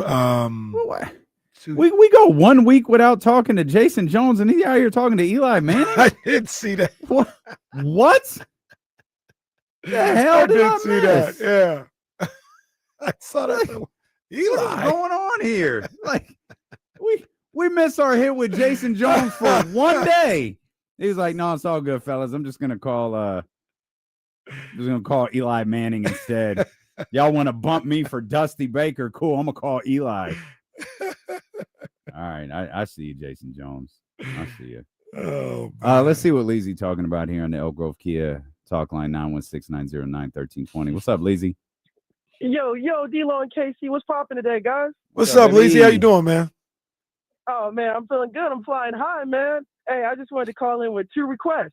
Okay. Now, I know 102 comes on later, but I want to hear Seal, Fly Like an Eagle. No. And 2, I just want to check some receipts.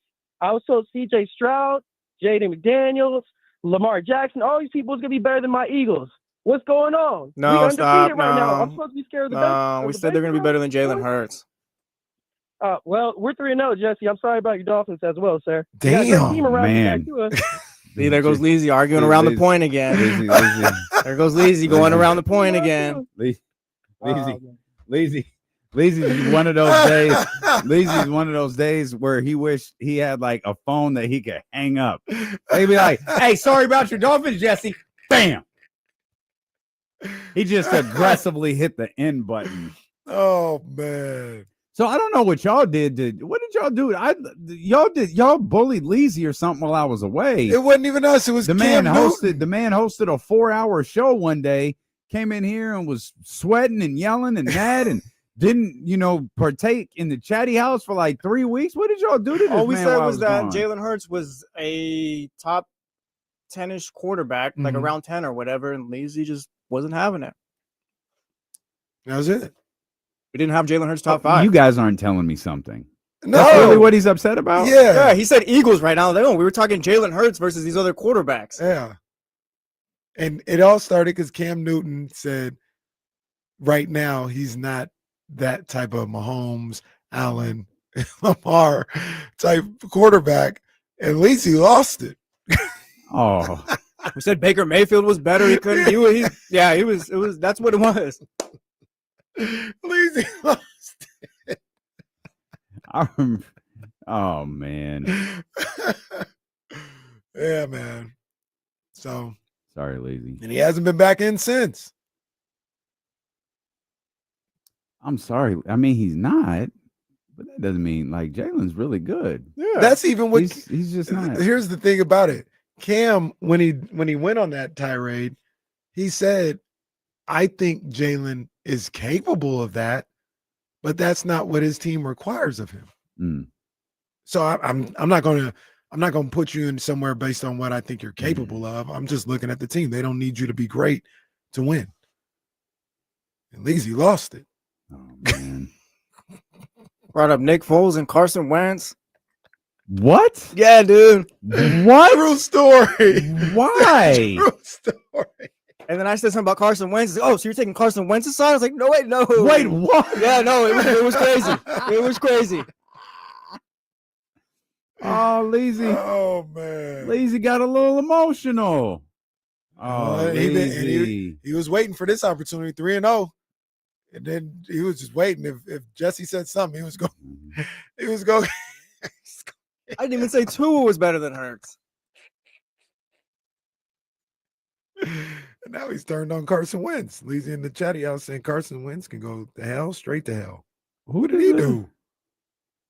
Well, Eagles might be 3-1 when the weekend's over. They might be 3-1. It's a good game, man. I think that's a 10 a.m. game, right? Yeah. Yeah, it's a 10 a.m. game. Real quick, Jalen Hurts so far this season, week 1 against the Cowboys, 152 yards, no touchdowns. Against the Chiefs, 101 yards, no touchdowns. Man. Against the Rams, 226, 3 touchdowns. And he had to turn it up because I remember at the point of my tweet, he had 20 yards passing in the third quarter. He turned it up. Mm-hmm. But yeah.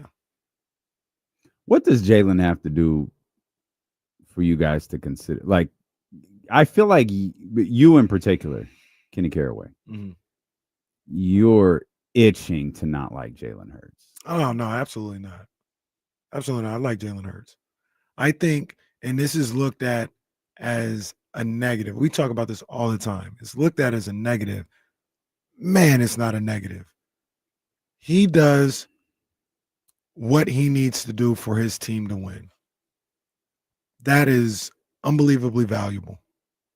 He doesn't get caught up in the whole stats aspect of it. I got to get mine. I got to make it look some type of way. I hear all these people talking all the time, so I got to prove them wrong. No.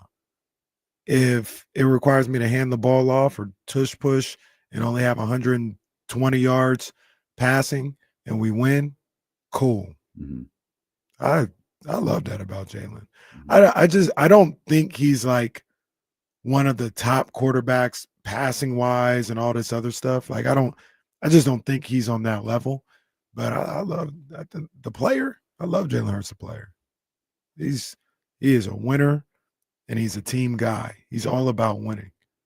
And if he was a 49ers quarterback, I'd love the guy. So I'd imagine, I see the Eagles fans getting very protective over him. And I understand it because he brings winning to that organization. And he's a Jordan Brand guy. He is. I came to see him. We'll come back. Our new weekly visitor is going to be with us. Jake Gadon, CBS not 13. Wandering the world. Like we can finally talk sports. Well, and when Jake wanders the world, he does it in a way that I think only he can. It's very special. We'll talk to Jake Gadon about his worldwide trip and about the Kings and 49ers as well. See the one KC on Sacramento Sports Leader, ESPN 1320. What's this guy talking about? He's off the screen now.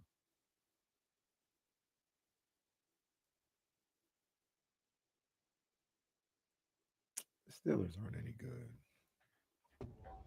What's up, Jake? My guys, how are we? Good, man. How are you? I was debating on wearing my lederhosen on for this segment, but I thought that would be that would bring the viewership up too much. I think. No, you should do it. You've done it. I'll be right back. Lederhosen with no shirt on. That would have been great. That would have been crazy. Who doesn't like a little chest hair on D'Lo and KC, right? No, are you rocking the New Republic jersey? Yeah, man. You know what I'm saying? Bro, how did you cop that? My people was looking out. Yo, that's fresh, man. I gotta hit up our boy JJ. Well, I told him yesterday if you got any extra laying around, I'll cop one. God dang, those are fly, man. Those are like I said, I got the goalie joint, man, because I was like, man, I see the black one all over the place. Let me get the goalie joint. Who's the designer? Like he's Sac local, right? Yeah, my man Jason Vu. You know, he designed it. He designed a bunch of stuff for other sports teams, and he was able to do this one for the hometown, man. So shout out to him, man. Bless up, man. Put it on for the 916, okay? Absolutely. That's ridiculous. Ridiculous. Do you no, I'll say that for the show. I was gonna ask you something, man. Okay. What do you think about the Yankees? Be real with you, I'm not scared of anybody in the AL right now. I can tell you that much. Not even the Cleveland Guardians and how well they're playing. Like I would have been scared of Detroit maybe a month ago, but they played like poop. Ever since they played the A's over here, they've looked like just not the same team. I think the Blue Jays might be the best team in the AL. Yeah, but they lost last night, and then they're gonna have Garrett Crochet for the Red Sox tonight. And if the Yankees, you wait, Jake, we're coming. Don't worry. Thank you, buddy. Appreciate you. Red Sox will take care of business. Yankees will take care of business. Tied at 1, and then last series of the year is gonna decide the AL East. Like everyone's asking me, like, hey, would you rather them be okay and then just the rest of the week and then turn it on next week? I'd rather play the AL East and play the easier schedule. Like, I'll be honest with you. You'll have a couple days off. Like, you'll get your rotation in order. Personally, that's what I want. So I think they go for it. They have, what's it called? Rodon tomorrow, Free today. I'm not scared of anybody right now. I think they're clicking and rolling at the right time. If, though, they played the Red Sox in the first round of the wild card, that would be a little scary because that's what I want. That'd be crazy. But I would want that. Here's the thing, Jesse, I want that too. Like, I think that would be an incredible series.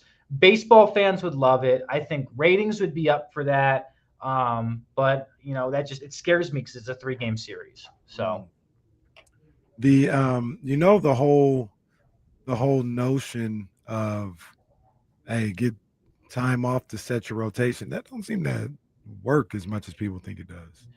Worked last year to get the Yankees to the World Series, so it did. But we always see the upsets when that happens. Usually the team that's coming from the wild card round has a little momentum and a little juice. No, I'm with you. I shouldn't say always. It's like 50-50. It's more than you would think, that you would probably want to keep playing. You know what I want? What's sad, and we're talking about baseball. The Giants debacle over the past 10 years. Hang on, Jake.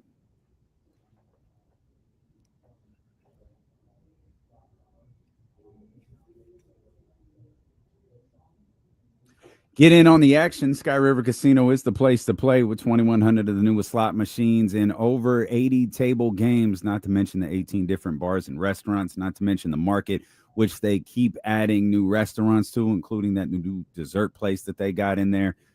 Sky's the limit if you're 21 and over at Sky River Casino, as we welcome in our man from CBS 13, our partner on Sports Sunday, our new weekly visitor here every Wednesdays. We were going to start this like 3 weeks ago. Mm-hmm. Jake's like, no, hold on, man. I got to go to Prague. Yeah, I'm not going to be here. I gotta travel. I gotta go.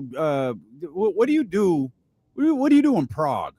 Okay, so Prague was actually, like, Time Out Fam, was one of the most beautiful cities I have ever been to. The architecture was incredible. Went to some castles there. It's relatively inexpensive. And they have a different time schedule for things. So, like, we got dinner at 8 o'clock and might have hit the club until 4 o'clock in the morning. But, that's what you do in Prague. There's some great spots to go to visit and get to know the local people of Prague, which was phenomenal. And then we spent a couple days at a bucket list place for myself in Munich, Germany. We went to Oktoberfest, and man, that's just the world's biggest party. Like, I'll be real with you, that was a blast. There was nothing bad about it, aside from like the beer was even good. Like, and I don't even like drinking beer, and the beer was fantastic. So awesome. If you go peep the Instagram, you'll see me in a couple of lederhosen and then just celebrating with the boys as always.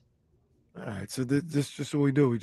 We're just going around to Prague and going to Germany. That's just what we do. And then the crazy thing about it is, it's almost like when Jake does it, he'll be like, I'll be gone for like 3 or 4 days. I'm going to Prague. Like, not 2 weeks. Like what we would do to go to like San Francisco or LA. Jake's leaving the country. That's crazy. Guys, I live a blessed life. I have blessed friends, and today's a blessed day. You want to know why? It's my birthday. So, happy birthday, Jay Gadon. Happy birthday to my dog, man. Let's go. Jay Gadon. Let's go. So, life's good. Company, man. My mom's birthday is tomorrow. So the 24th and the 25th are obviously very, very special days. That's good stuff. She's a Libra. It's good. We're good people. That's good stuff. Yes, indeed, man. Well, we're happy to have you here, Jake. This is long overdue, us doing these weekly visits. And let's start with football, man, something we talk about every Sunday at 11:30 on Sports Sunday. 49ers back at practice today. I was hoping it was going to be a little bit more definitive on what Brock Purdy's role is, but he's being labeled as limited again. It's a fascinating thing where you go into a game like you did against the Cardinals and think, well, it probably really doesn't matter. It can all balance out, like with Mac Jones and Brock Purdy.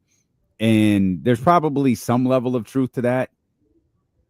I don't think that's the case this weekend. I kind of think that the 49ers need Brock Purdy against this Jacksonville Jaguars team. I don't disagree, because the defense has a cornerstone with a player that's from right here in Sacramento. You know who he is, Eric Armstead, Elk Grove proud, right? Right.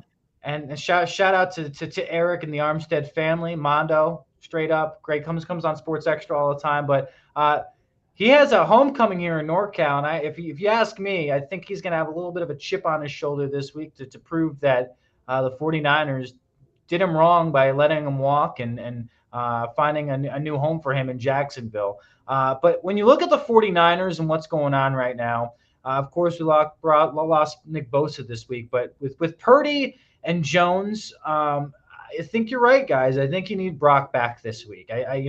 Mac had a really great game, his first game of the year. But last week against the Cardinals, really struggled. If it wasn't for that game-winning kick by Eddie Pinheiro, I think we would have had a couple of questions. I'm also intrigued by Mac Jones's injury status as well. It looked like he re-injured his PCL or strained his PCL again. And he's not a very mobile quarterback, so how does that affect him moving forward? I will say this, though. The weapons that he didn't have last week, he might have more this week. I'm intrigued to see the status of Juwan Jennings.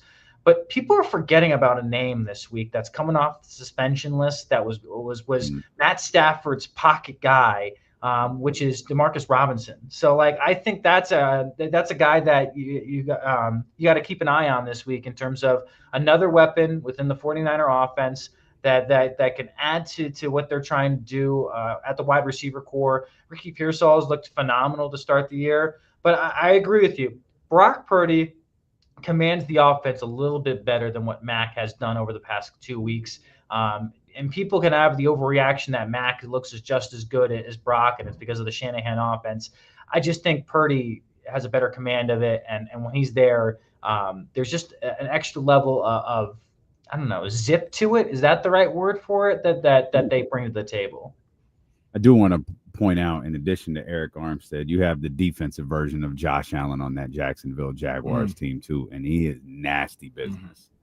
He is that, and that's why I was saying to you earlier, we'll have discussions over the course of the next couple of days.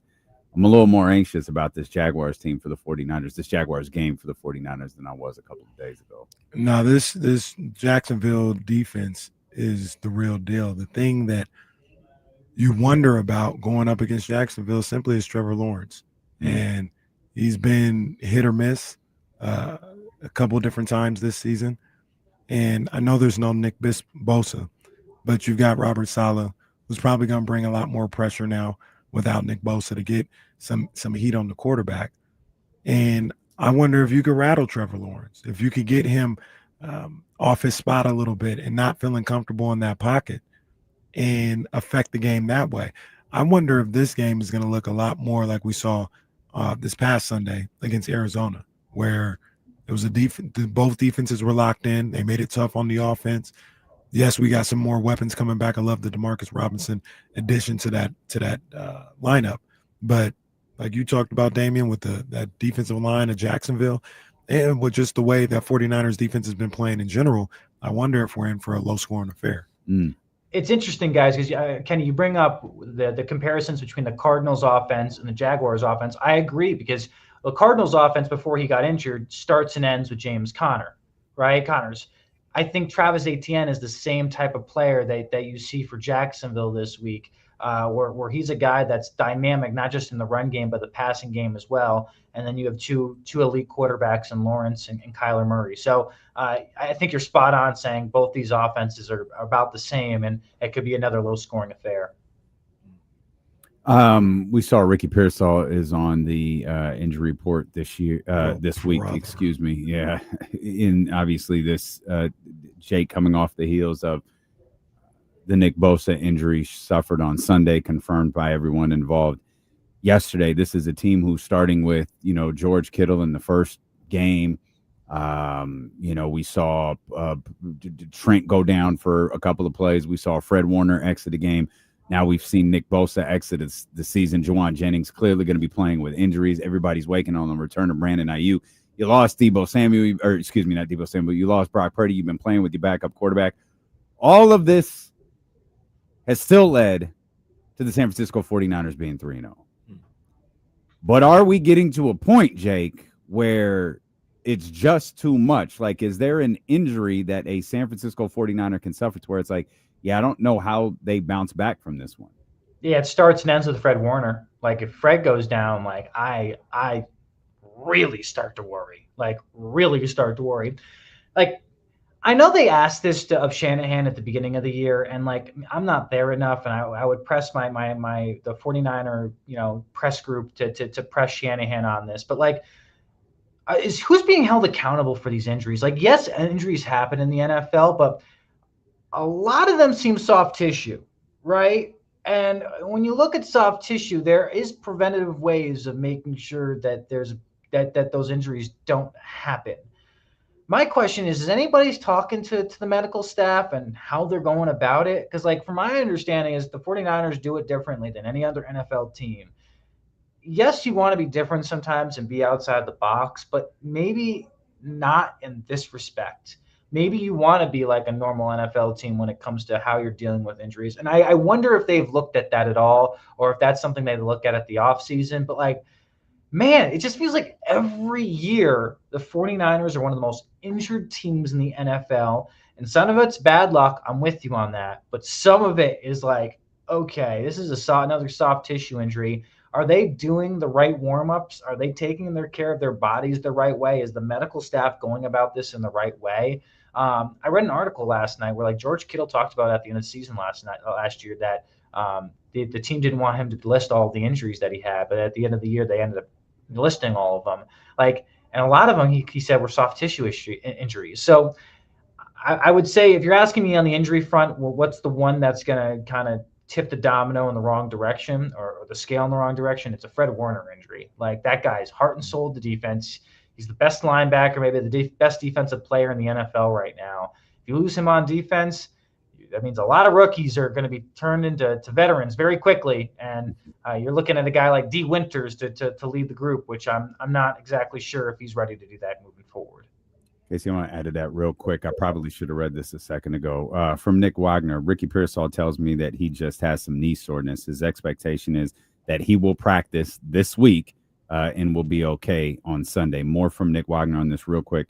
Here's what Ricky Pearsall told me in the locker room. Quote, I just have a little bit of knee soreness, but it's nothing that I'm actually worried about at all. So, yeah, just more of a little precaution. I'll be practicing this week. I mean, that's my plan, my goal. If I had to go today, I would, you know what I mean? If there was a game today, then I'd play. Okay. What if it was a playoff game, Ricky? Well, I'm sorry. I did see that about Brock on Sunday. Oh, good. It was only a matter of time. Yeah. It's only a matter of time. Mike Brown now reporting on the NFL. Or Luke Walton or No, whoever. it was, Alvin. Oh, it was Alvin. That's It right. was Alvin. Was it De'Aaron? De'Aaron, yeah, I think so. Yeah. If it was a playoff game. All right, bro. You guys 10 games out of 8. Also, Alvin, you're in Sacramento. Love you, Alvin, but on the injury staff front, the cold piece about it is they just changed medical staffs like 2 years ago. So I'm not sure what you do, but I remember they had, I think it was after the 20, might have been a little bit more than a couple years ago, because it might have been after the 2020 season. I think they cleaned house with the medical staff, brought a new medical staff in, and now they've got this situation. I saw some stat where, like, since 2018, they've been top 10 in games missed, at least 5 of the 7 years or whatever the case may be. So it's just one of those things. I do think a lot of it, the majority of it, if not all of it, is just bad luck. I mean, just misfortune. I don't know what medical staff could have done differently to keep Brock Purdy from getting turf toe when he was just running on the field. And that turf toe ended up being less severe than something Joe Burrow did a week later. Yeah. So it's frustrating for sure, all the injuries they got to deal with. But I think it's just one of those misfortune things, to be honest with you. Maybe they should go to Prague. Maybe. I know. How about this? You're on it. CMC, didn't he go to Germany last year for his stem cell stuff? Maybe. Stuck to Germany. Yeah. Yeah, that was our first, like, he's going to Germany to get that's a problem. Jake, you ready to be back at the Golden One Center? Sure. Oh, that's how you feel. You down?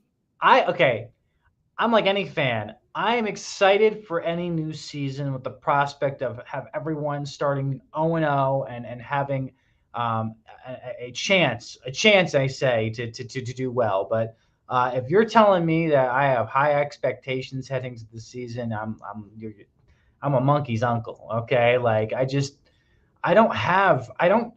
have so many questions for Doug and Scott and this team and the buy-in heading into next week. Like, I think media day is going to be so telling, and training camp will be so telling, because as I told our buddy Matt George yesterday on Locked On Kings, they have a really great contingent of good players. Like, DeMar DeRozan's a good player. Zach LaVine's a good player. Sabonis is a good player. Keegan Murray's a good player. But how does it all fit together? And like, what structure are you running? Like, you can be really good on defense. You can be a very good rebounding team and move the ball a ton and be fast paced. But like, whose role is what, right? Like, is the offense still going to roll through Domas? I hope so. I believe you have to, right? But like, they don't have the 3-point shooting that they once did. So how does that look? Does Keegan Murray get a bigger role this year, or is he still going to be in that Harrison Barnes role where he's the 4th option on the team? And you're looking at Keegan, who wants an extension, and you ask yourself, is this the year where he finally shows off what he is? You know, DeMar is going to be a pro's pro, but is he going to be able to give up his 4th quarter shot-making ability and try to close the game out? I don't know, especially if he's not having him. And then the biggest wild card is Zach LaVine. LaVine's coming off a career year, and I have high expectations for him. But he's also always been injury prone. So, like, is this a year where he had a really great healthy year and now he's going to be a year where he's going to be injured throughout the season? I don't know. So I have a lot of questions. I am excited about Dennis Schroeder because I like what I saw at Eurobasketball, and I'm excited to see how that translates.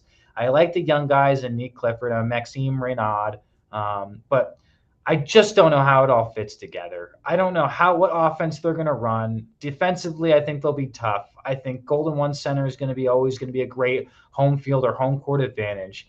But like, if you think that they're competing for a playoff spot, I think you're crazy. I think you're close to competing maybe for a play-in spot, but maybe hoping for a high draft pick coming up next year.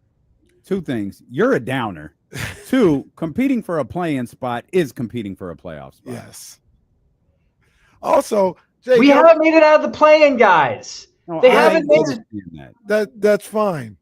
They didn't make it out of the playoff with all the people that they got rid of that people were so upset about as well, except for one time. Yeah, but it went to Game 7, though, when the Beam team won. And then they lost the next year in New Orleans. They lost 6 times to the Pelicans with all those people. Beam team, same coach. That coach couldn't figure out how to beat one sorry Pelicans team one time. And now it's skinny Zion. So what are we going to do? But here's the thing that I don't see the same way. I don't think that the Kings are some contender by any means. But I don't understand how people look at them as just being so sorry. Like, just this sorry-ass team. I don't see it that way. I see I tell people all the time, I think they're like just this average 500 team. And that's a playing team. That is a playing team. I'm not saying that's a top 6 type team. But I also don't see it like I look at a 500 team and I'm not looking at, oh my gosh, this is going to be awful. Like I don't see it that way. I can understand where you come from that. I got to see it. I have to see it. And a lot of it was last year. They said they didn't have time to get to know each other. And that's what they've done this offseason throughout training camp. I know they went down to LA. Domas told us that. I know they've had a training. They're going to have 2 or 3 weeks of training camp together to figure this whole thing out. I'm intrigued by their roles. I really am of how this whole thing works. And then at the end of the year, like by the trade deadline, if things aren't working out, like, do they make a move, right, to offload some of the salary and be able to pay some people? Because that's the big. I think they're strapped on what moves they could make this offseason. So now you head into another year. What does it look like next year, and what moves you can make moving forward? Like, I don't want to be a downer, guys. I just want to be a too late. It's too late. Okay. I came in with high expectations last year, and I was disappointed. Yeah, well, everybody did. But those are two different things, though. Coming in with high expectations, and I don't want to necessarily speak for you, Jake, but coming in with high expectations and thinking this is going to be a disaster of a year. Well, I think what he's saying is protecting his heart. Yes. Yes, it's tempered expectations. So he's going ultra negative to cushion. Anything else that way, it's it's a plus. Yeah, that's right. Gravy. That's right. It's a plus. It's a plus. Jake, we'll see you Sunday night. We're excited to have you here every Wednesday. Real quick, Jake, do we have a high school game of the week? Are you anywhere? Yeah, so high school game of the week, Oak Ridge, I believe. Oh, no, we're going to, Vacaville and Rodriguez. Vacaville and Rodriguez out in Fairfield is going to be a good one this weekend. But if you're in Sacramento and you want to go see one, I believe it's Jesuit has a really good game at home this weekend. So check it out, my friends, all right? Yeah. Hey, Friday game day is a smashing hit. Just throwing that out there. I'm tapped in every Friday. I'll see y'all. I'm tapped in. Shout out to my McClatchy Lions. We keep doing work, boy. We keep doing. That needs to be the game of the week. Where McClatchy at, baby? That's where we need to be. Time out. Did you see that McClatchy has a starting quarterback? That's a girl. I think that's pretty fire, if you ask me. Okay. We out here doing work. Wait, did you say McClatchy's starting quarterback was a girl? Yeah. Doing work. All right. Look at Kevin John. Kevin John, in front of the program, did a great story last night with her. I gotta check that out. I didn't see that. I gotta check that out. Look that up. Appreciate you, Jake. Thank you, my brother. Hey guys, I'll tell you when my next vacation is soon. Okay. Yeah, it's probably in 2 weeks. Yeah, it is. It's gonna be far away. Yeah. Jake, we appreciate you, man. Happy birthday, man. Yeah, happy birthday, Jake. That's good stuff. That big board behind him is all of the games that they got to cover, all of the events they got to go to, all of the different things that they have to do. And that board is always filled out. Always. And especially this time of year. Well, like in the next couple of weeks. Yeah. Football, high school football, basketball. Jake, you're going to this one. Brennan, you're going to this one. Brennan and Jake, you're going to this one. Jake, you're going to that one. Brennan, you're going to that one. Yeah. They are everywhere. Yeah, man. Good stuff from my man, Jake Gadon. Not high on the Kings. I feel like those are the two. I think Jake's emotions surrounding the Sacramento Kings are going to be the prevailing emotion over the course of the next couple of weeks. I think Kings fans are going to be really excited that the Kings are back on Monday. I think they're going to be really, really excited that they're back 2 weeks from tonight at the Golden One Center. but I don't think there's going to be any point between now and October 22nd that anyone's really in. I think you either think like you and I do, or you think like Jake does. And I think a lot more people think like Jake. And the crazy thing is, I wouldn't even classify you and I as being in on the Kings. We just like, no, we're just not out. Right. Like, it's kind of like, I don't know, like, not trying to like play on words. It's just, no, but that's what it is. Team is not trash. No, I keep saying, I think they're an average basketball team. I do understand some people who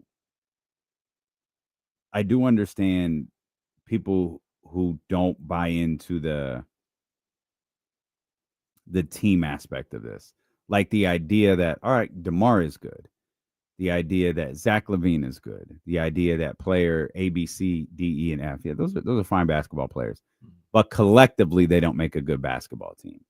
I understand people who feel that way. Mm-hmm. I'm choosing to disagree because I think I'm thinking higher of DeMar DeRozan than most people do. I think Zach LaVine is a hell of a scorer. And, you know, truth be told, and I've been honest about, I trust Doug. I trust Doug to figure this out. I think to a certain degree, we'll talk about this maybe a little bit with Hammer at 3. To a certain degree,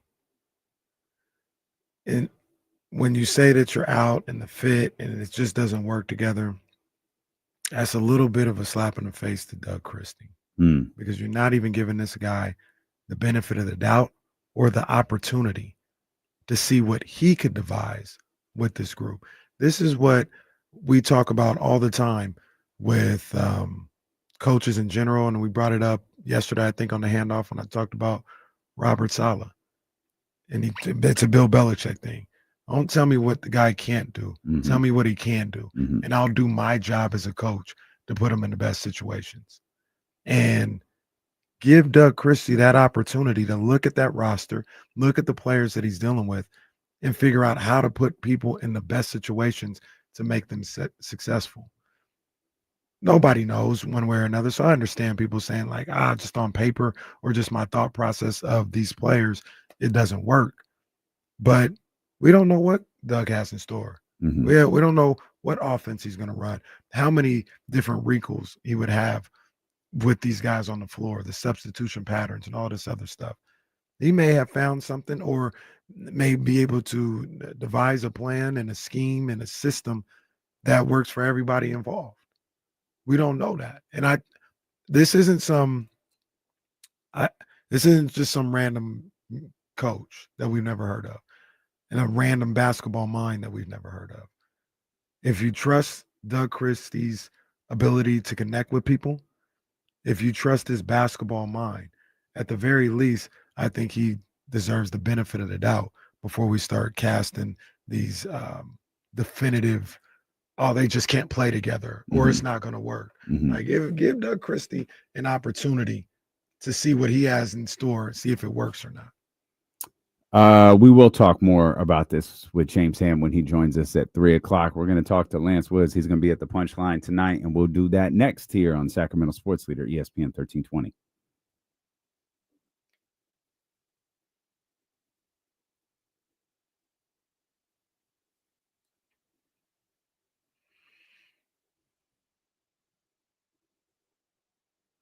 Securing, sure. There's only so much you can do for sure. But saying there's only so much you can do with a flawed roster doesn't mean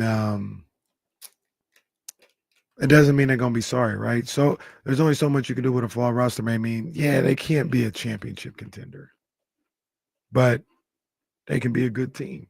They can be 3, 4, 5 games above 500 if he's able to work things out a certain way.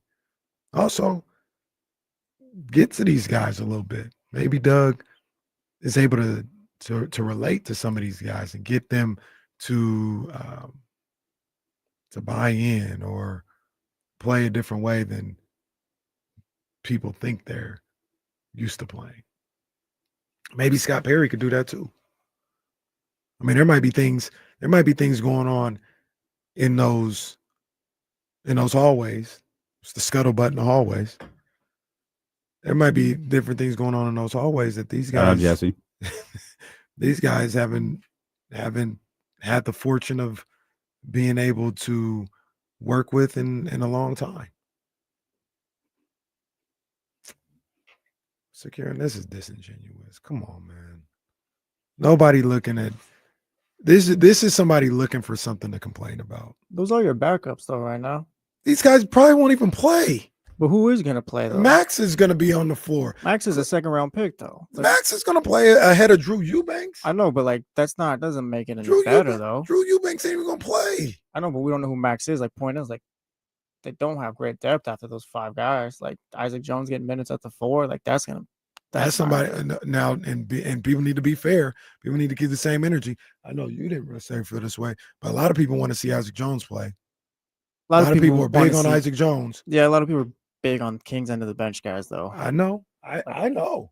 I understand. That don't really matter. But a lot of people, Isaac Jones, give him a chance to play. Let him play and do some things.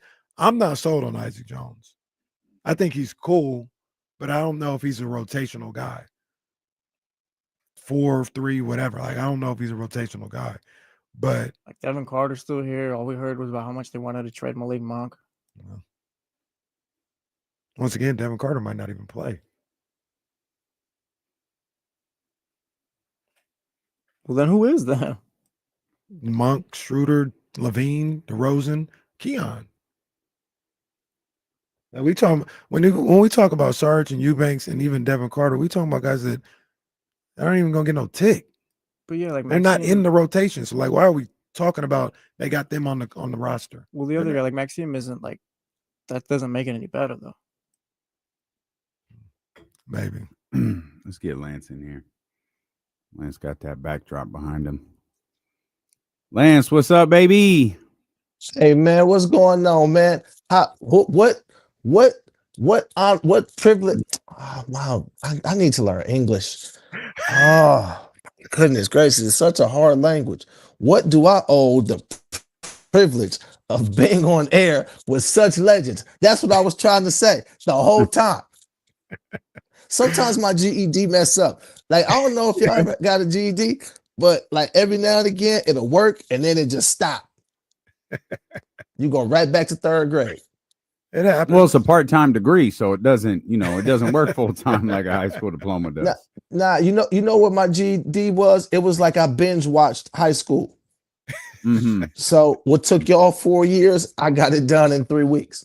You went to high school like Adam Silver thinks we should watch the NBA. The highlights, baby. Yeah. Give me the highlights, baby. I don't got time for all this trigonometry. Lance was watching on Twitter. He was like, I got it. I got it. I got it figured out. 1 + 1 is 2. Hold on.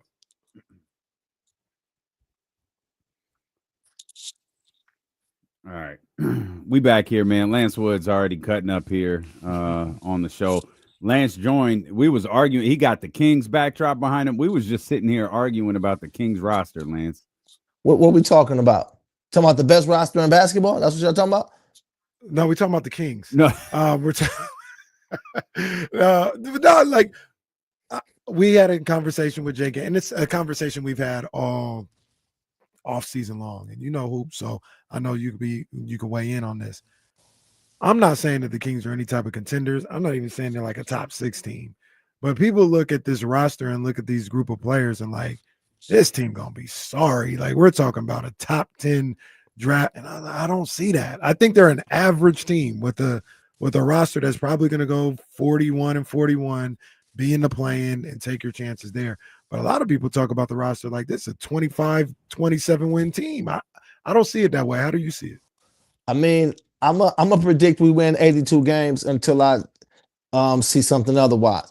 I'm not predicting no losses till I see one. But if I'm gonna say what I saw happen last year, it's an interesting thing with Malik Monk is when he was the starting point guard, the team was fine. like a very high one. I don't have the exact numbers in front of me, but they played fine with Malik Monk there. There's been a lot of injuries between Malik, Sabonis, DeRozan, like last year and a half that people, I think Keegan was hurt. People like forget these things happen. So it's like a fully healthy roster. I don't see why they can't compete.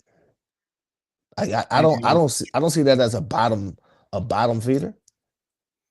Well, they're definitely not a bottom feeder, but 82-0 is why Lance is performing at the Punchline this weekend because he's funny. My man Lance going to be at the Punchline. I said this weekend, my man Lance going to be at the Punchline tonight. Yeah, tonight, 7:30, right next to the mattress store that don't sell mattresses. That's where I'm gonna be at. Now, to be fair, I Right did get a next to that- mattress from there when the KSFM building was across the street. That's where we got our mattresses from when we had the mattress endorsement. Yeah. Hey, you had it must have been an endorsement. Listen, I know Train? Is that what it was Sleep called? Train, Yeah. Sleep Train. Yeah, I know a front for the cartel when I see one, and I'm not here to get nobody business shut down, but I'm just telling you, I've never seen anybody walk out of there with a pillow, a fitted sheet, a mattress, a box spring, a headboard, nothing. Shout out to that California fish grill. I love that place. That's great food. I don't think I've ever eaten there. You would love it too. I think I don't think I've ever eaten there. That California fish grill is bomb. Yeah. punchlinesack.com if you want to cop tickets to see our man Lance tonight. We doing the Chris Brown meet and greet photo shoots tonight. Yeah, I mean, I think we got to start. I think when y'all go to Chris Brown concert, you say, "Oh, Chris Brown doing Lance Wood meet and greet pictures." I think that's the conversation that needs to be had at this point. That's fair. You know what I'm saying? It's like you ain't never seen you ain't see that fadeaway and say, "Oh, look at Mike doing the Kobe fadeaway." That's not how that works. Right. You say, "Oh, Kobe doing the Mike fadeaway." Great point. You know what I'm saying? Yeah. How do you enjoy $1,500 to get your Lance Woods? Pesos. My bad. That's my bad. Yeah. Pesos. How do you enjoy, man? You've been doing a lot all over the country the last couple of years, man. How does it feel to always come back to SAC and be able to get on stage? Hey, bro, I love it out here so much, and it's crazy because like the more places you go, the more you realize that there's nowhere like home. Like no matter what you get from somewhere else, it's like, yeah, it was great, but it's not home. And what Sacramento offers is so interesting because you see it even when you go other places. It's like Sacramento is like a gym, and people starting to move here too on the low. They think I don't see them, and a lot of celebrities got baby mamas out here. They think I don't know. I be seeing them in Rockland and Roseville. Y'all think I see y'all. Y'all ain't slick. Mm-hmm. Y'all ain't slick at all. I'm not gonna say who. Hey, listen, but y'all. We all know the original baby mama out here. Well, it was. I mean, the statue of limit. I mean, it was what was it? Not Nicole. It was Eddie's wife. Yeah, Nicole Murphy. Nicole. Yeah, that was the original. That was the original. You got a baby mama in Sacramento. Whoop dee doo. Whoop dee doo. Whoop dee doo. I used to see. Well, I didn't see her. My mom and my aunt saw her. They used to be at the Bel Air on Rush River, over in Green Haven. They see Nicole Murphy all the time. She was everywhere. Friday night, Saturday. She was at more clubs than I was at. Man, early 2000s, I was at them clubs too. Let's talk about that. You know what I mean? Forget sports. Let's talk about what you was doing in them clubs. Oh, come on, man. 705 J Street, downtown Sacramento, baby. It was Club Ricky's. Yeah. Come on, man. Hey, you was at Ricky's, huh? Oh, yeah, absolutely. I was at Ricky's every Saturday night for like 4 years straight. Tell us about the Sacramento freak-offs. This is the stories that we wanted. This is why we tuned in the radio. Tell us what you was doing with the baby oil, huh? Tell us you went home early. Tell us. Sacramento freak-offs is crazy. Well, no. So there was no baby oil. Don't scratch your head now. You wasn't scratching your head in the club. There's no baby oil involved, but I do remember covering a what particular club. What was you covering? Hold on. I was covering a club for my dearest brother, God rest his soul, Big Al. And they came to me and they were like, "Hey, are you going to do the whipped cream game?" Whoa. Whoa. I was like, well, I'm sorry, what's the whipped cream game? Well, we have these canisters of whipped cream, and Big Al would take the whipped cream and he go, spray them on the different girls, and then the other girls would come and get the whipped cream off. I was like, no, I'm not doing that game. But like, hey, if y'all want your DJ to do it, I'll cover the ones and twos while he go to. This was an 18 and over nightclub. It was like in Stockton too. I was like, I'm not doing this. Hey, the early 2000s was crazy, bro. Hey, but Big Al knew how to get that money. God bless that brother. He taught me how to get that money. Clearly. See, that's the thing about a freak off in Stockton. Because I don't know if you know this. I don't know if they told you, but if that was in Stockton, that whipped cream had gunpowder in it. That's a fact. I wasn't there. I wasn't invited to that freak off, but I'm telling you, if that's what was going on in Stockton, it was definitely some 9mm hollow tip residue. I remember we did was it the Bob Hope Theater? What's the theater out there? Bob Hope, that's in Stockton. Yep. Yeah, we did a show out there, and it was the day like Stockton was named like the murder capital of goodness. And we said that on stage, and they popped. Oh yeah, like the crowd went crazy for it. Like that was they was so proud of that moment. I was like, squad, this is the wrong reaction. Everybody, we gotta do better.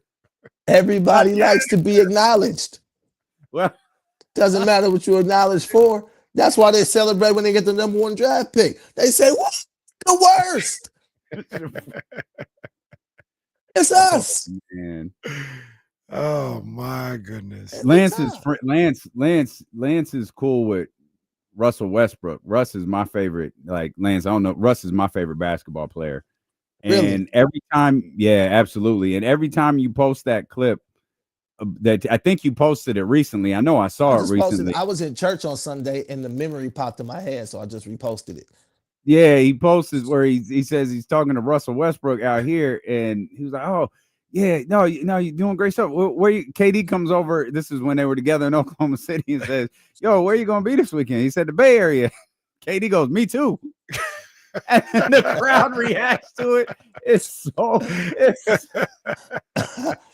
listen, so great. Let me tell you something, dog. When I did that, ESPN, the magazine, called me. I did an interview with them. It was on like some of the sports shows. That was that video. That show was the day Russ got traded. So I'm in my room getting dressed for the show. This is Russell Westbrook's show. He's on a comedy show in Tulsa, Oklahoma. Yeah, I'm getting dressed for the show. I'm watching an interview, like a Breakfast Club interview, on my phone. So that's where the sound is at, is on my phone. So my phone's on the dresser. I'm getting dressed. The TV is on, but there's no sound on. So the thing says Russell Westbrook traded on the TV. I don't hear it. I see it. I was like, what? So then I throw my phone, shut up.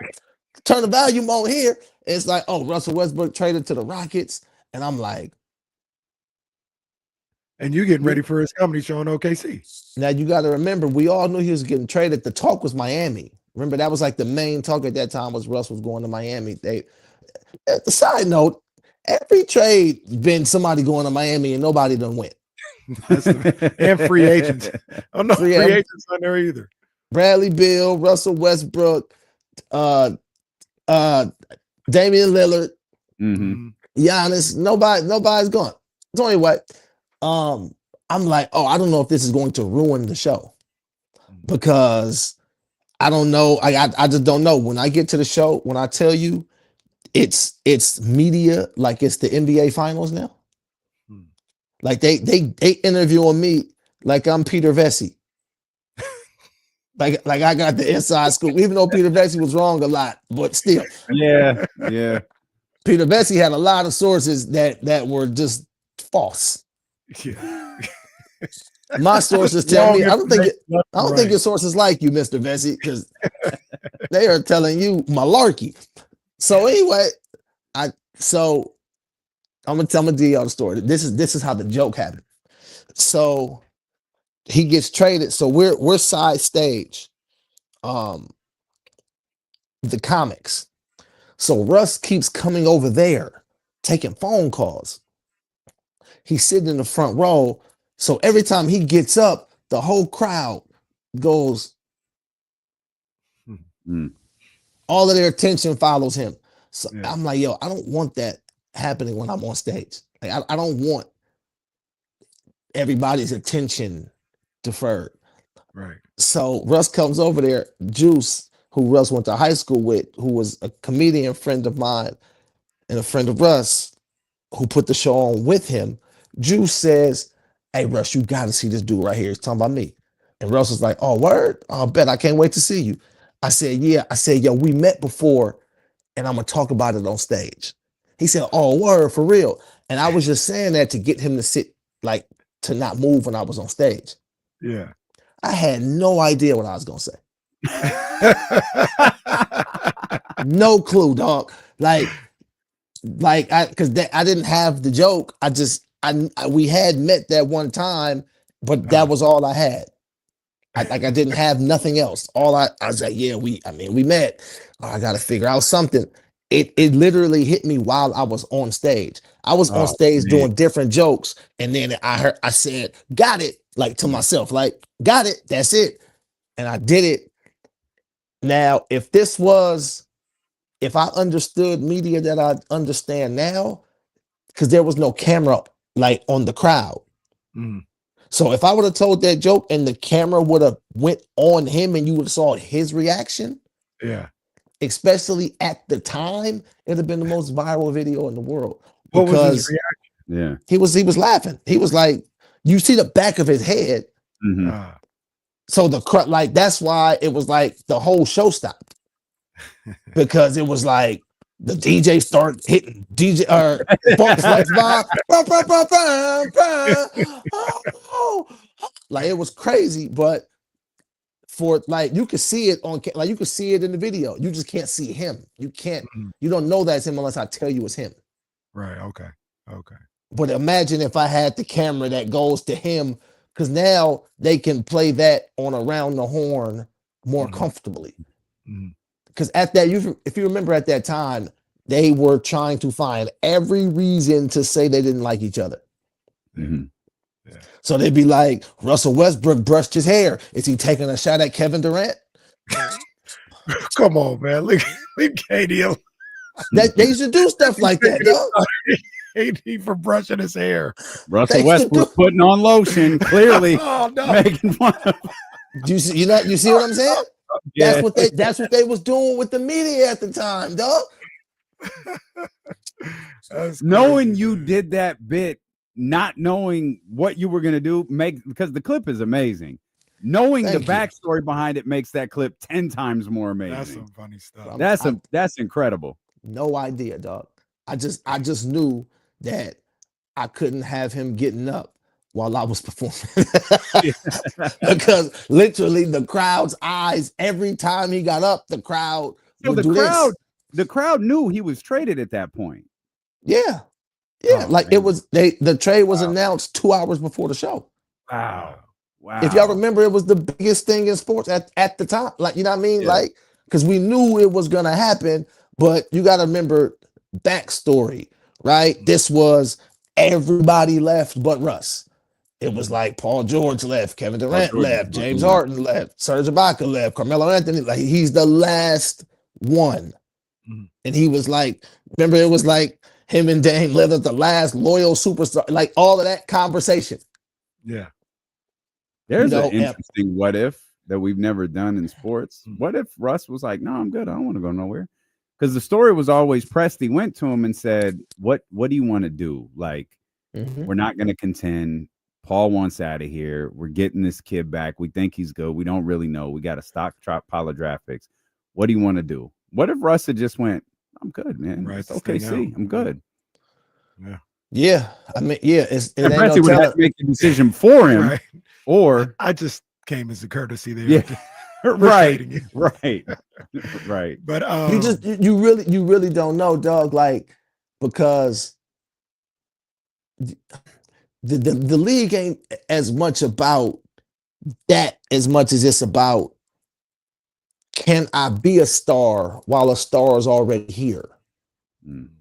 It's how often do you see somebody like take over a spot? Mhm. It's hard because the offense still runs through this person. They still have X amount of shots per game. Right. They still have, you know what I mean? Like, it's They're trying to set it up in LA. Mm-hmm. That's a good comp. Yeah, they're trying to set it up in LA with Luka and LeBron. They're trying. The difference is LeBron is 40.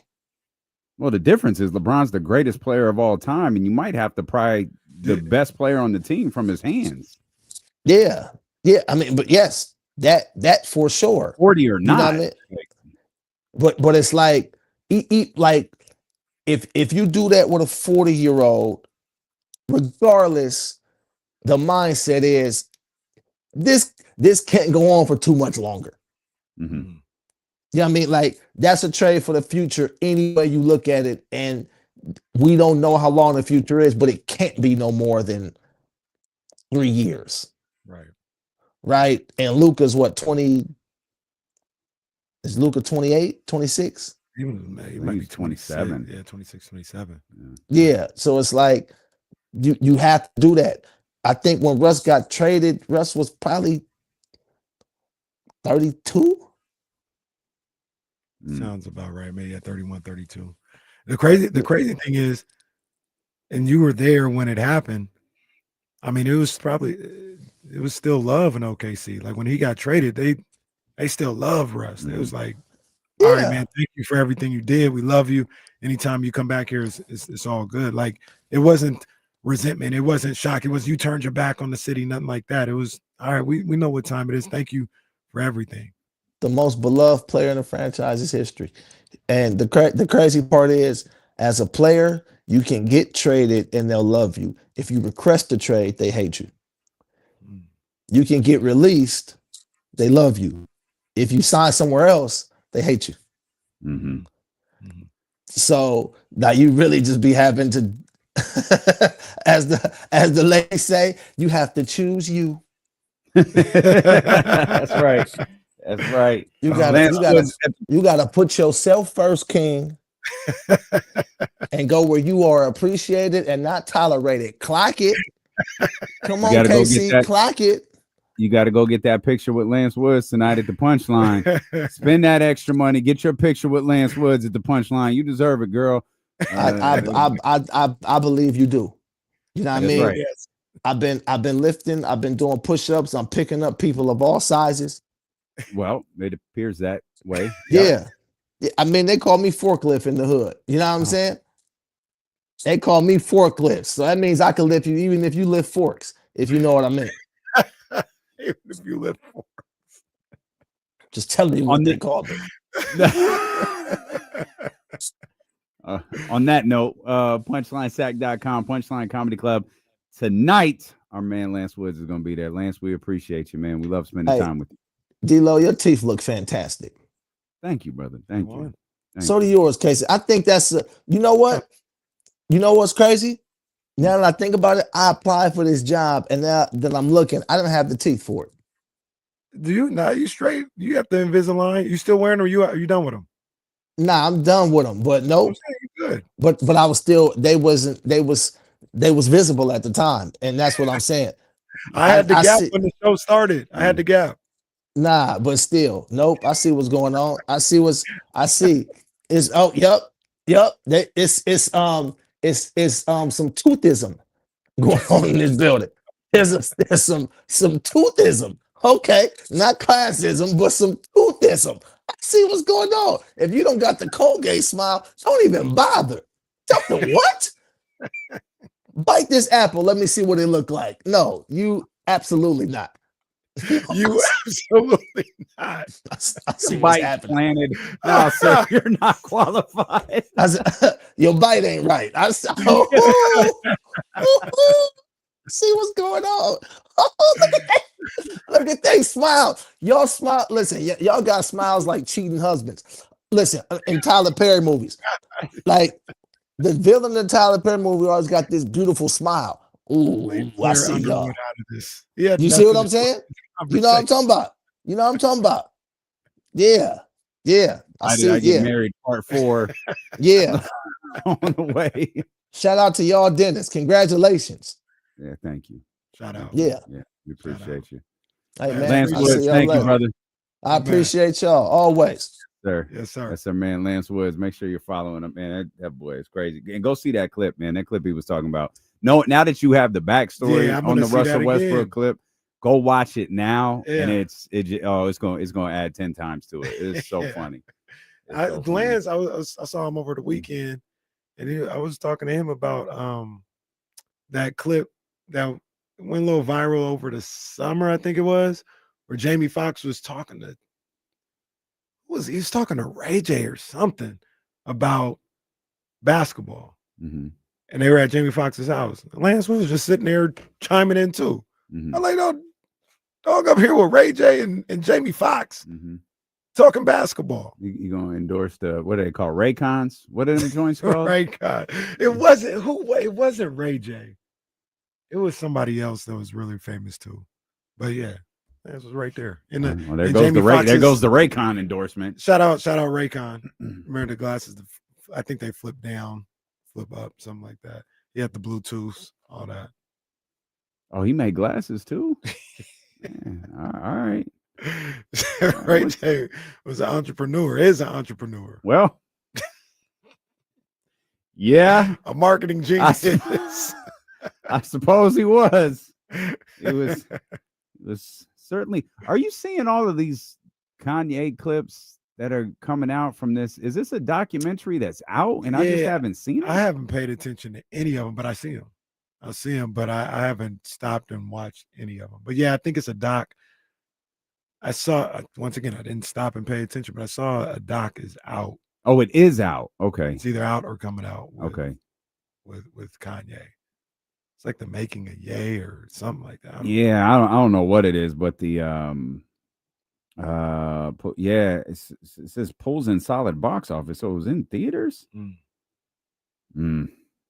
Yeah, some of those. I mean, every clip that's come out is uncomfortable. It's like, this is brother's not okay. That one that they had on Netflix was was really good, and it was really good and also really bad. It was eye-opening to a little glimpse. It felt like, at the least at the time, a little glimpse to how we got to where we are today. No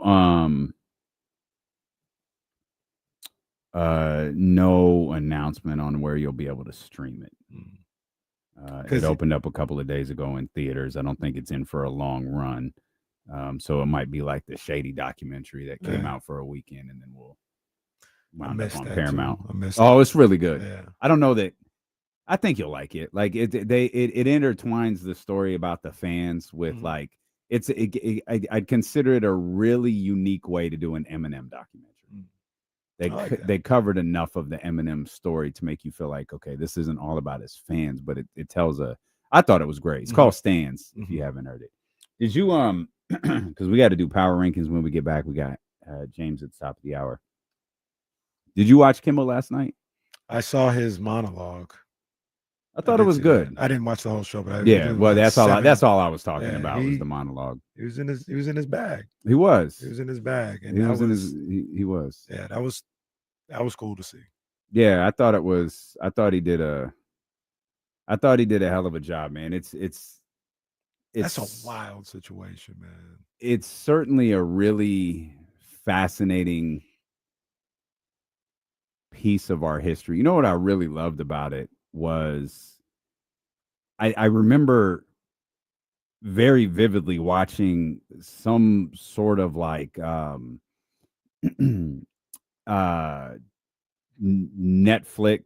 Maybe it wasn't Netflix, maybe it was HBO, but it was about like late night, the history of late night. Mhm. And they were showing so Jimmy Kimmel takes the stage, and he's obviously emotional. He says thank you, and he says, as I was saying before I was interrupted, and then starts talking. Yeah. That's actually an homage to Jack Parr, who okay. hosted the Tonight Show before Johnny Carson. Uh-huh. Jack Parr was in the middle of a monologue, and he left, like walked off the show in the middle of his monologue because he was frustrated about a joke that had gotten censored the night before. A joke that they misunderstood and they censored it. And he was really upset about it. And he was stressed from the show. Like he was kind of on the verge of breaking. He just walked off.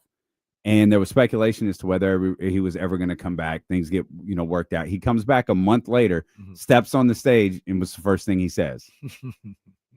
As I was saying before I was interrupted, and then crowd goes crazy, just like they did last night. And I thought that was such a great acknowledgement of late night talk, which is so much of what this has been centered on, like Trump's war against comedians and late night talk show hosts who don't favor him. And I just thought that was an absolutely brilliant acknowledgement. Yeah, I didn't even know that, but yeah, so good. He did a phenomenal job yesterday. We'll come back. We got power rankings on the way, and we'll talk Kings basketball with James Ham here on Sacramento Sports Leader, ESPN 1320.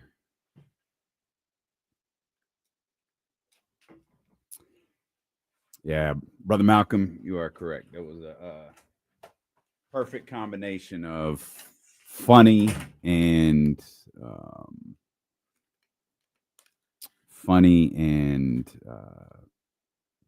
I don't know what other word I'm looking for, but he was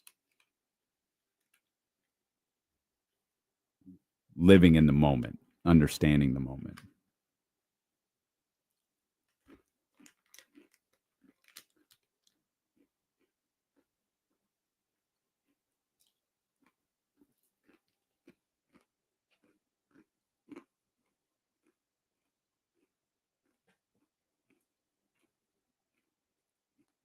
It's going to be that way for a while, my brother. It's going to be that way for a while.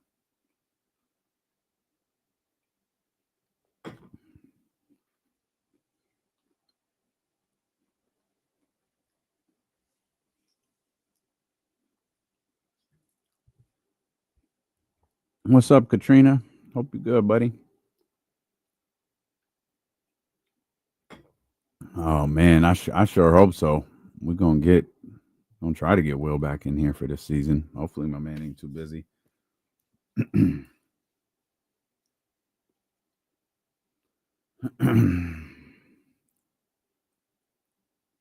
Young Zell, what up, boy?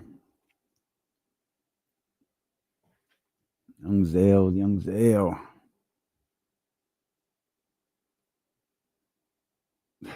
That's right, charismatic. That's right. Right on, Lazy. Keep it up. The unofficial Sac State Instagram page over there. You over there cooking. Katrina, you okay? That's no good.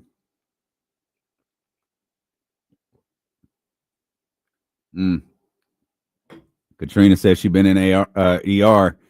Well, she just got back from Vegas, so who knows what that could mean.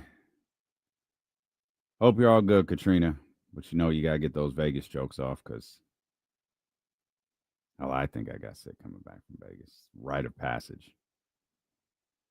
Rite of passage.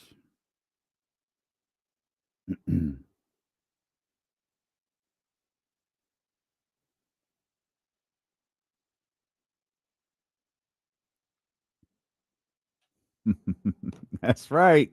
He was in that pool. You was in that pool. I'd take the sickness if I got to see Chris Brown. Working on it, Lazy. Working on it. They're not as loving as Sac State is.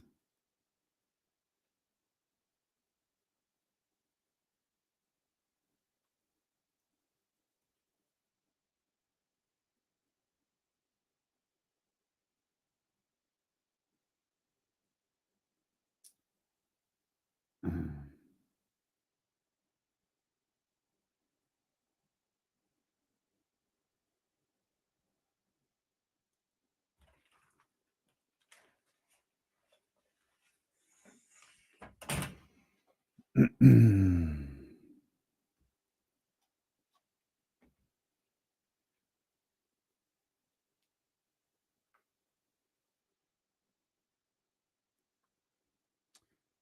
say this is a big rich town.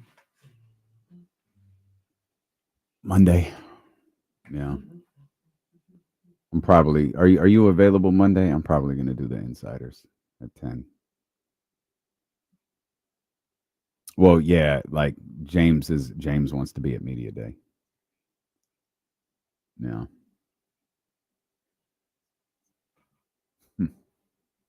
Mm-hmm. Mm-hmm. Yep. Yep.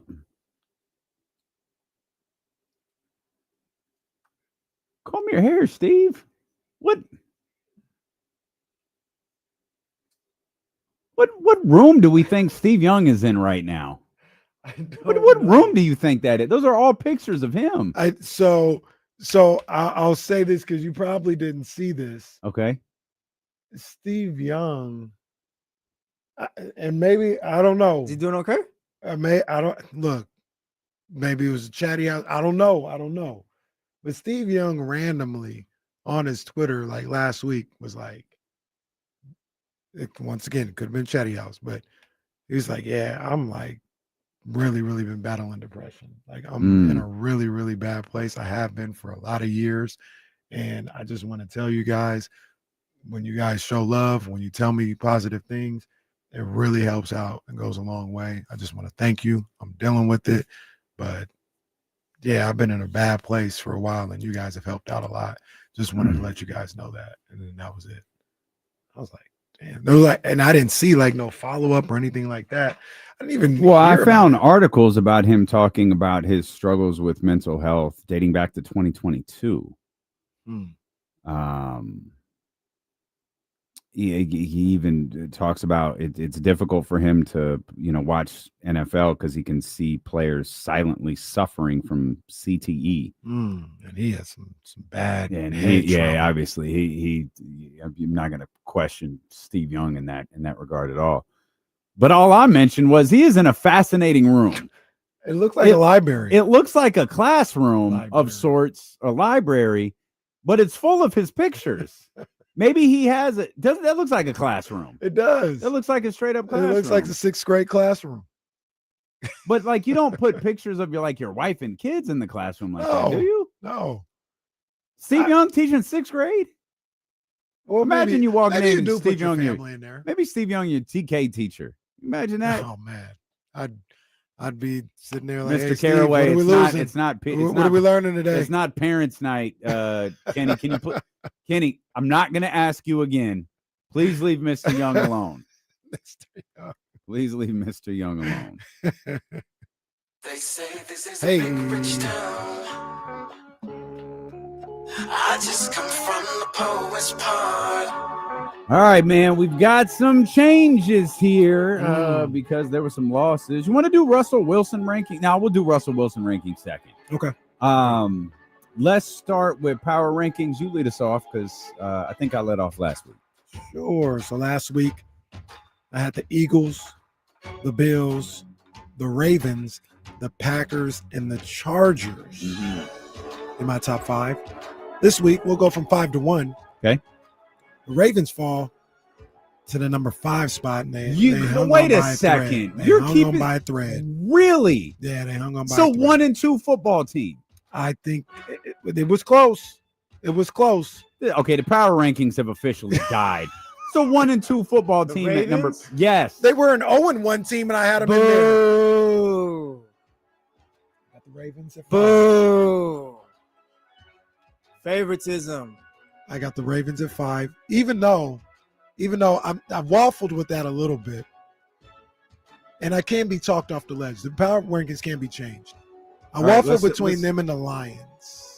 The Lions aren't in your All power. right, dude. No. Well, I Yeah, have power not making the rankings playoffs a week ago. have been I have buried. not making the playoffs a week ago. This is Triple H at WrestleMania. I'm turning the music All right, off. he's going over every time. Hey, it makes hey, no sense, but he's hey. going over. Hey, bro, just put your boots in the middle of the ring. Yeah, Get out of here. jeez. What is Okay. this? Okay, look. You take the Ravens out. Right? Listen to the rest of the floor. Now, Where else? let me be honest with everybody. This could be my fault. I didn't write in power rankings as part of the show today because I didn't. Legit did not think Kenny That's was true. here. I saw the rundown this morning. It said Casey out. I was like, okay. Yeah, I didn't think he was here, and so I didn't write that in. I can't do power rankings without him. So I was like, oh, you're here. All right, I'll throw it in to the show. Maybe my man hasn't had time to give this a lot of thought, And because That's with fair. Lance That's and fair. shit, We'll go with 'cause, that. I mean, like a 1-2 team. He just hit us with I put this team 5th. And But if you want to talk me out of that and put the team that just beat them on Monday there, I can do that. I can be open-minded. look. Oh, no. Now he's we're dying. No, oh, no. This is it. Hey, die on camera. You know the rules. Look, I'll make the first ever power rankings change right here because you're right. Because to be honest with you, I forgot about the Lions. That's the whole thing. All Because right. look, it was between for that fifth spot. It was between the Ravens and the Packers, and I gave it to the Ravens because I think the Ravens are better than the Packers. So okay, But I forgot about that's the 5. Lions. I Who's forgot about the 4? Lions. 4, smart ass. Since you want to have an attitude with me, 4 is the Tampa Bay Buccaneers. Oh, wow. Very nice. The Bucks are at 4. Okay. The Chargers are at 3. Okay. The Bills are at 2, All and right. the Eagles are still at 1. All right. I Very did good. forget about the Lions because I was thinking between the Ravens and the Packers. Would you like to put the Lions in over the 1-2 Baltimore Ravens? It's too early to tell. Okay. No, I I'm putting the Lions in. Lions at 5. Lions at 5. I also have the Lions at 5. I did not forget about them. I put the Chargers at 4 because I put the hater Bucks. again. No, I'm not hating. Mm. I put the Bucks at 3. That's not hate. It's 2 3-0 teams. It's right there. It's a BCS margin of error right there. They almost lost to Sam Houston State. True. The Bucks. But they didn't. Yeah, if it's BCS, I factor that in. Wow, we got power rankings controversy today by No, both. they're 3-0. What you want to do? The Denver Broncos almost beat the Chargers. The Broncos have a higher BCS rank. They're ranked higher in the BCS. Strength of Broncos- schedule, SOS Yeah. percentage. Broncos Yeah. are 1-2. Broncos lost to The the. Jets are 0-3. Well, that's not my problem. Your schedule index is higher. Yeah, I think the Jets would have won that game if Aaron Glenn hadn't won down the sideline dancing the way that he did. Everybody loved that dance, and that was not a good dance. Oh, it aged That was- beautifully. That was a terrible strut. I It did not like aged that at all. Like mwah, fine wine. Bucks at number 3, Bills at number 2, Eagles at number 1. You know what I did think about? It's going to be tough for those 1 and 2 spots to move. I did think about switching to 1 and 2 spots after what I saw on Sunday from the Eagles. I thought what the Eagles did solidified their spot. They looked so bad in that first half. Yeah, but the Bills were the same way against your Ravens. Yeah, I mean, I hold the Ravens in higher regard than the Rams, though. But that's just me. Yeah, clearly. Saquon Barkley. Rams aren't even in the power rankings, for God's sake. No, they would have. I was ready to Yeah, top 3 yeah. if they would have pulled that one off. Saquon Barkley yet to run for over 100 yards too so far. First 3 weeks of the season, he did twice in the first 3 weeks of the season. Last year, hit 95 in week 2. There was no chance he was going to have a big follow up to last year, right? Like that He doesn't need to even go seem... for 2,000, but I wonder if I want to see teams are going to limit stop Saquon, but like for week 1, 60 yards, week 2, 88, last week 46.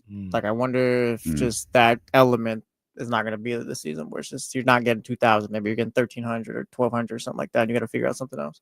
Where it's just they're a little bit more vulnerable. And now you're gonna have to have Jalen Hurts throwing the football, like everybody wants him to.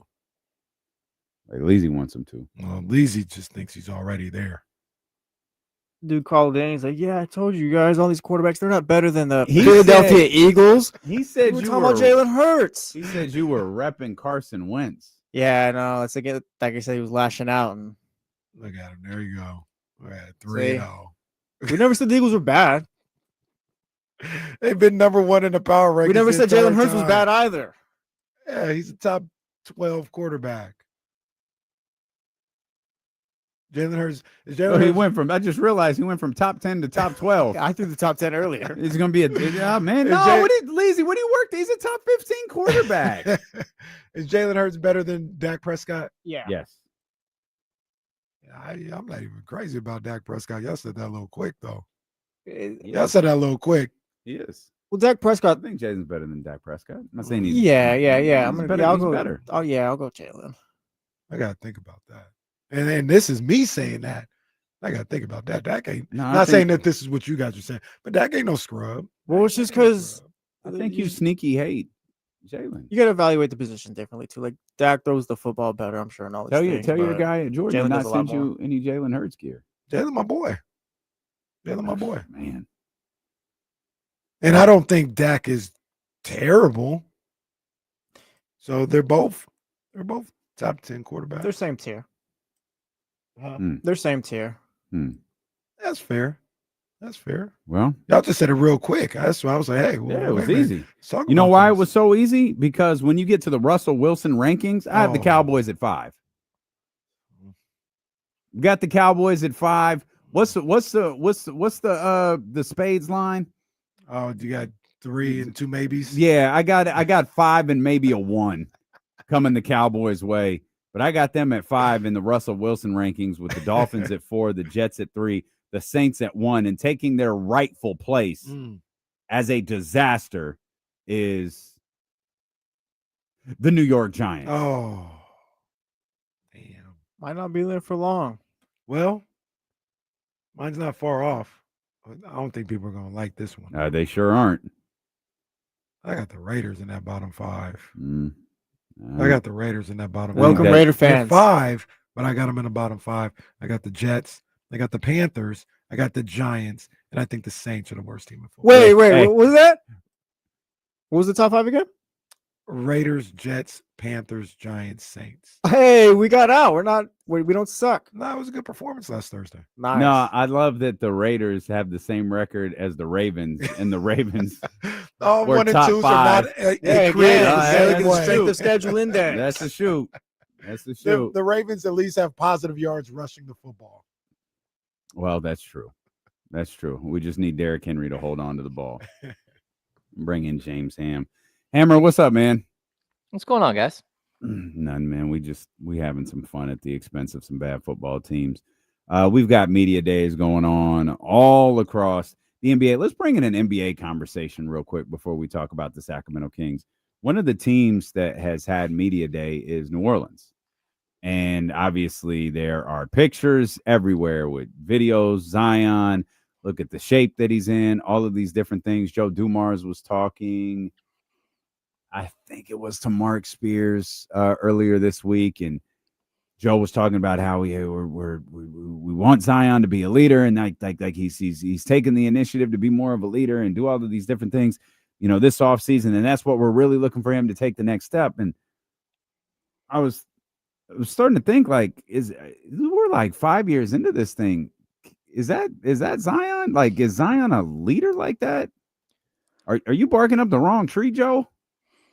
Yeah, you know what? Like, I think there are a lot of ways you can lead, right? We always talked about this with De'Aaron Fox, but I think one of the biggest things, in order to be a leader, you have to be available and you have to take your job seriously. And for whatever reason, there have been too many times early in his career where I don't think Zion did take it serious. I don't think he really understood sort of the assignment and who he needed to be an NBA player and to be a star. He's had off the court stuff. He clearly is struggled with weight gain and, just staying in reasonable shape. I mean, there aren't other NBA superstars in the league right now that have weight clauses in their contract, and he does. So like, look, I don't think it's it. You know, if you're the Pelicans, it's tough to abandon ship because they know as well as everybody else in the league does. The second that you trade him, he's going to play 3 seasons straight of 75 games, and you're going to look like the idiot. So I like that they're sort of putting all their chips in with him and saying, hey, let's build around him a little bit.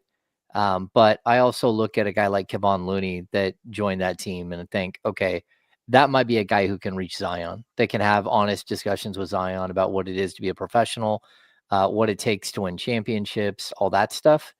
And, maybe a little bit of this is that he just needed that. He needed somebody who is in his ear the whole time. And, you would have thought that maybe CJ McCollum would have been one of those guys.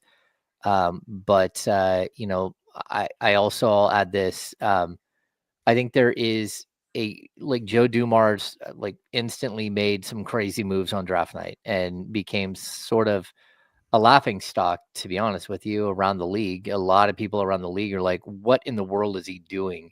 Why would you possibly trade an unprotected pick when you're not good? Mm-hmm. And I get all that, but at the same time, it feels like the age of people catering to Zion and allowing him to do whatever he wants to do and just kind of like putting your hands up in the air and saying, well, there's nothing we can really do about this. I think that's over. And the babying him, letting him play 35 40 games a year, not letting him play on the second night of back-to-backs, I think all that's over. And now we'll get to see, are you a ball player or are you not? Are you someone who can play 70 plus games that can help your team win? Or are you a guy who's gonna once again fall into the same bad habits that got you to the place you're at in the first place? Everything you said spot on, James. The one thing I would say when it comes to Zion or any of these young guys, 4th, 5th, 6th year in the league, is nowadays they're getting drafted younger and younger, than what we traditionally think of rookies and all this other stuff. And Zion, with the fame that takes place because of social media and the way, highlights, and we know about these kids at 12, 13 years old. Maybe there's some maturing that needs to happen when you come into the league that we didn't necessarily see from traditional rookies, when we started watching the league when they were 21, 22 years old. And it is possible sometimes where these guys, by the time you get to Zion's, the part of his career, you start to look at things a little different. He's about 24, 25 years old. Like, all right, well, now I can't just go out there and have any kind of diet, or I can't just not stretch and play well, or I can't just say that I'm a leader. I have to actually make sure I'm a maybe these things start to click a little later into their NBA career because they get started so young than we're accustomed to. Mm-hmm. So that might be the case with Zion, where things start clicking later than we're used to seeing these guys see that happen for them. No, I'm with you, and I think everyone's different. I would say that, like, look, I know I lived through the age where high school kids got drafted all the time. The LeBron James, the Kevin Garnett era. Where guys didn't go to college at all. And sure, do you have like some growing up issues here and there? Okay. I just think that, Zion is a unique case. And I also don't think that franchise, the way that things have gone the last few years, the last 5 years, this whole entire time in the league, it hasn't really been like everyone's bought in thing. The Saints are what's important there in New Orleans. Mardi Gras is what's important in New Orleans. The Pelicans aren't. And it's also a pretty destructive city for a young guy. It's like living in Las Vegas for a lot of Raiders players. There's a lot of temptation. There's a lot of really, really, really good food. That's kind of the nature of where he went coming out of college. I think that a change of scenery would help him a lot. And I still think that we'll have to wait and see what he looks like. But even like I saw someone in the chat mention, I think it was Manny, mentioned, well, he's injury prone, whether he has weight issues or not. It's like, no, like, yeah, he has injury issues, but a lot of them are weight aided. And if he wasn't such a big guy, if he didn't carry so much extra weight, he's got over 300 pounds multiple times. If it wasn't for that, maybe he doesn't have foot injuries. Maybe he doesn't have I think he had a Liz Frank injury, fracture in his foot. Like, that's something that, it's not fair because he's just predisposed to be a bigger guy, to have weight issues, or whether he was playing basketball or not. But the fact that he is playing basketball and that he's such a leaper and he does all of these things, he has to do everything in his power to get as lean as possible. And he just hasn't done the work consistently throughout his career. Real quick, to be fair to Zion, just a little bit. Apparently, there was something weird going on with the organization. Because how many times did he come out and say, "I want to play more, like I'm okay to play more"? They won't this let season. me out here doing 360 windmills and all this other stuff. The year before that, though, I don't think that was a weight issue when he was dominating that playing game and he pulled his hamstring. Like, it may or may not have been, but pulled hamstrings happen to skinny people too. So, it may be the weight. It may just Mike Evans got to cut weight, man. Yeah. Got to cut weight. It may be the weight. It may just be bad luck. Yeah, no, I get what you're saying. It can be both, but he's played 24. He's played 61. He didn't play at all. Then he played 29. He played 70, and he played 30. 30 games last year. He's had 4 seasons out of his 6-year career where he's played 30 games or less. And he's only played 61 and 70 in the other 2 seasons. I mean, that's just, that's not a ball player, unfortunately. It's a novelty act when he's available.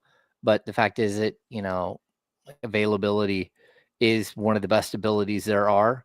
And he's proven that he can't do it. And, I get what you're saying, whether he's skinny or not, but he really hasn't tested that all that often.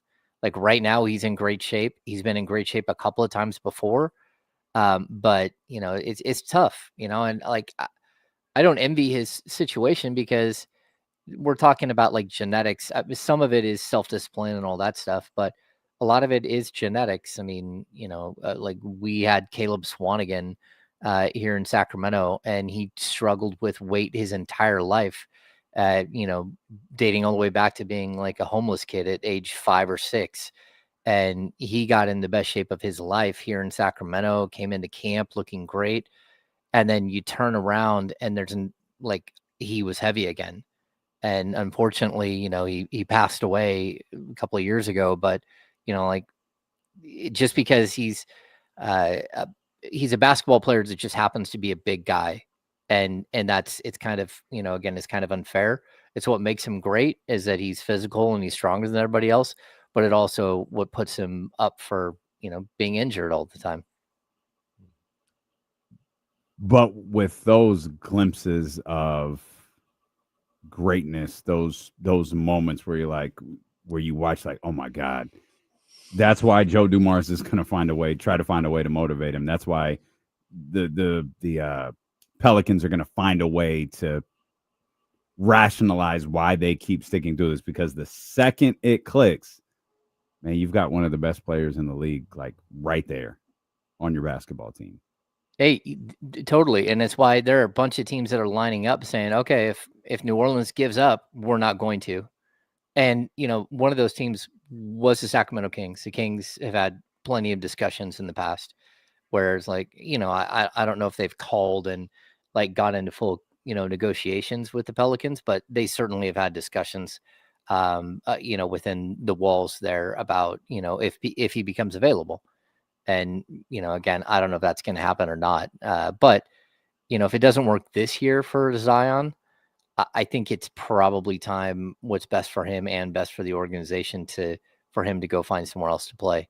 Because it's just kind of, like you get stuck in a rut and he's a player that needs, something different. I think we asked this question a couple weeks ago about, I forgot what the trade was, but just would you take a chance on Zion? And in the King situation, where you need a jolt of energy or you need a little star power and you need a little luck, yeah, I'd probably take a chance on Zion. Everything that James just broke down for the last 15 minutes is 100% on point. And even with all that, I was like, I'll take a chance. Because when he does play, he's literally unstoppable. Well, yeah, that, and I don't think he would be a good fit alongside Domas, but outside of that issue, like, look, he is super dangerous, and the Kings have had a great track record, especially the last 5 years. Joe Nolan does a great job. His staff does a great job of keeping this team on the right path and being vigilant about health and fitness, and having a full chef on staff at all times to make sure that these guys are staying on their dietary stuff and everything else. So yeah, I mean, sometimes it is just a change of scenery that can make the difference in a player's career. And then again, sometimes you get a new place and he could all of a sudden get out of control again, and just his career could peter out very quickly. So just kind of a tough situation, but I think everybody in the league is kind of pulling for him to get healthy because you want to see what he can do and you want to see him have success. Kings Media Day is on Monday. Practice will begin on Tuesday. And, there's been a lot of talk about players and fit and all that different stuff. Hammer, what do you think Doug's mission is entering his first practice as the official head coach of the Sacramento Kings, his first ever training camp practice on Tuesday? Yeah, I mean, in all honesty, like I've talked to him about this, and it's like number one and first and foremost, it's defense. Like he is going to not only scheme up the defensive side of the ball as best as he can, and again, that's not because Mike Brown didn't scheme defensively, but Mike Brown is known as a great defensive coach and couldn't get this team over the hump defensively. But I think Doug's focus is not just on schematic stuff. It's not just like, we're going to run this style of defense today and this style of defense next, or the way that they, they show on a 3-point shot or any of that. He wants to teach the fundamentals of defense. He is a player. When he was a player, he was an outstanding defender, like an all NBA defender. He's the guy who had to defend Kobe Bryant. We all know how good he was defensively. And I think he is going to get into sort of the nitty gritty of basics of defense and say, look, we're going to play defense. And if you're not going to play defense, you're going to have a reduced role on this team. Now, how he's going to enforce that, I don't know, because like some of the players that don't typically play defense or aren't strong defensive players for this franchise are extremely important players. And like, I don't know what you do about Zach LaVine. I don't know what you do about Malik Monk. I don't know what you do about DeMar DeRozan. And certainly 3 of them being in your top 6 rotation wise, that makes it really difficult. So you're going to have to work around it. And the other thing you're going to have to do is, it's one thing to coach everyone differently, because there's a way in which you can coach your team all the same and you can coach individuals differently at the same time. And Doug is going to have to walk that fine line. He's going to have to coach up, even veteran players that haven't been known as defensive players. And then he's going to have a standard that fits for everybody. So you can have individual conversations and you can work with guys and try to make them better. But at the end of the day, if you're losing games because someone's not doing their job and not playing defensively on the defensive side of the ball, then there are going to have to be tough decisions that are made. And I'm hoping that Doug has all the backing in the world to do that. And I think he does. But also that he feels comfortable doing it, because it's not easy. It's sometimes it's the equivalent of firing people, and that's not fun. It's not easy to have difficult discussions with players who have, gone throughout their entire career playing 32 to 35 minutes a night and say, hey, look, you can't keep up with what we want to do defensively. I can't put you out there for those minutes. You're going to have to earn your minutes like everybody else. And so that's going to be, I think, one of the toughest challenges Doug faces this season. Do you think that to a certain degree, people haven't given Doug the opportunity to work with this roster, work with what he has on this roster, and kind of use his basketball expertise and his people skills to try and make the Kings better than people give them a chance to be? We look at the fit, we look at the players around them, and we just say it just doesn't work. Well, let Doug Christie see what he can do with these guys, see what positions he can put them in, and use his basketball knowledge and, just like I said, his ability to relate with people and just as a coach before this team gets dismissed the way they have been so far in the offseason. Yeah, I mean, it's a tough question because, like, look, Doug has been here for a long time. I mean, Doug and I worked together at NBC, and just so you know, during that entire time, Doug had like incredible relationships with multiple players. Like, he would go have sit-down conversations with players all the time. Like, him and De'Aaron Fox would have sit-down conversations when Doug was a broadcaster. You know, Doug has been around this team. He was an assistant for 2.5 years under Mike, and he was an assistant under Luke Walton for a year before that. So some of these players have literally been around Doug, you know, for a couple of years, you know, but all the work he does with Domas and all that stuff. So I think that, yeah, it is possible to sit here and, you know, have Doug work one-on-one or even in the past work one-on-one with a player and say, hey, I don't like what you're doing with your hands in this situation. I need you, you know, to like, Doug works very like on minutia, right? When he talks to players, when it's about like, how did you defend Kobe Bryant? Well, this is what I did.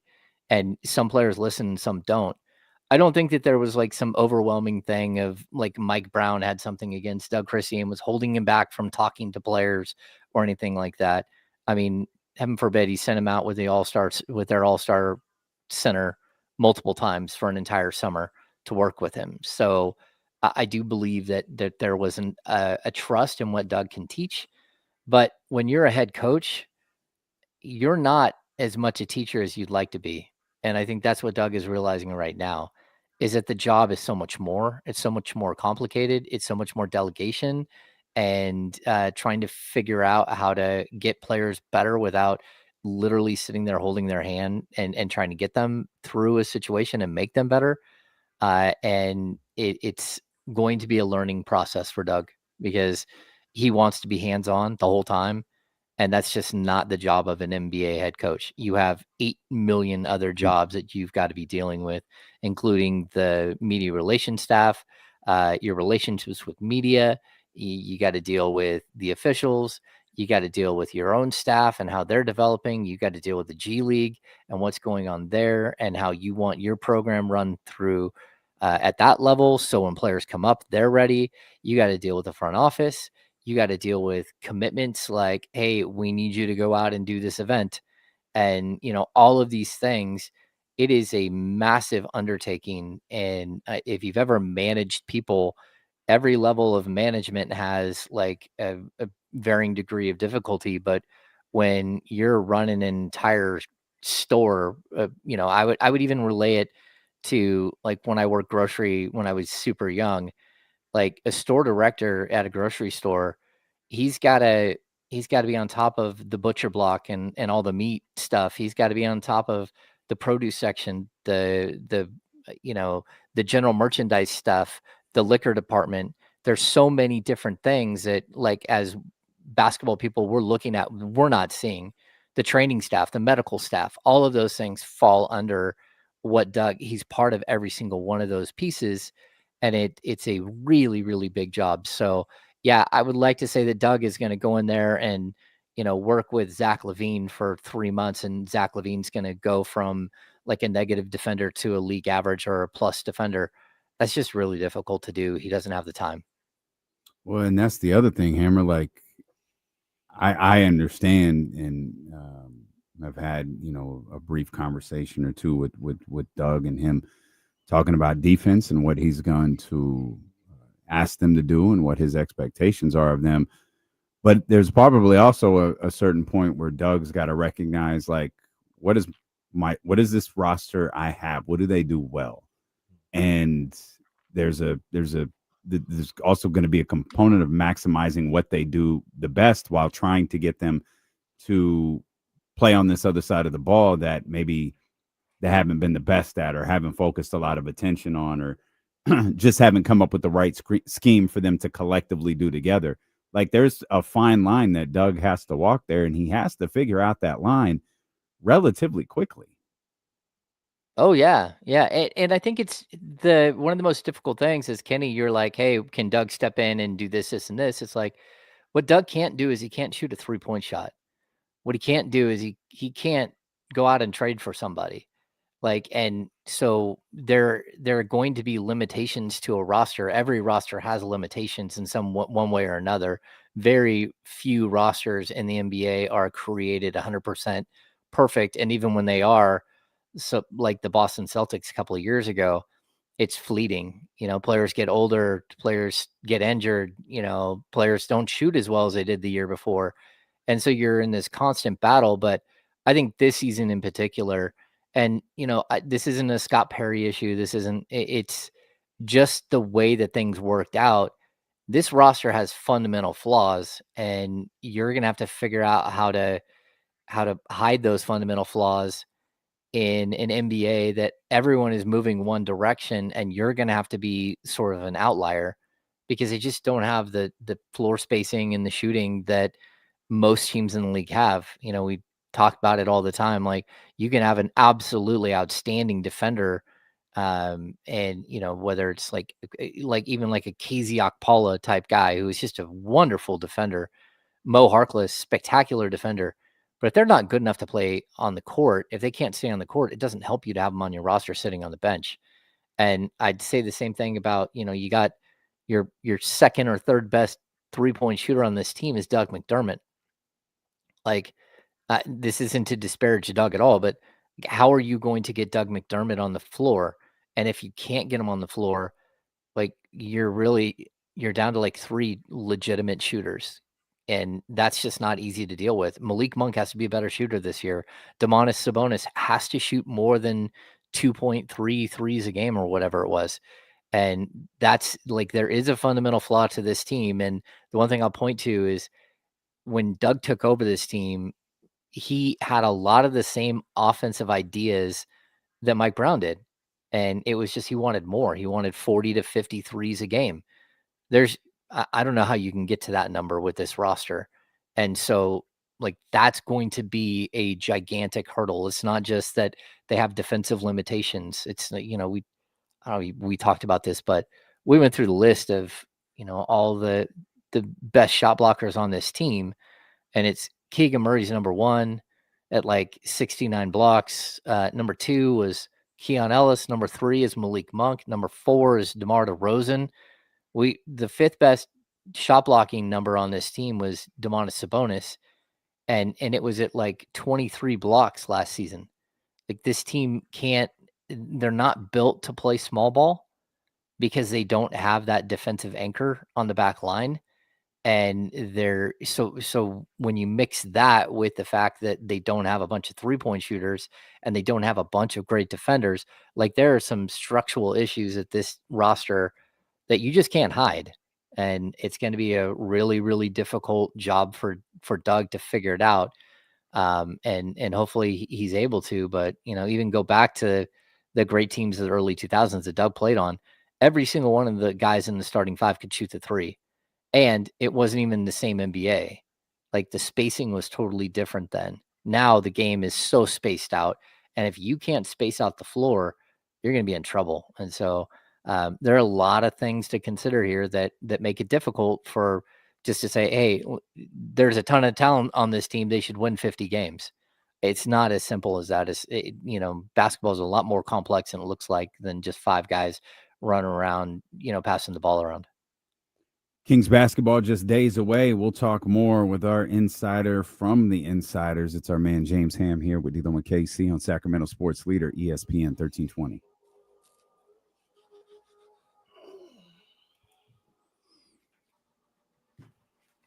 I would like to be pleasantly surprised. You know what I'm saying? To have them come out and all of a sudden they've got like some top tier offense and it's just everything's working and moving and, you know, and even I'll say this, like their group of players, if you could get that team to the playoffs, actually, I think the playoff success could be there. It could actually, the team is more built for a slowed down playoff, 7-game playoff series than it is, you know, for an 82 game schedule. But you got to get through the first 82 before you get to figure out if you get to play in the playoffs or not. Bookmark that, Hammer. I'm going to ask you something. I'm going to ask you something based on what you just said. All right.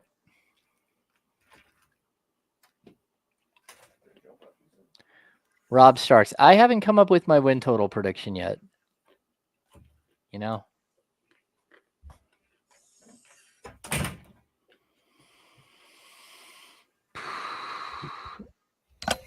Yeah, Leezy. Why didn't Kings lean into offense like when Dave Yeager was the coach? He knew they couldn't play defense. So that's the problem. Like, how do you lean into offense when the modern NBA game is to shoot 38 to 45 threes a game and you're going to struggle to get to 30?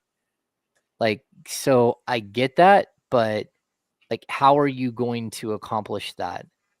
Because again, it's a space and pace game now.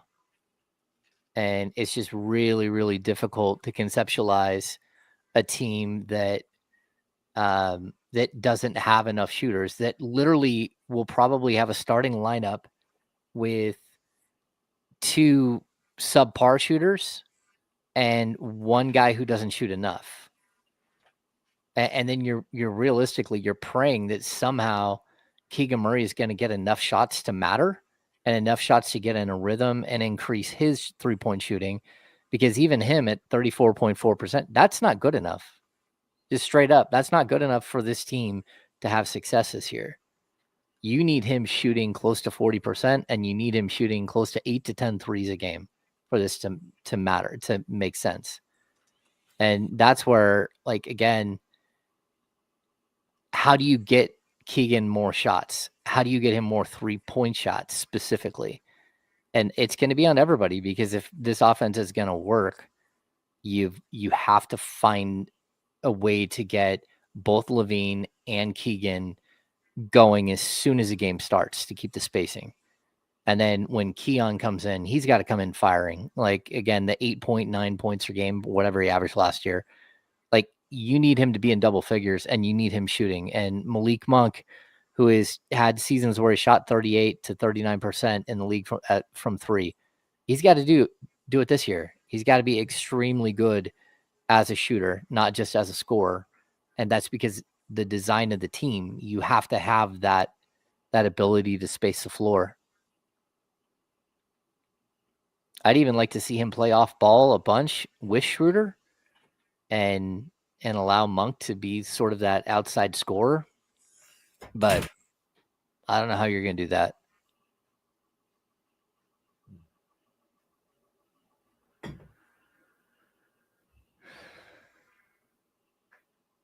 Yeah. The other thing about Leezy brought up the Dave Yeager year. The other thing Dave Yeager did that year was run like crazy. They were the fastest team in the NBA for about 3/4 of the season. And then they ran out of gas and dropped down to like the 5th fastest team.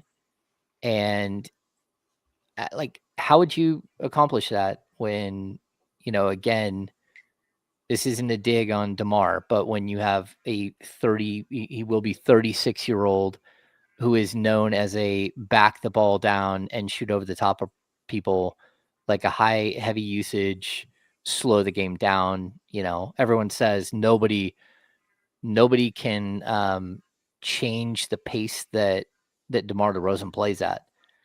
And that includes your coaching staff. Like, it doesn't matter how much you yell, it's not going to work. So you need to have some of those shots go to 3-point shooters to space the floor, so there's actually room for DeMar to actually create.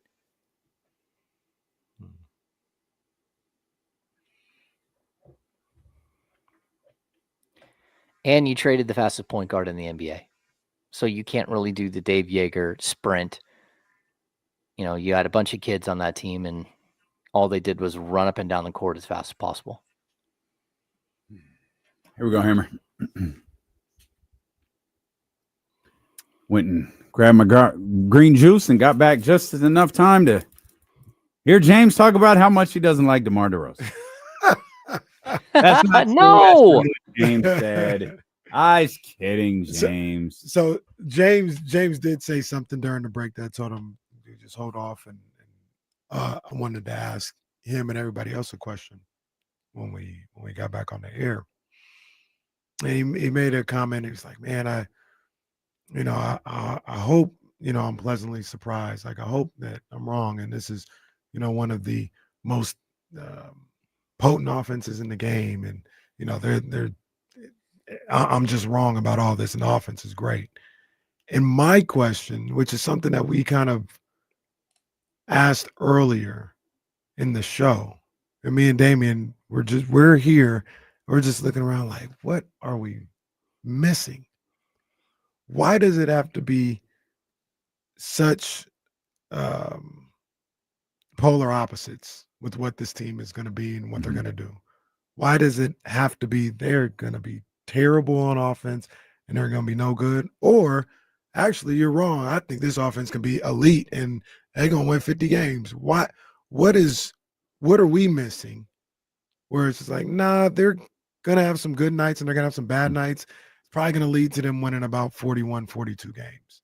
Why is nobody else seemingly looking at this team in that premise? It's just either is a disaster and people are going to be sold off, or we're going to be dead wrong. They're going to be this great team.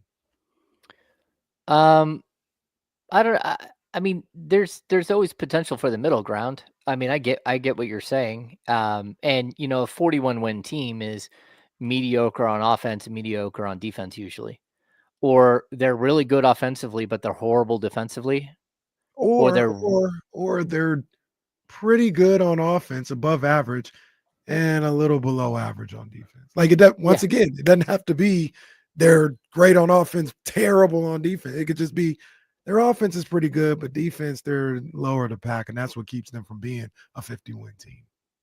Yeah, I mean, I think what I told you too during the break was, like, strangely enough, this team looks like a team that's built for the playoffs, right? And when the game gets sticky and slows down, like, this team has a bunch of ability to score in the half court, or at least they should.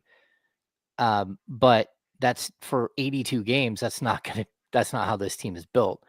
And so you're going to have to figure out if you can be physical, if you can find ways to be league average or better defensively, if you can find ways to be league average or better offensively. I think that offensive potential is here. And I'm not saying that this is going to be the worst offensive team in the league, but there are always going to be limitations to what you can do when you don't have the proper amount of shooting, especially in the modern NBA. And I think we saw it last year, and Mike Brown kept fighting, like, we have to play defense better because that's what wins in the playoffs. And then, the first thing that would come out of Monty McNair's mouth is, hey, we want our offense to be back to where it was 2 years ago. And it's like, okay, well, that's nice and all, but then go get better shooters, because your shooters that you had from 2 years ago, they stopped shooting. They stopped hitting baskets, and that's just not going to work, So, like, there's a lot of give and take that can happen here. And I certainly, like, this is one of those moments where, again, basketball starts on Monday and hope springs eternal. And you hope that somehow that the Kings come out and they capture lightning in a bottle, and they're just different than what everybody expects. And they find ways around their deficiencies and don't just go, okay, well, it is what it is. We can't shoot. We're going to lose a whole bunch of games.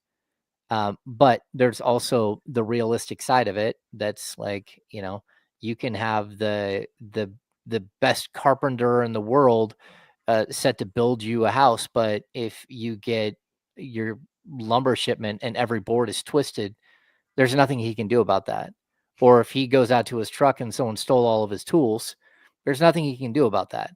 So what you have to be is you have to be realistic about what you're working with here, and hope that, Doug can figure out a way and has a game plan to play a different style of basketball than what like 95% of the teams in the league are playing right now. And it's possible. Like, I'm not saying it's impossible. And, you know, like, it's not just Doug. Doug is a guy who connects really, really well with people. And I also don't understand why around the league there are people who, you know, just like, oh, well, you know, Doug, like, he's not going to be a good head coach or whatever. To me, that's just garbage. Like, if you've ever talked to Doug, Doug cares, number one, which is huge. He has a very clear vision, but he also just worked 3.5 years as an assistant under 2 different coaches. Like, he put in the time, where some of these guys just get jobs that, you know, like what Chauncey Billups just goes right from talking on TV to being the head coach. You know, with JJ Redick, I mean, he barely touched the TV circuit. He was a podcaster.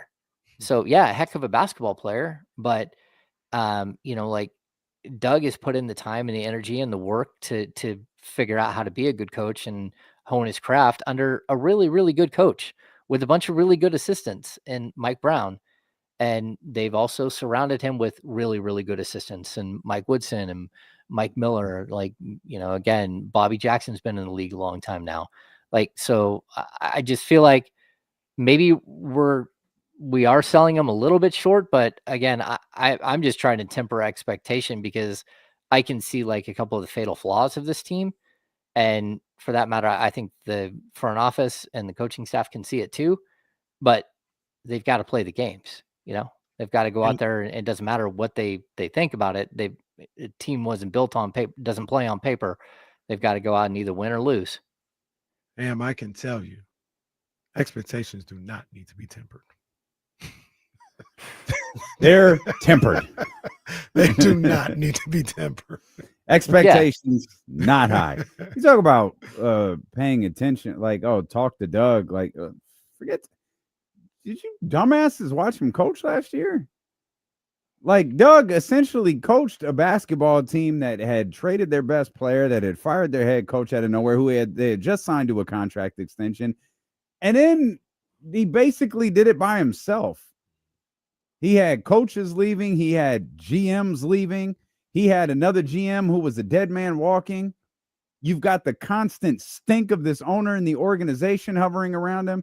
And he still coached to what had to have been an above 500 record. You don't have to talk to Mike Brown. You don't have to do it. Just watch what he did last year. And that alone should set you like, all right, Doug knows what he's doing in a system, in a situation that was flawed and exhaustive. Doug did a hell of a job.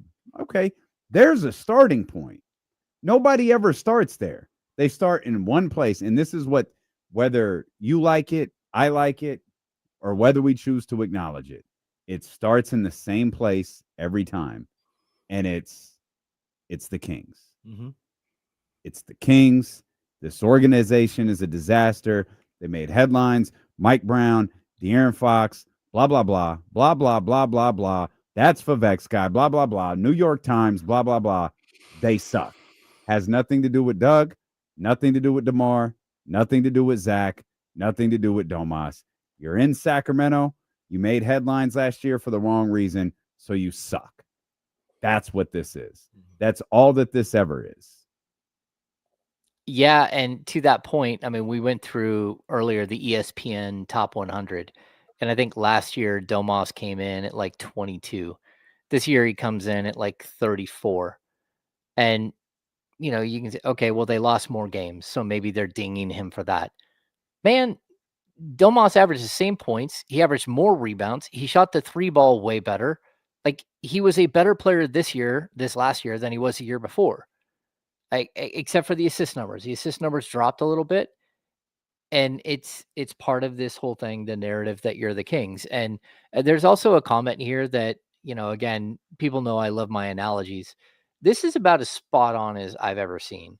Campeo Silva says Kings have been buying their tools at Harbor Freight. And I don't know if you guys understand this reference, but Harbor Freight is where you go to buy a tool that you might use one time. I don't buy tools, James. I call Scooter. I assume that that's the case, right? But But so here's the deal. Like, if you want tools that are going to last, if you want tools that you can actually build multiple things with, then you go down and you buy really good stuff. You spend the extra money.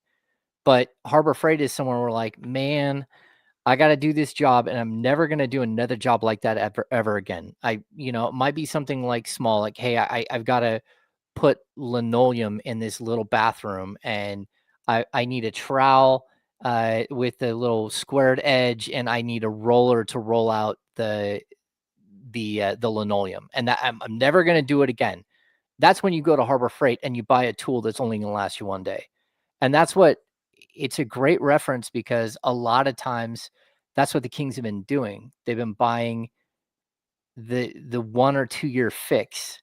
Again, not to be like an a-hole about Drew Eubanks, but like Drew Eubanks to me is not a great basketball player. He hasn't bringing him up. He's never going to play. Why do people keep bringing him up? He's your backup center. What do you mean he's not going to play? He's not playing. Okay. We'll see. Him and Sarge. Or I'll tell you like this. People talk about him and Sarge playing. Both of them are not playing. If you want to say one of them are playing, I'll concede to that. Both of them are not playing. How are both of them going to get on the court? Oh, I'm not saying both of them are playing. No, but who's going to play the backup center job? Keegan? I give it to Max. He's 7'2". He's not playing the 4. He's a rookie. Second round pick. And we want what's his name to get 30 minutes a night? Neek. He's a rookie too. We can't have it both ways. We can't say, oh, we want Neek to play 30 minutes a game and Max can't step on the floor at all for 4 minutes. Well, hey, I hope Reno can play. And I hope that he steps on the floor, but he's going to have to prove that in training camp. And coming out of camp, almost guarantee that Drew Eubanks is your backup center. And let's be honest, last season, we saw exactly what happened to Isaac Jones the second Doug Christie took over. Like, Isaac had actually earned some trust with Mike Brown. He never got that with Doug. And it's nothing personal. It's that Doug was sitting here, scraping by, trying to figure out how to survive down to assistant coaches and trading your best player and one of your leaders and having the whole thing be dysfunctional. Coaches. Yeah. Yeah. I mean, and he made sure to tell us it's me. Yeah. No, it's tough, right? But that's kind of where you're looking at this season coming in, and like those guys are going to play. And like, I like Isaac Jones as a player, but Doug is going to have to show some faith in Isaac Jones because to me, he's either your backup 4, or your backup 5, or your backup 4 or 5 right now, because I would trust him more than I would that again, Drew Eubanks isn't going to do anything wrong. He's just not going to do a bunch of things right. He's not going to be the reason you won games, but he also probably won't be the reason you lost games. And so you're just hoping to get by with him until Reno is ready or someone else is ready. And the biggest thing for him was that he made $7 million or $8 million less a year than Valanciunas. And that's why Valanciunas is not here and Drew Eubanks is here. They wanted to play a little faster with the second team, but realistically, this is a financial decision, if ever there was one, where you're trying to clear up money to go do other things. I pray to God no one ever describes my career the way that James Ham just described Drew Eubanks. He's not going to do anything right. He's not going to do anything wrong. He's just kind of going to be there. I hope no one ever says, that was D'Lo. He never did anything right, never did anything wrong. You just don't want to be a -8 every time you go out on the box. And I'll put it to you like this. Maybe I'm projecting when I say Drew Eubanks ain't going to play. I would not play him. I would not play him over Maxime Reno. I just wouldn't. Whatever Drew is going to bring, what I believe of him as a player, whatever he's going to bring to the table isn't that much better than what Maxime Reno can bring to the table. So I'll curtail that a little bit. I wouldn't play him. I wouldn't play Eubanks over Maxime. That just wouldn't. But if you're realistically a first-year head coach and you have someone who knows where to be in defensive rotations, that knows what to do in specific situations in the NBA because he's been there, and he might not be, again, a world beater, but what he is somebody who understands his role and goes out and does the best that he can with the skill set that he has, sometimes that's a lot safer than going, hey, just going to throw it out there. Like, let's hope for the best. So I think it is possible that we see Reno play. I think it's possible we see Clifford play, but I also would add in that there's a high likelihood that Isaac Jones is going to play. And I don't think that Doug is comfortable enough as, like realistically a first-year head coach to go out there with 3 what amounts to rookies in your rotation, because Isaac Jones just didn't play enough last year to not really be considered a rookie. He was on a 2-way. He played a lot more. We played plenty in Stockton, but like, I don't see a world in which he's playing coming out of the shoot, out of the, opening night, where he's running 3 guys out there that are super inexperienced in the NBA. I think you're going to start with Nee Clifford. He'll get time. And then he's going to slowly pepper in other players like Isaac Jones. And then he'll finally get to a point where it's like, okay, I feel that I've seen enough from Reno in practice, and he's getting better. He's getting stronger. He's doing all these things that I can go out there and play him. Now, maybe I'm wrong. Maybe they come out of the, opening night, like, here it is. You're like, what in the world? We're seeing these guys play. But that's tough. I mean, again, Mike Brown, we all know, like, it took so much for him to put Keon Ellis out there. And Keon Ellis was like 9-0 as a starter to open his career. Took a fan revolt to get him to play him. Yeah. But that's typical for if it's not a top tier, like top 5 pick, top 7 pick, you're not guaranteed any playing time at all in your rookie season.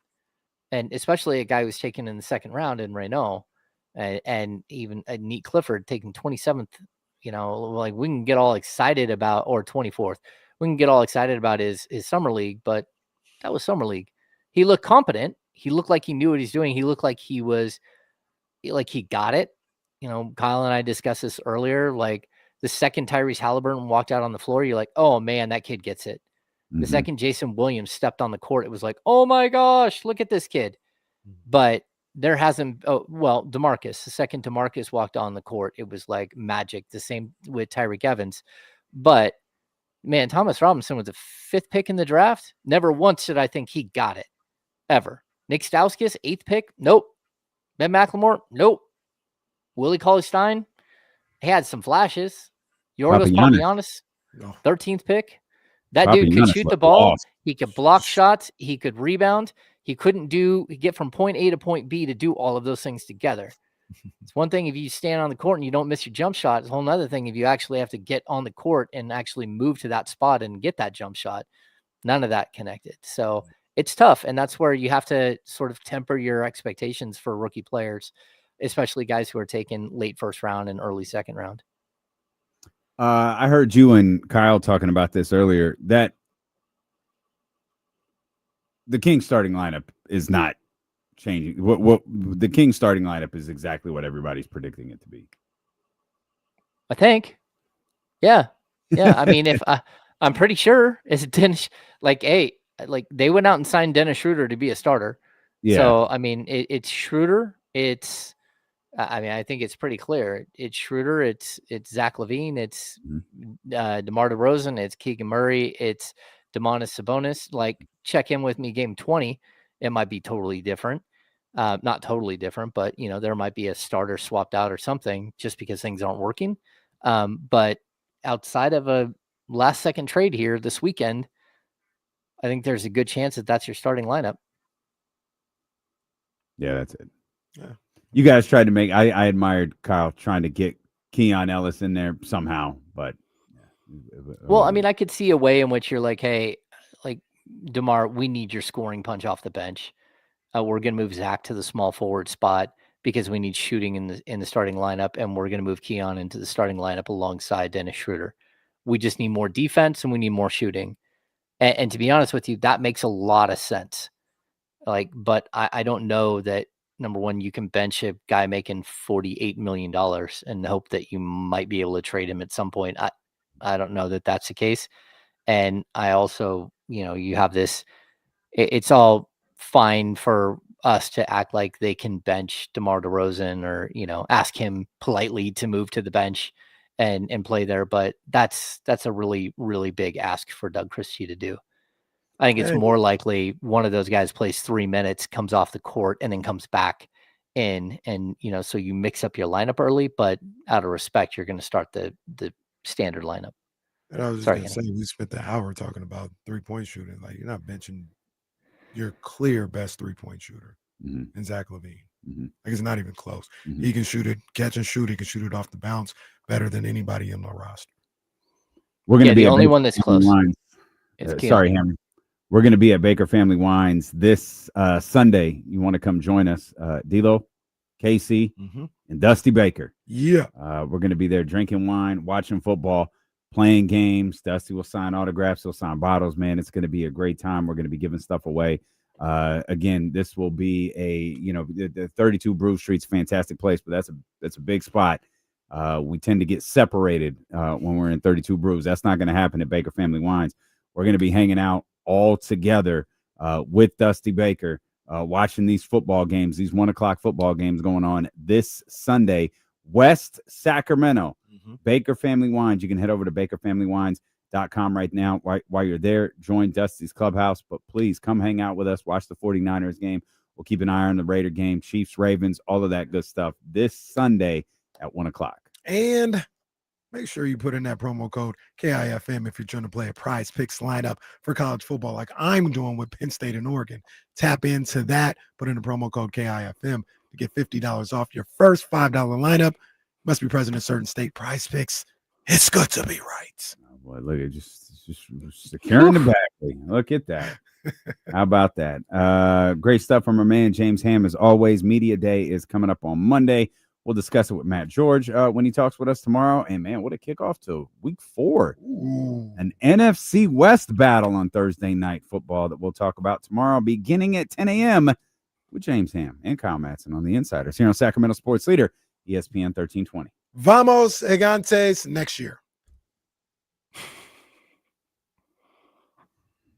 What a pleasantly enjoyable show.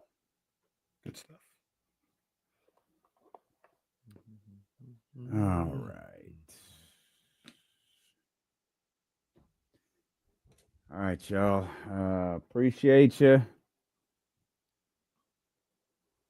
I love that we just add like fire emojis at the end of a line and go, no, this is it. This is it. Like Shakiran says, have a great day, everybody. We'll see you guys. There you go.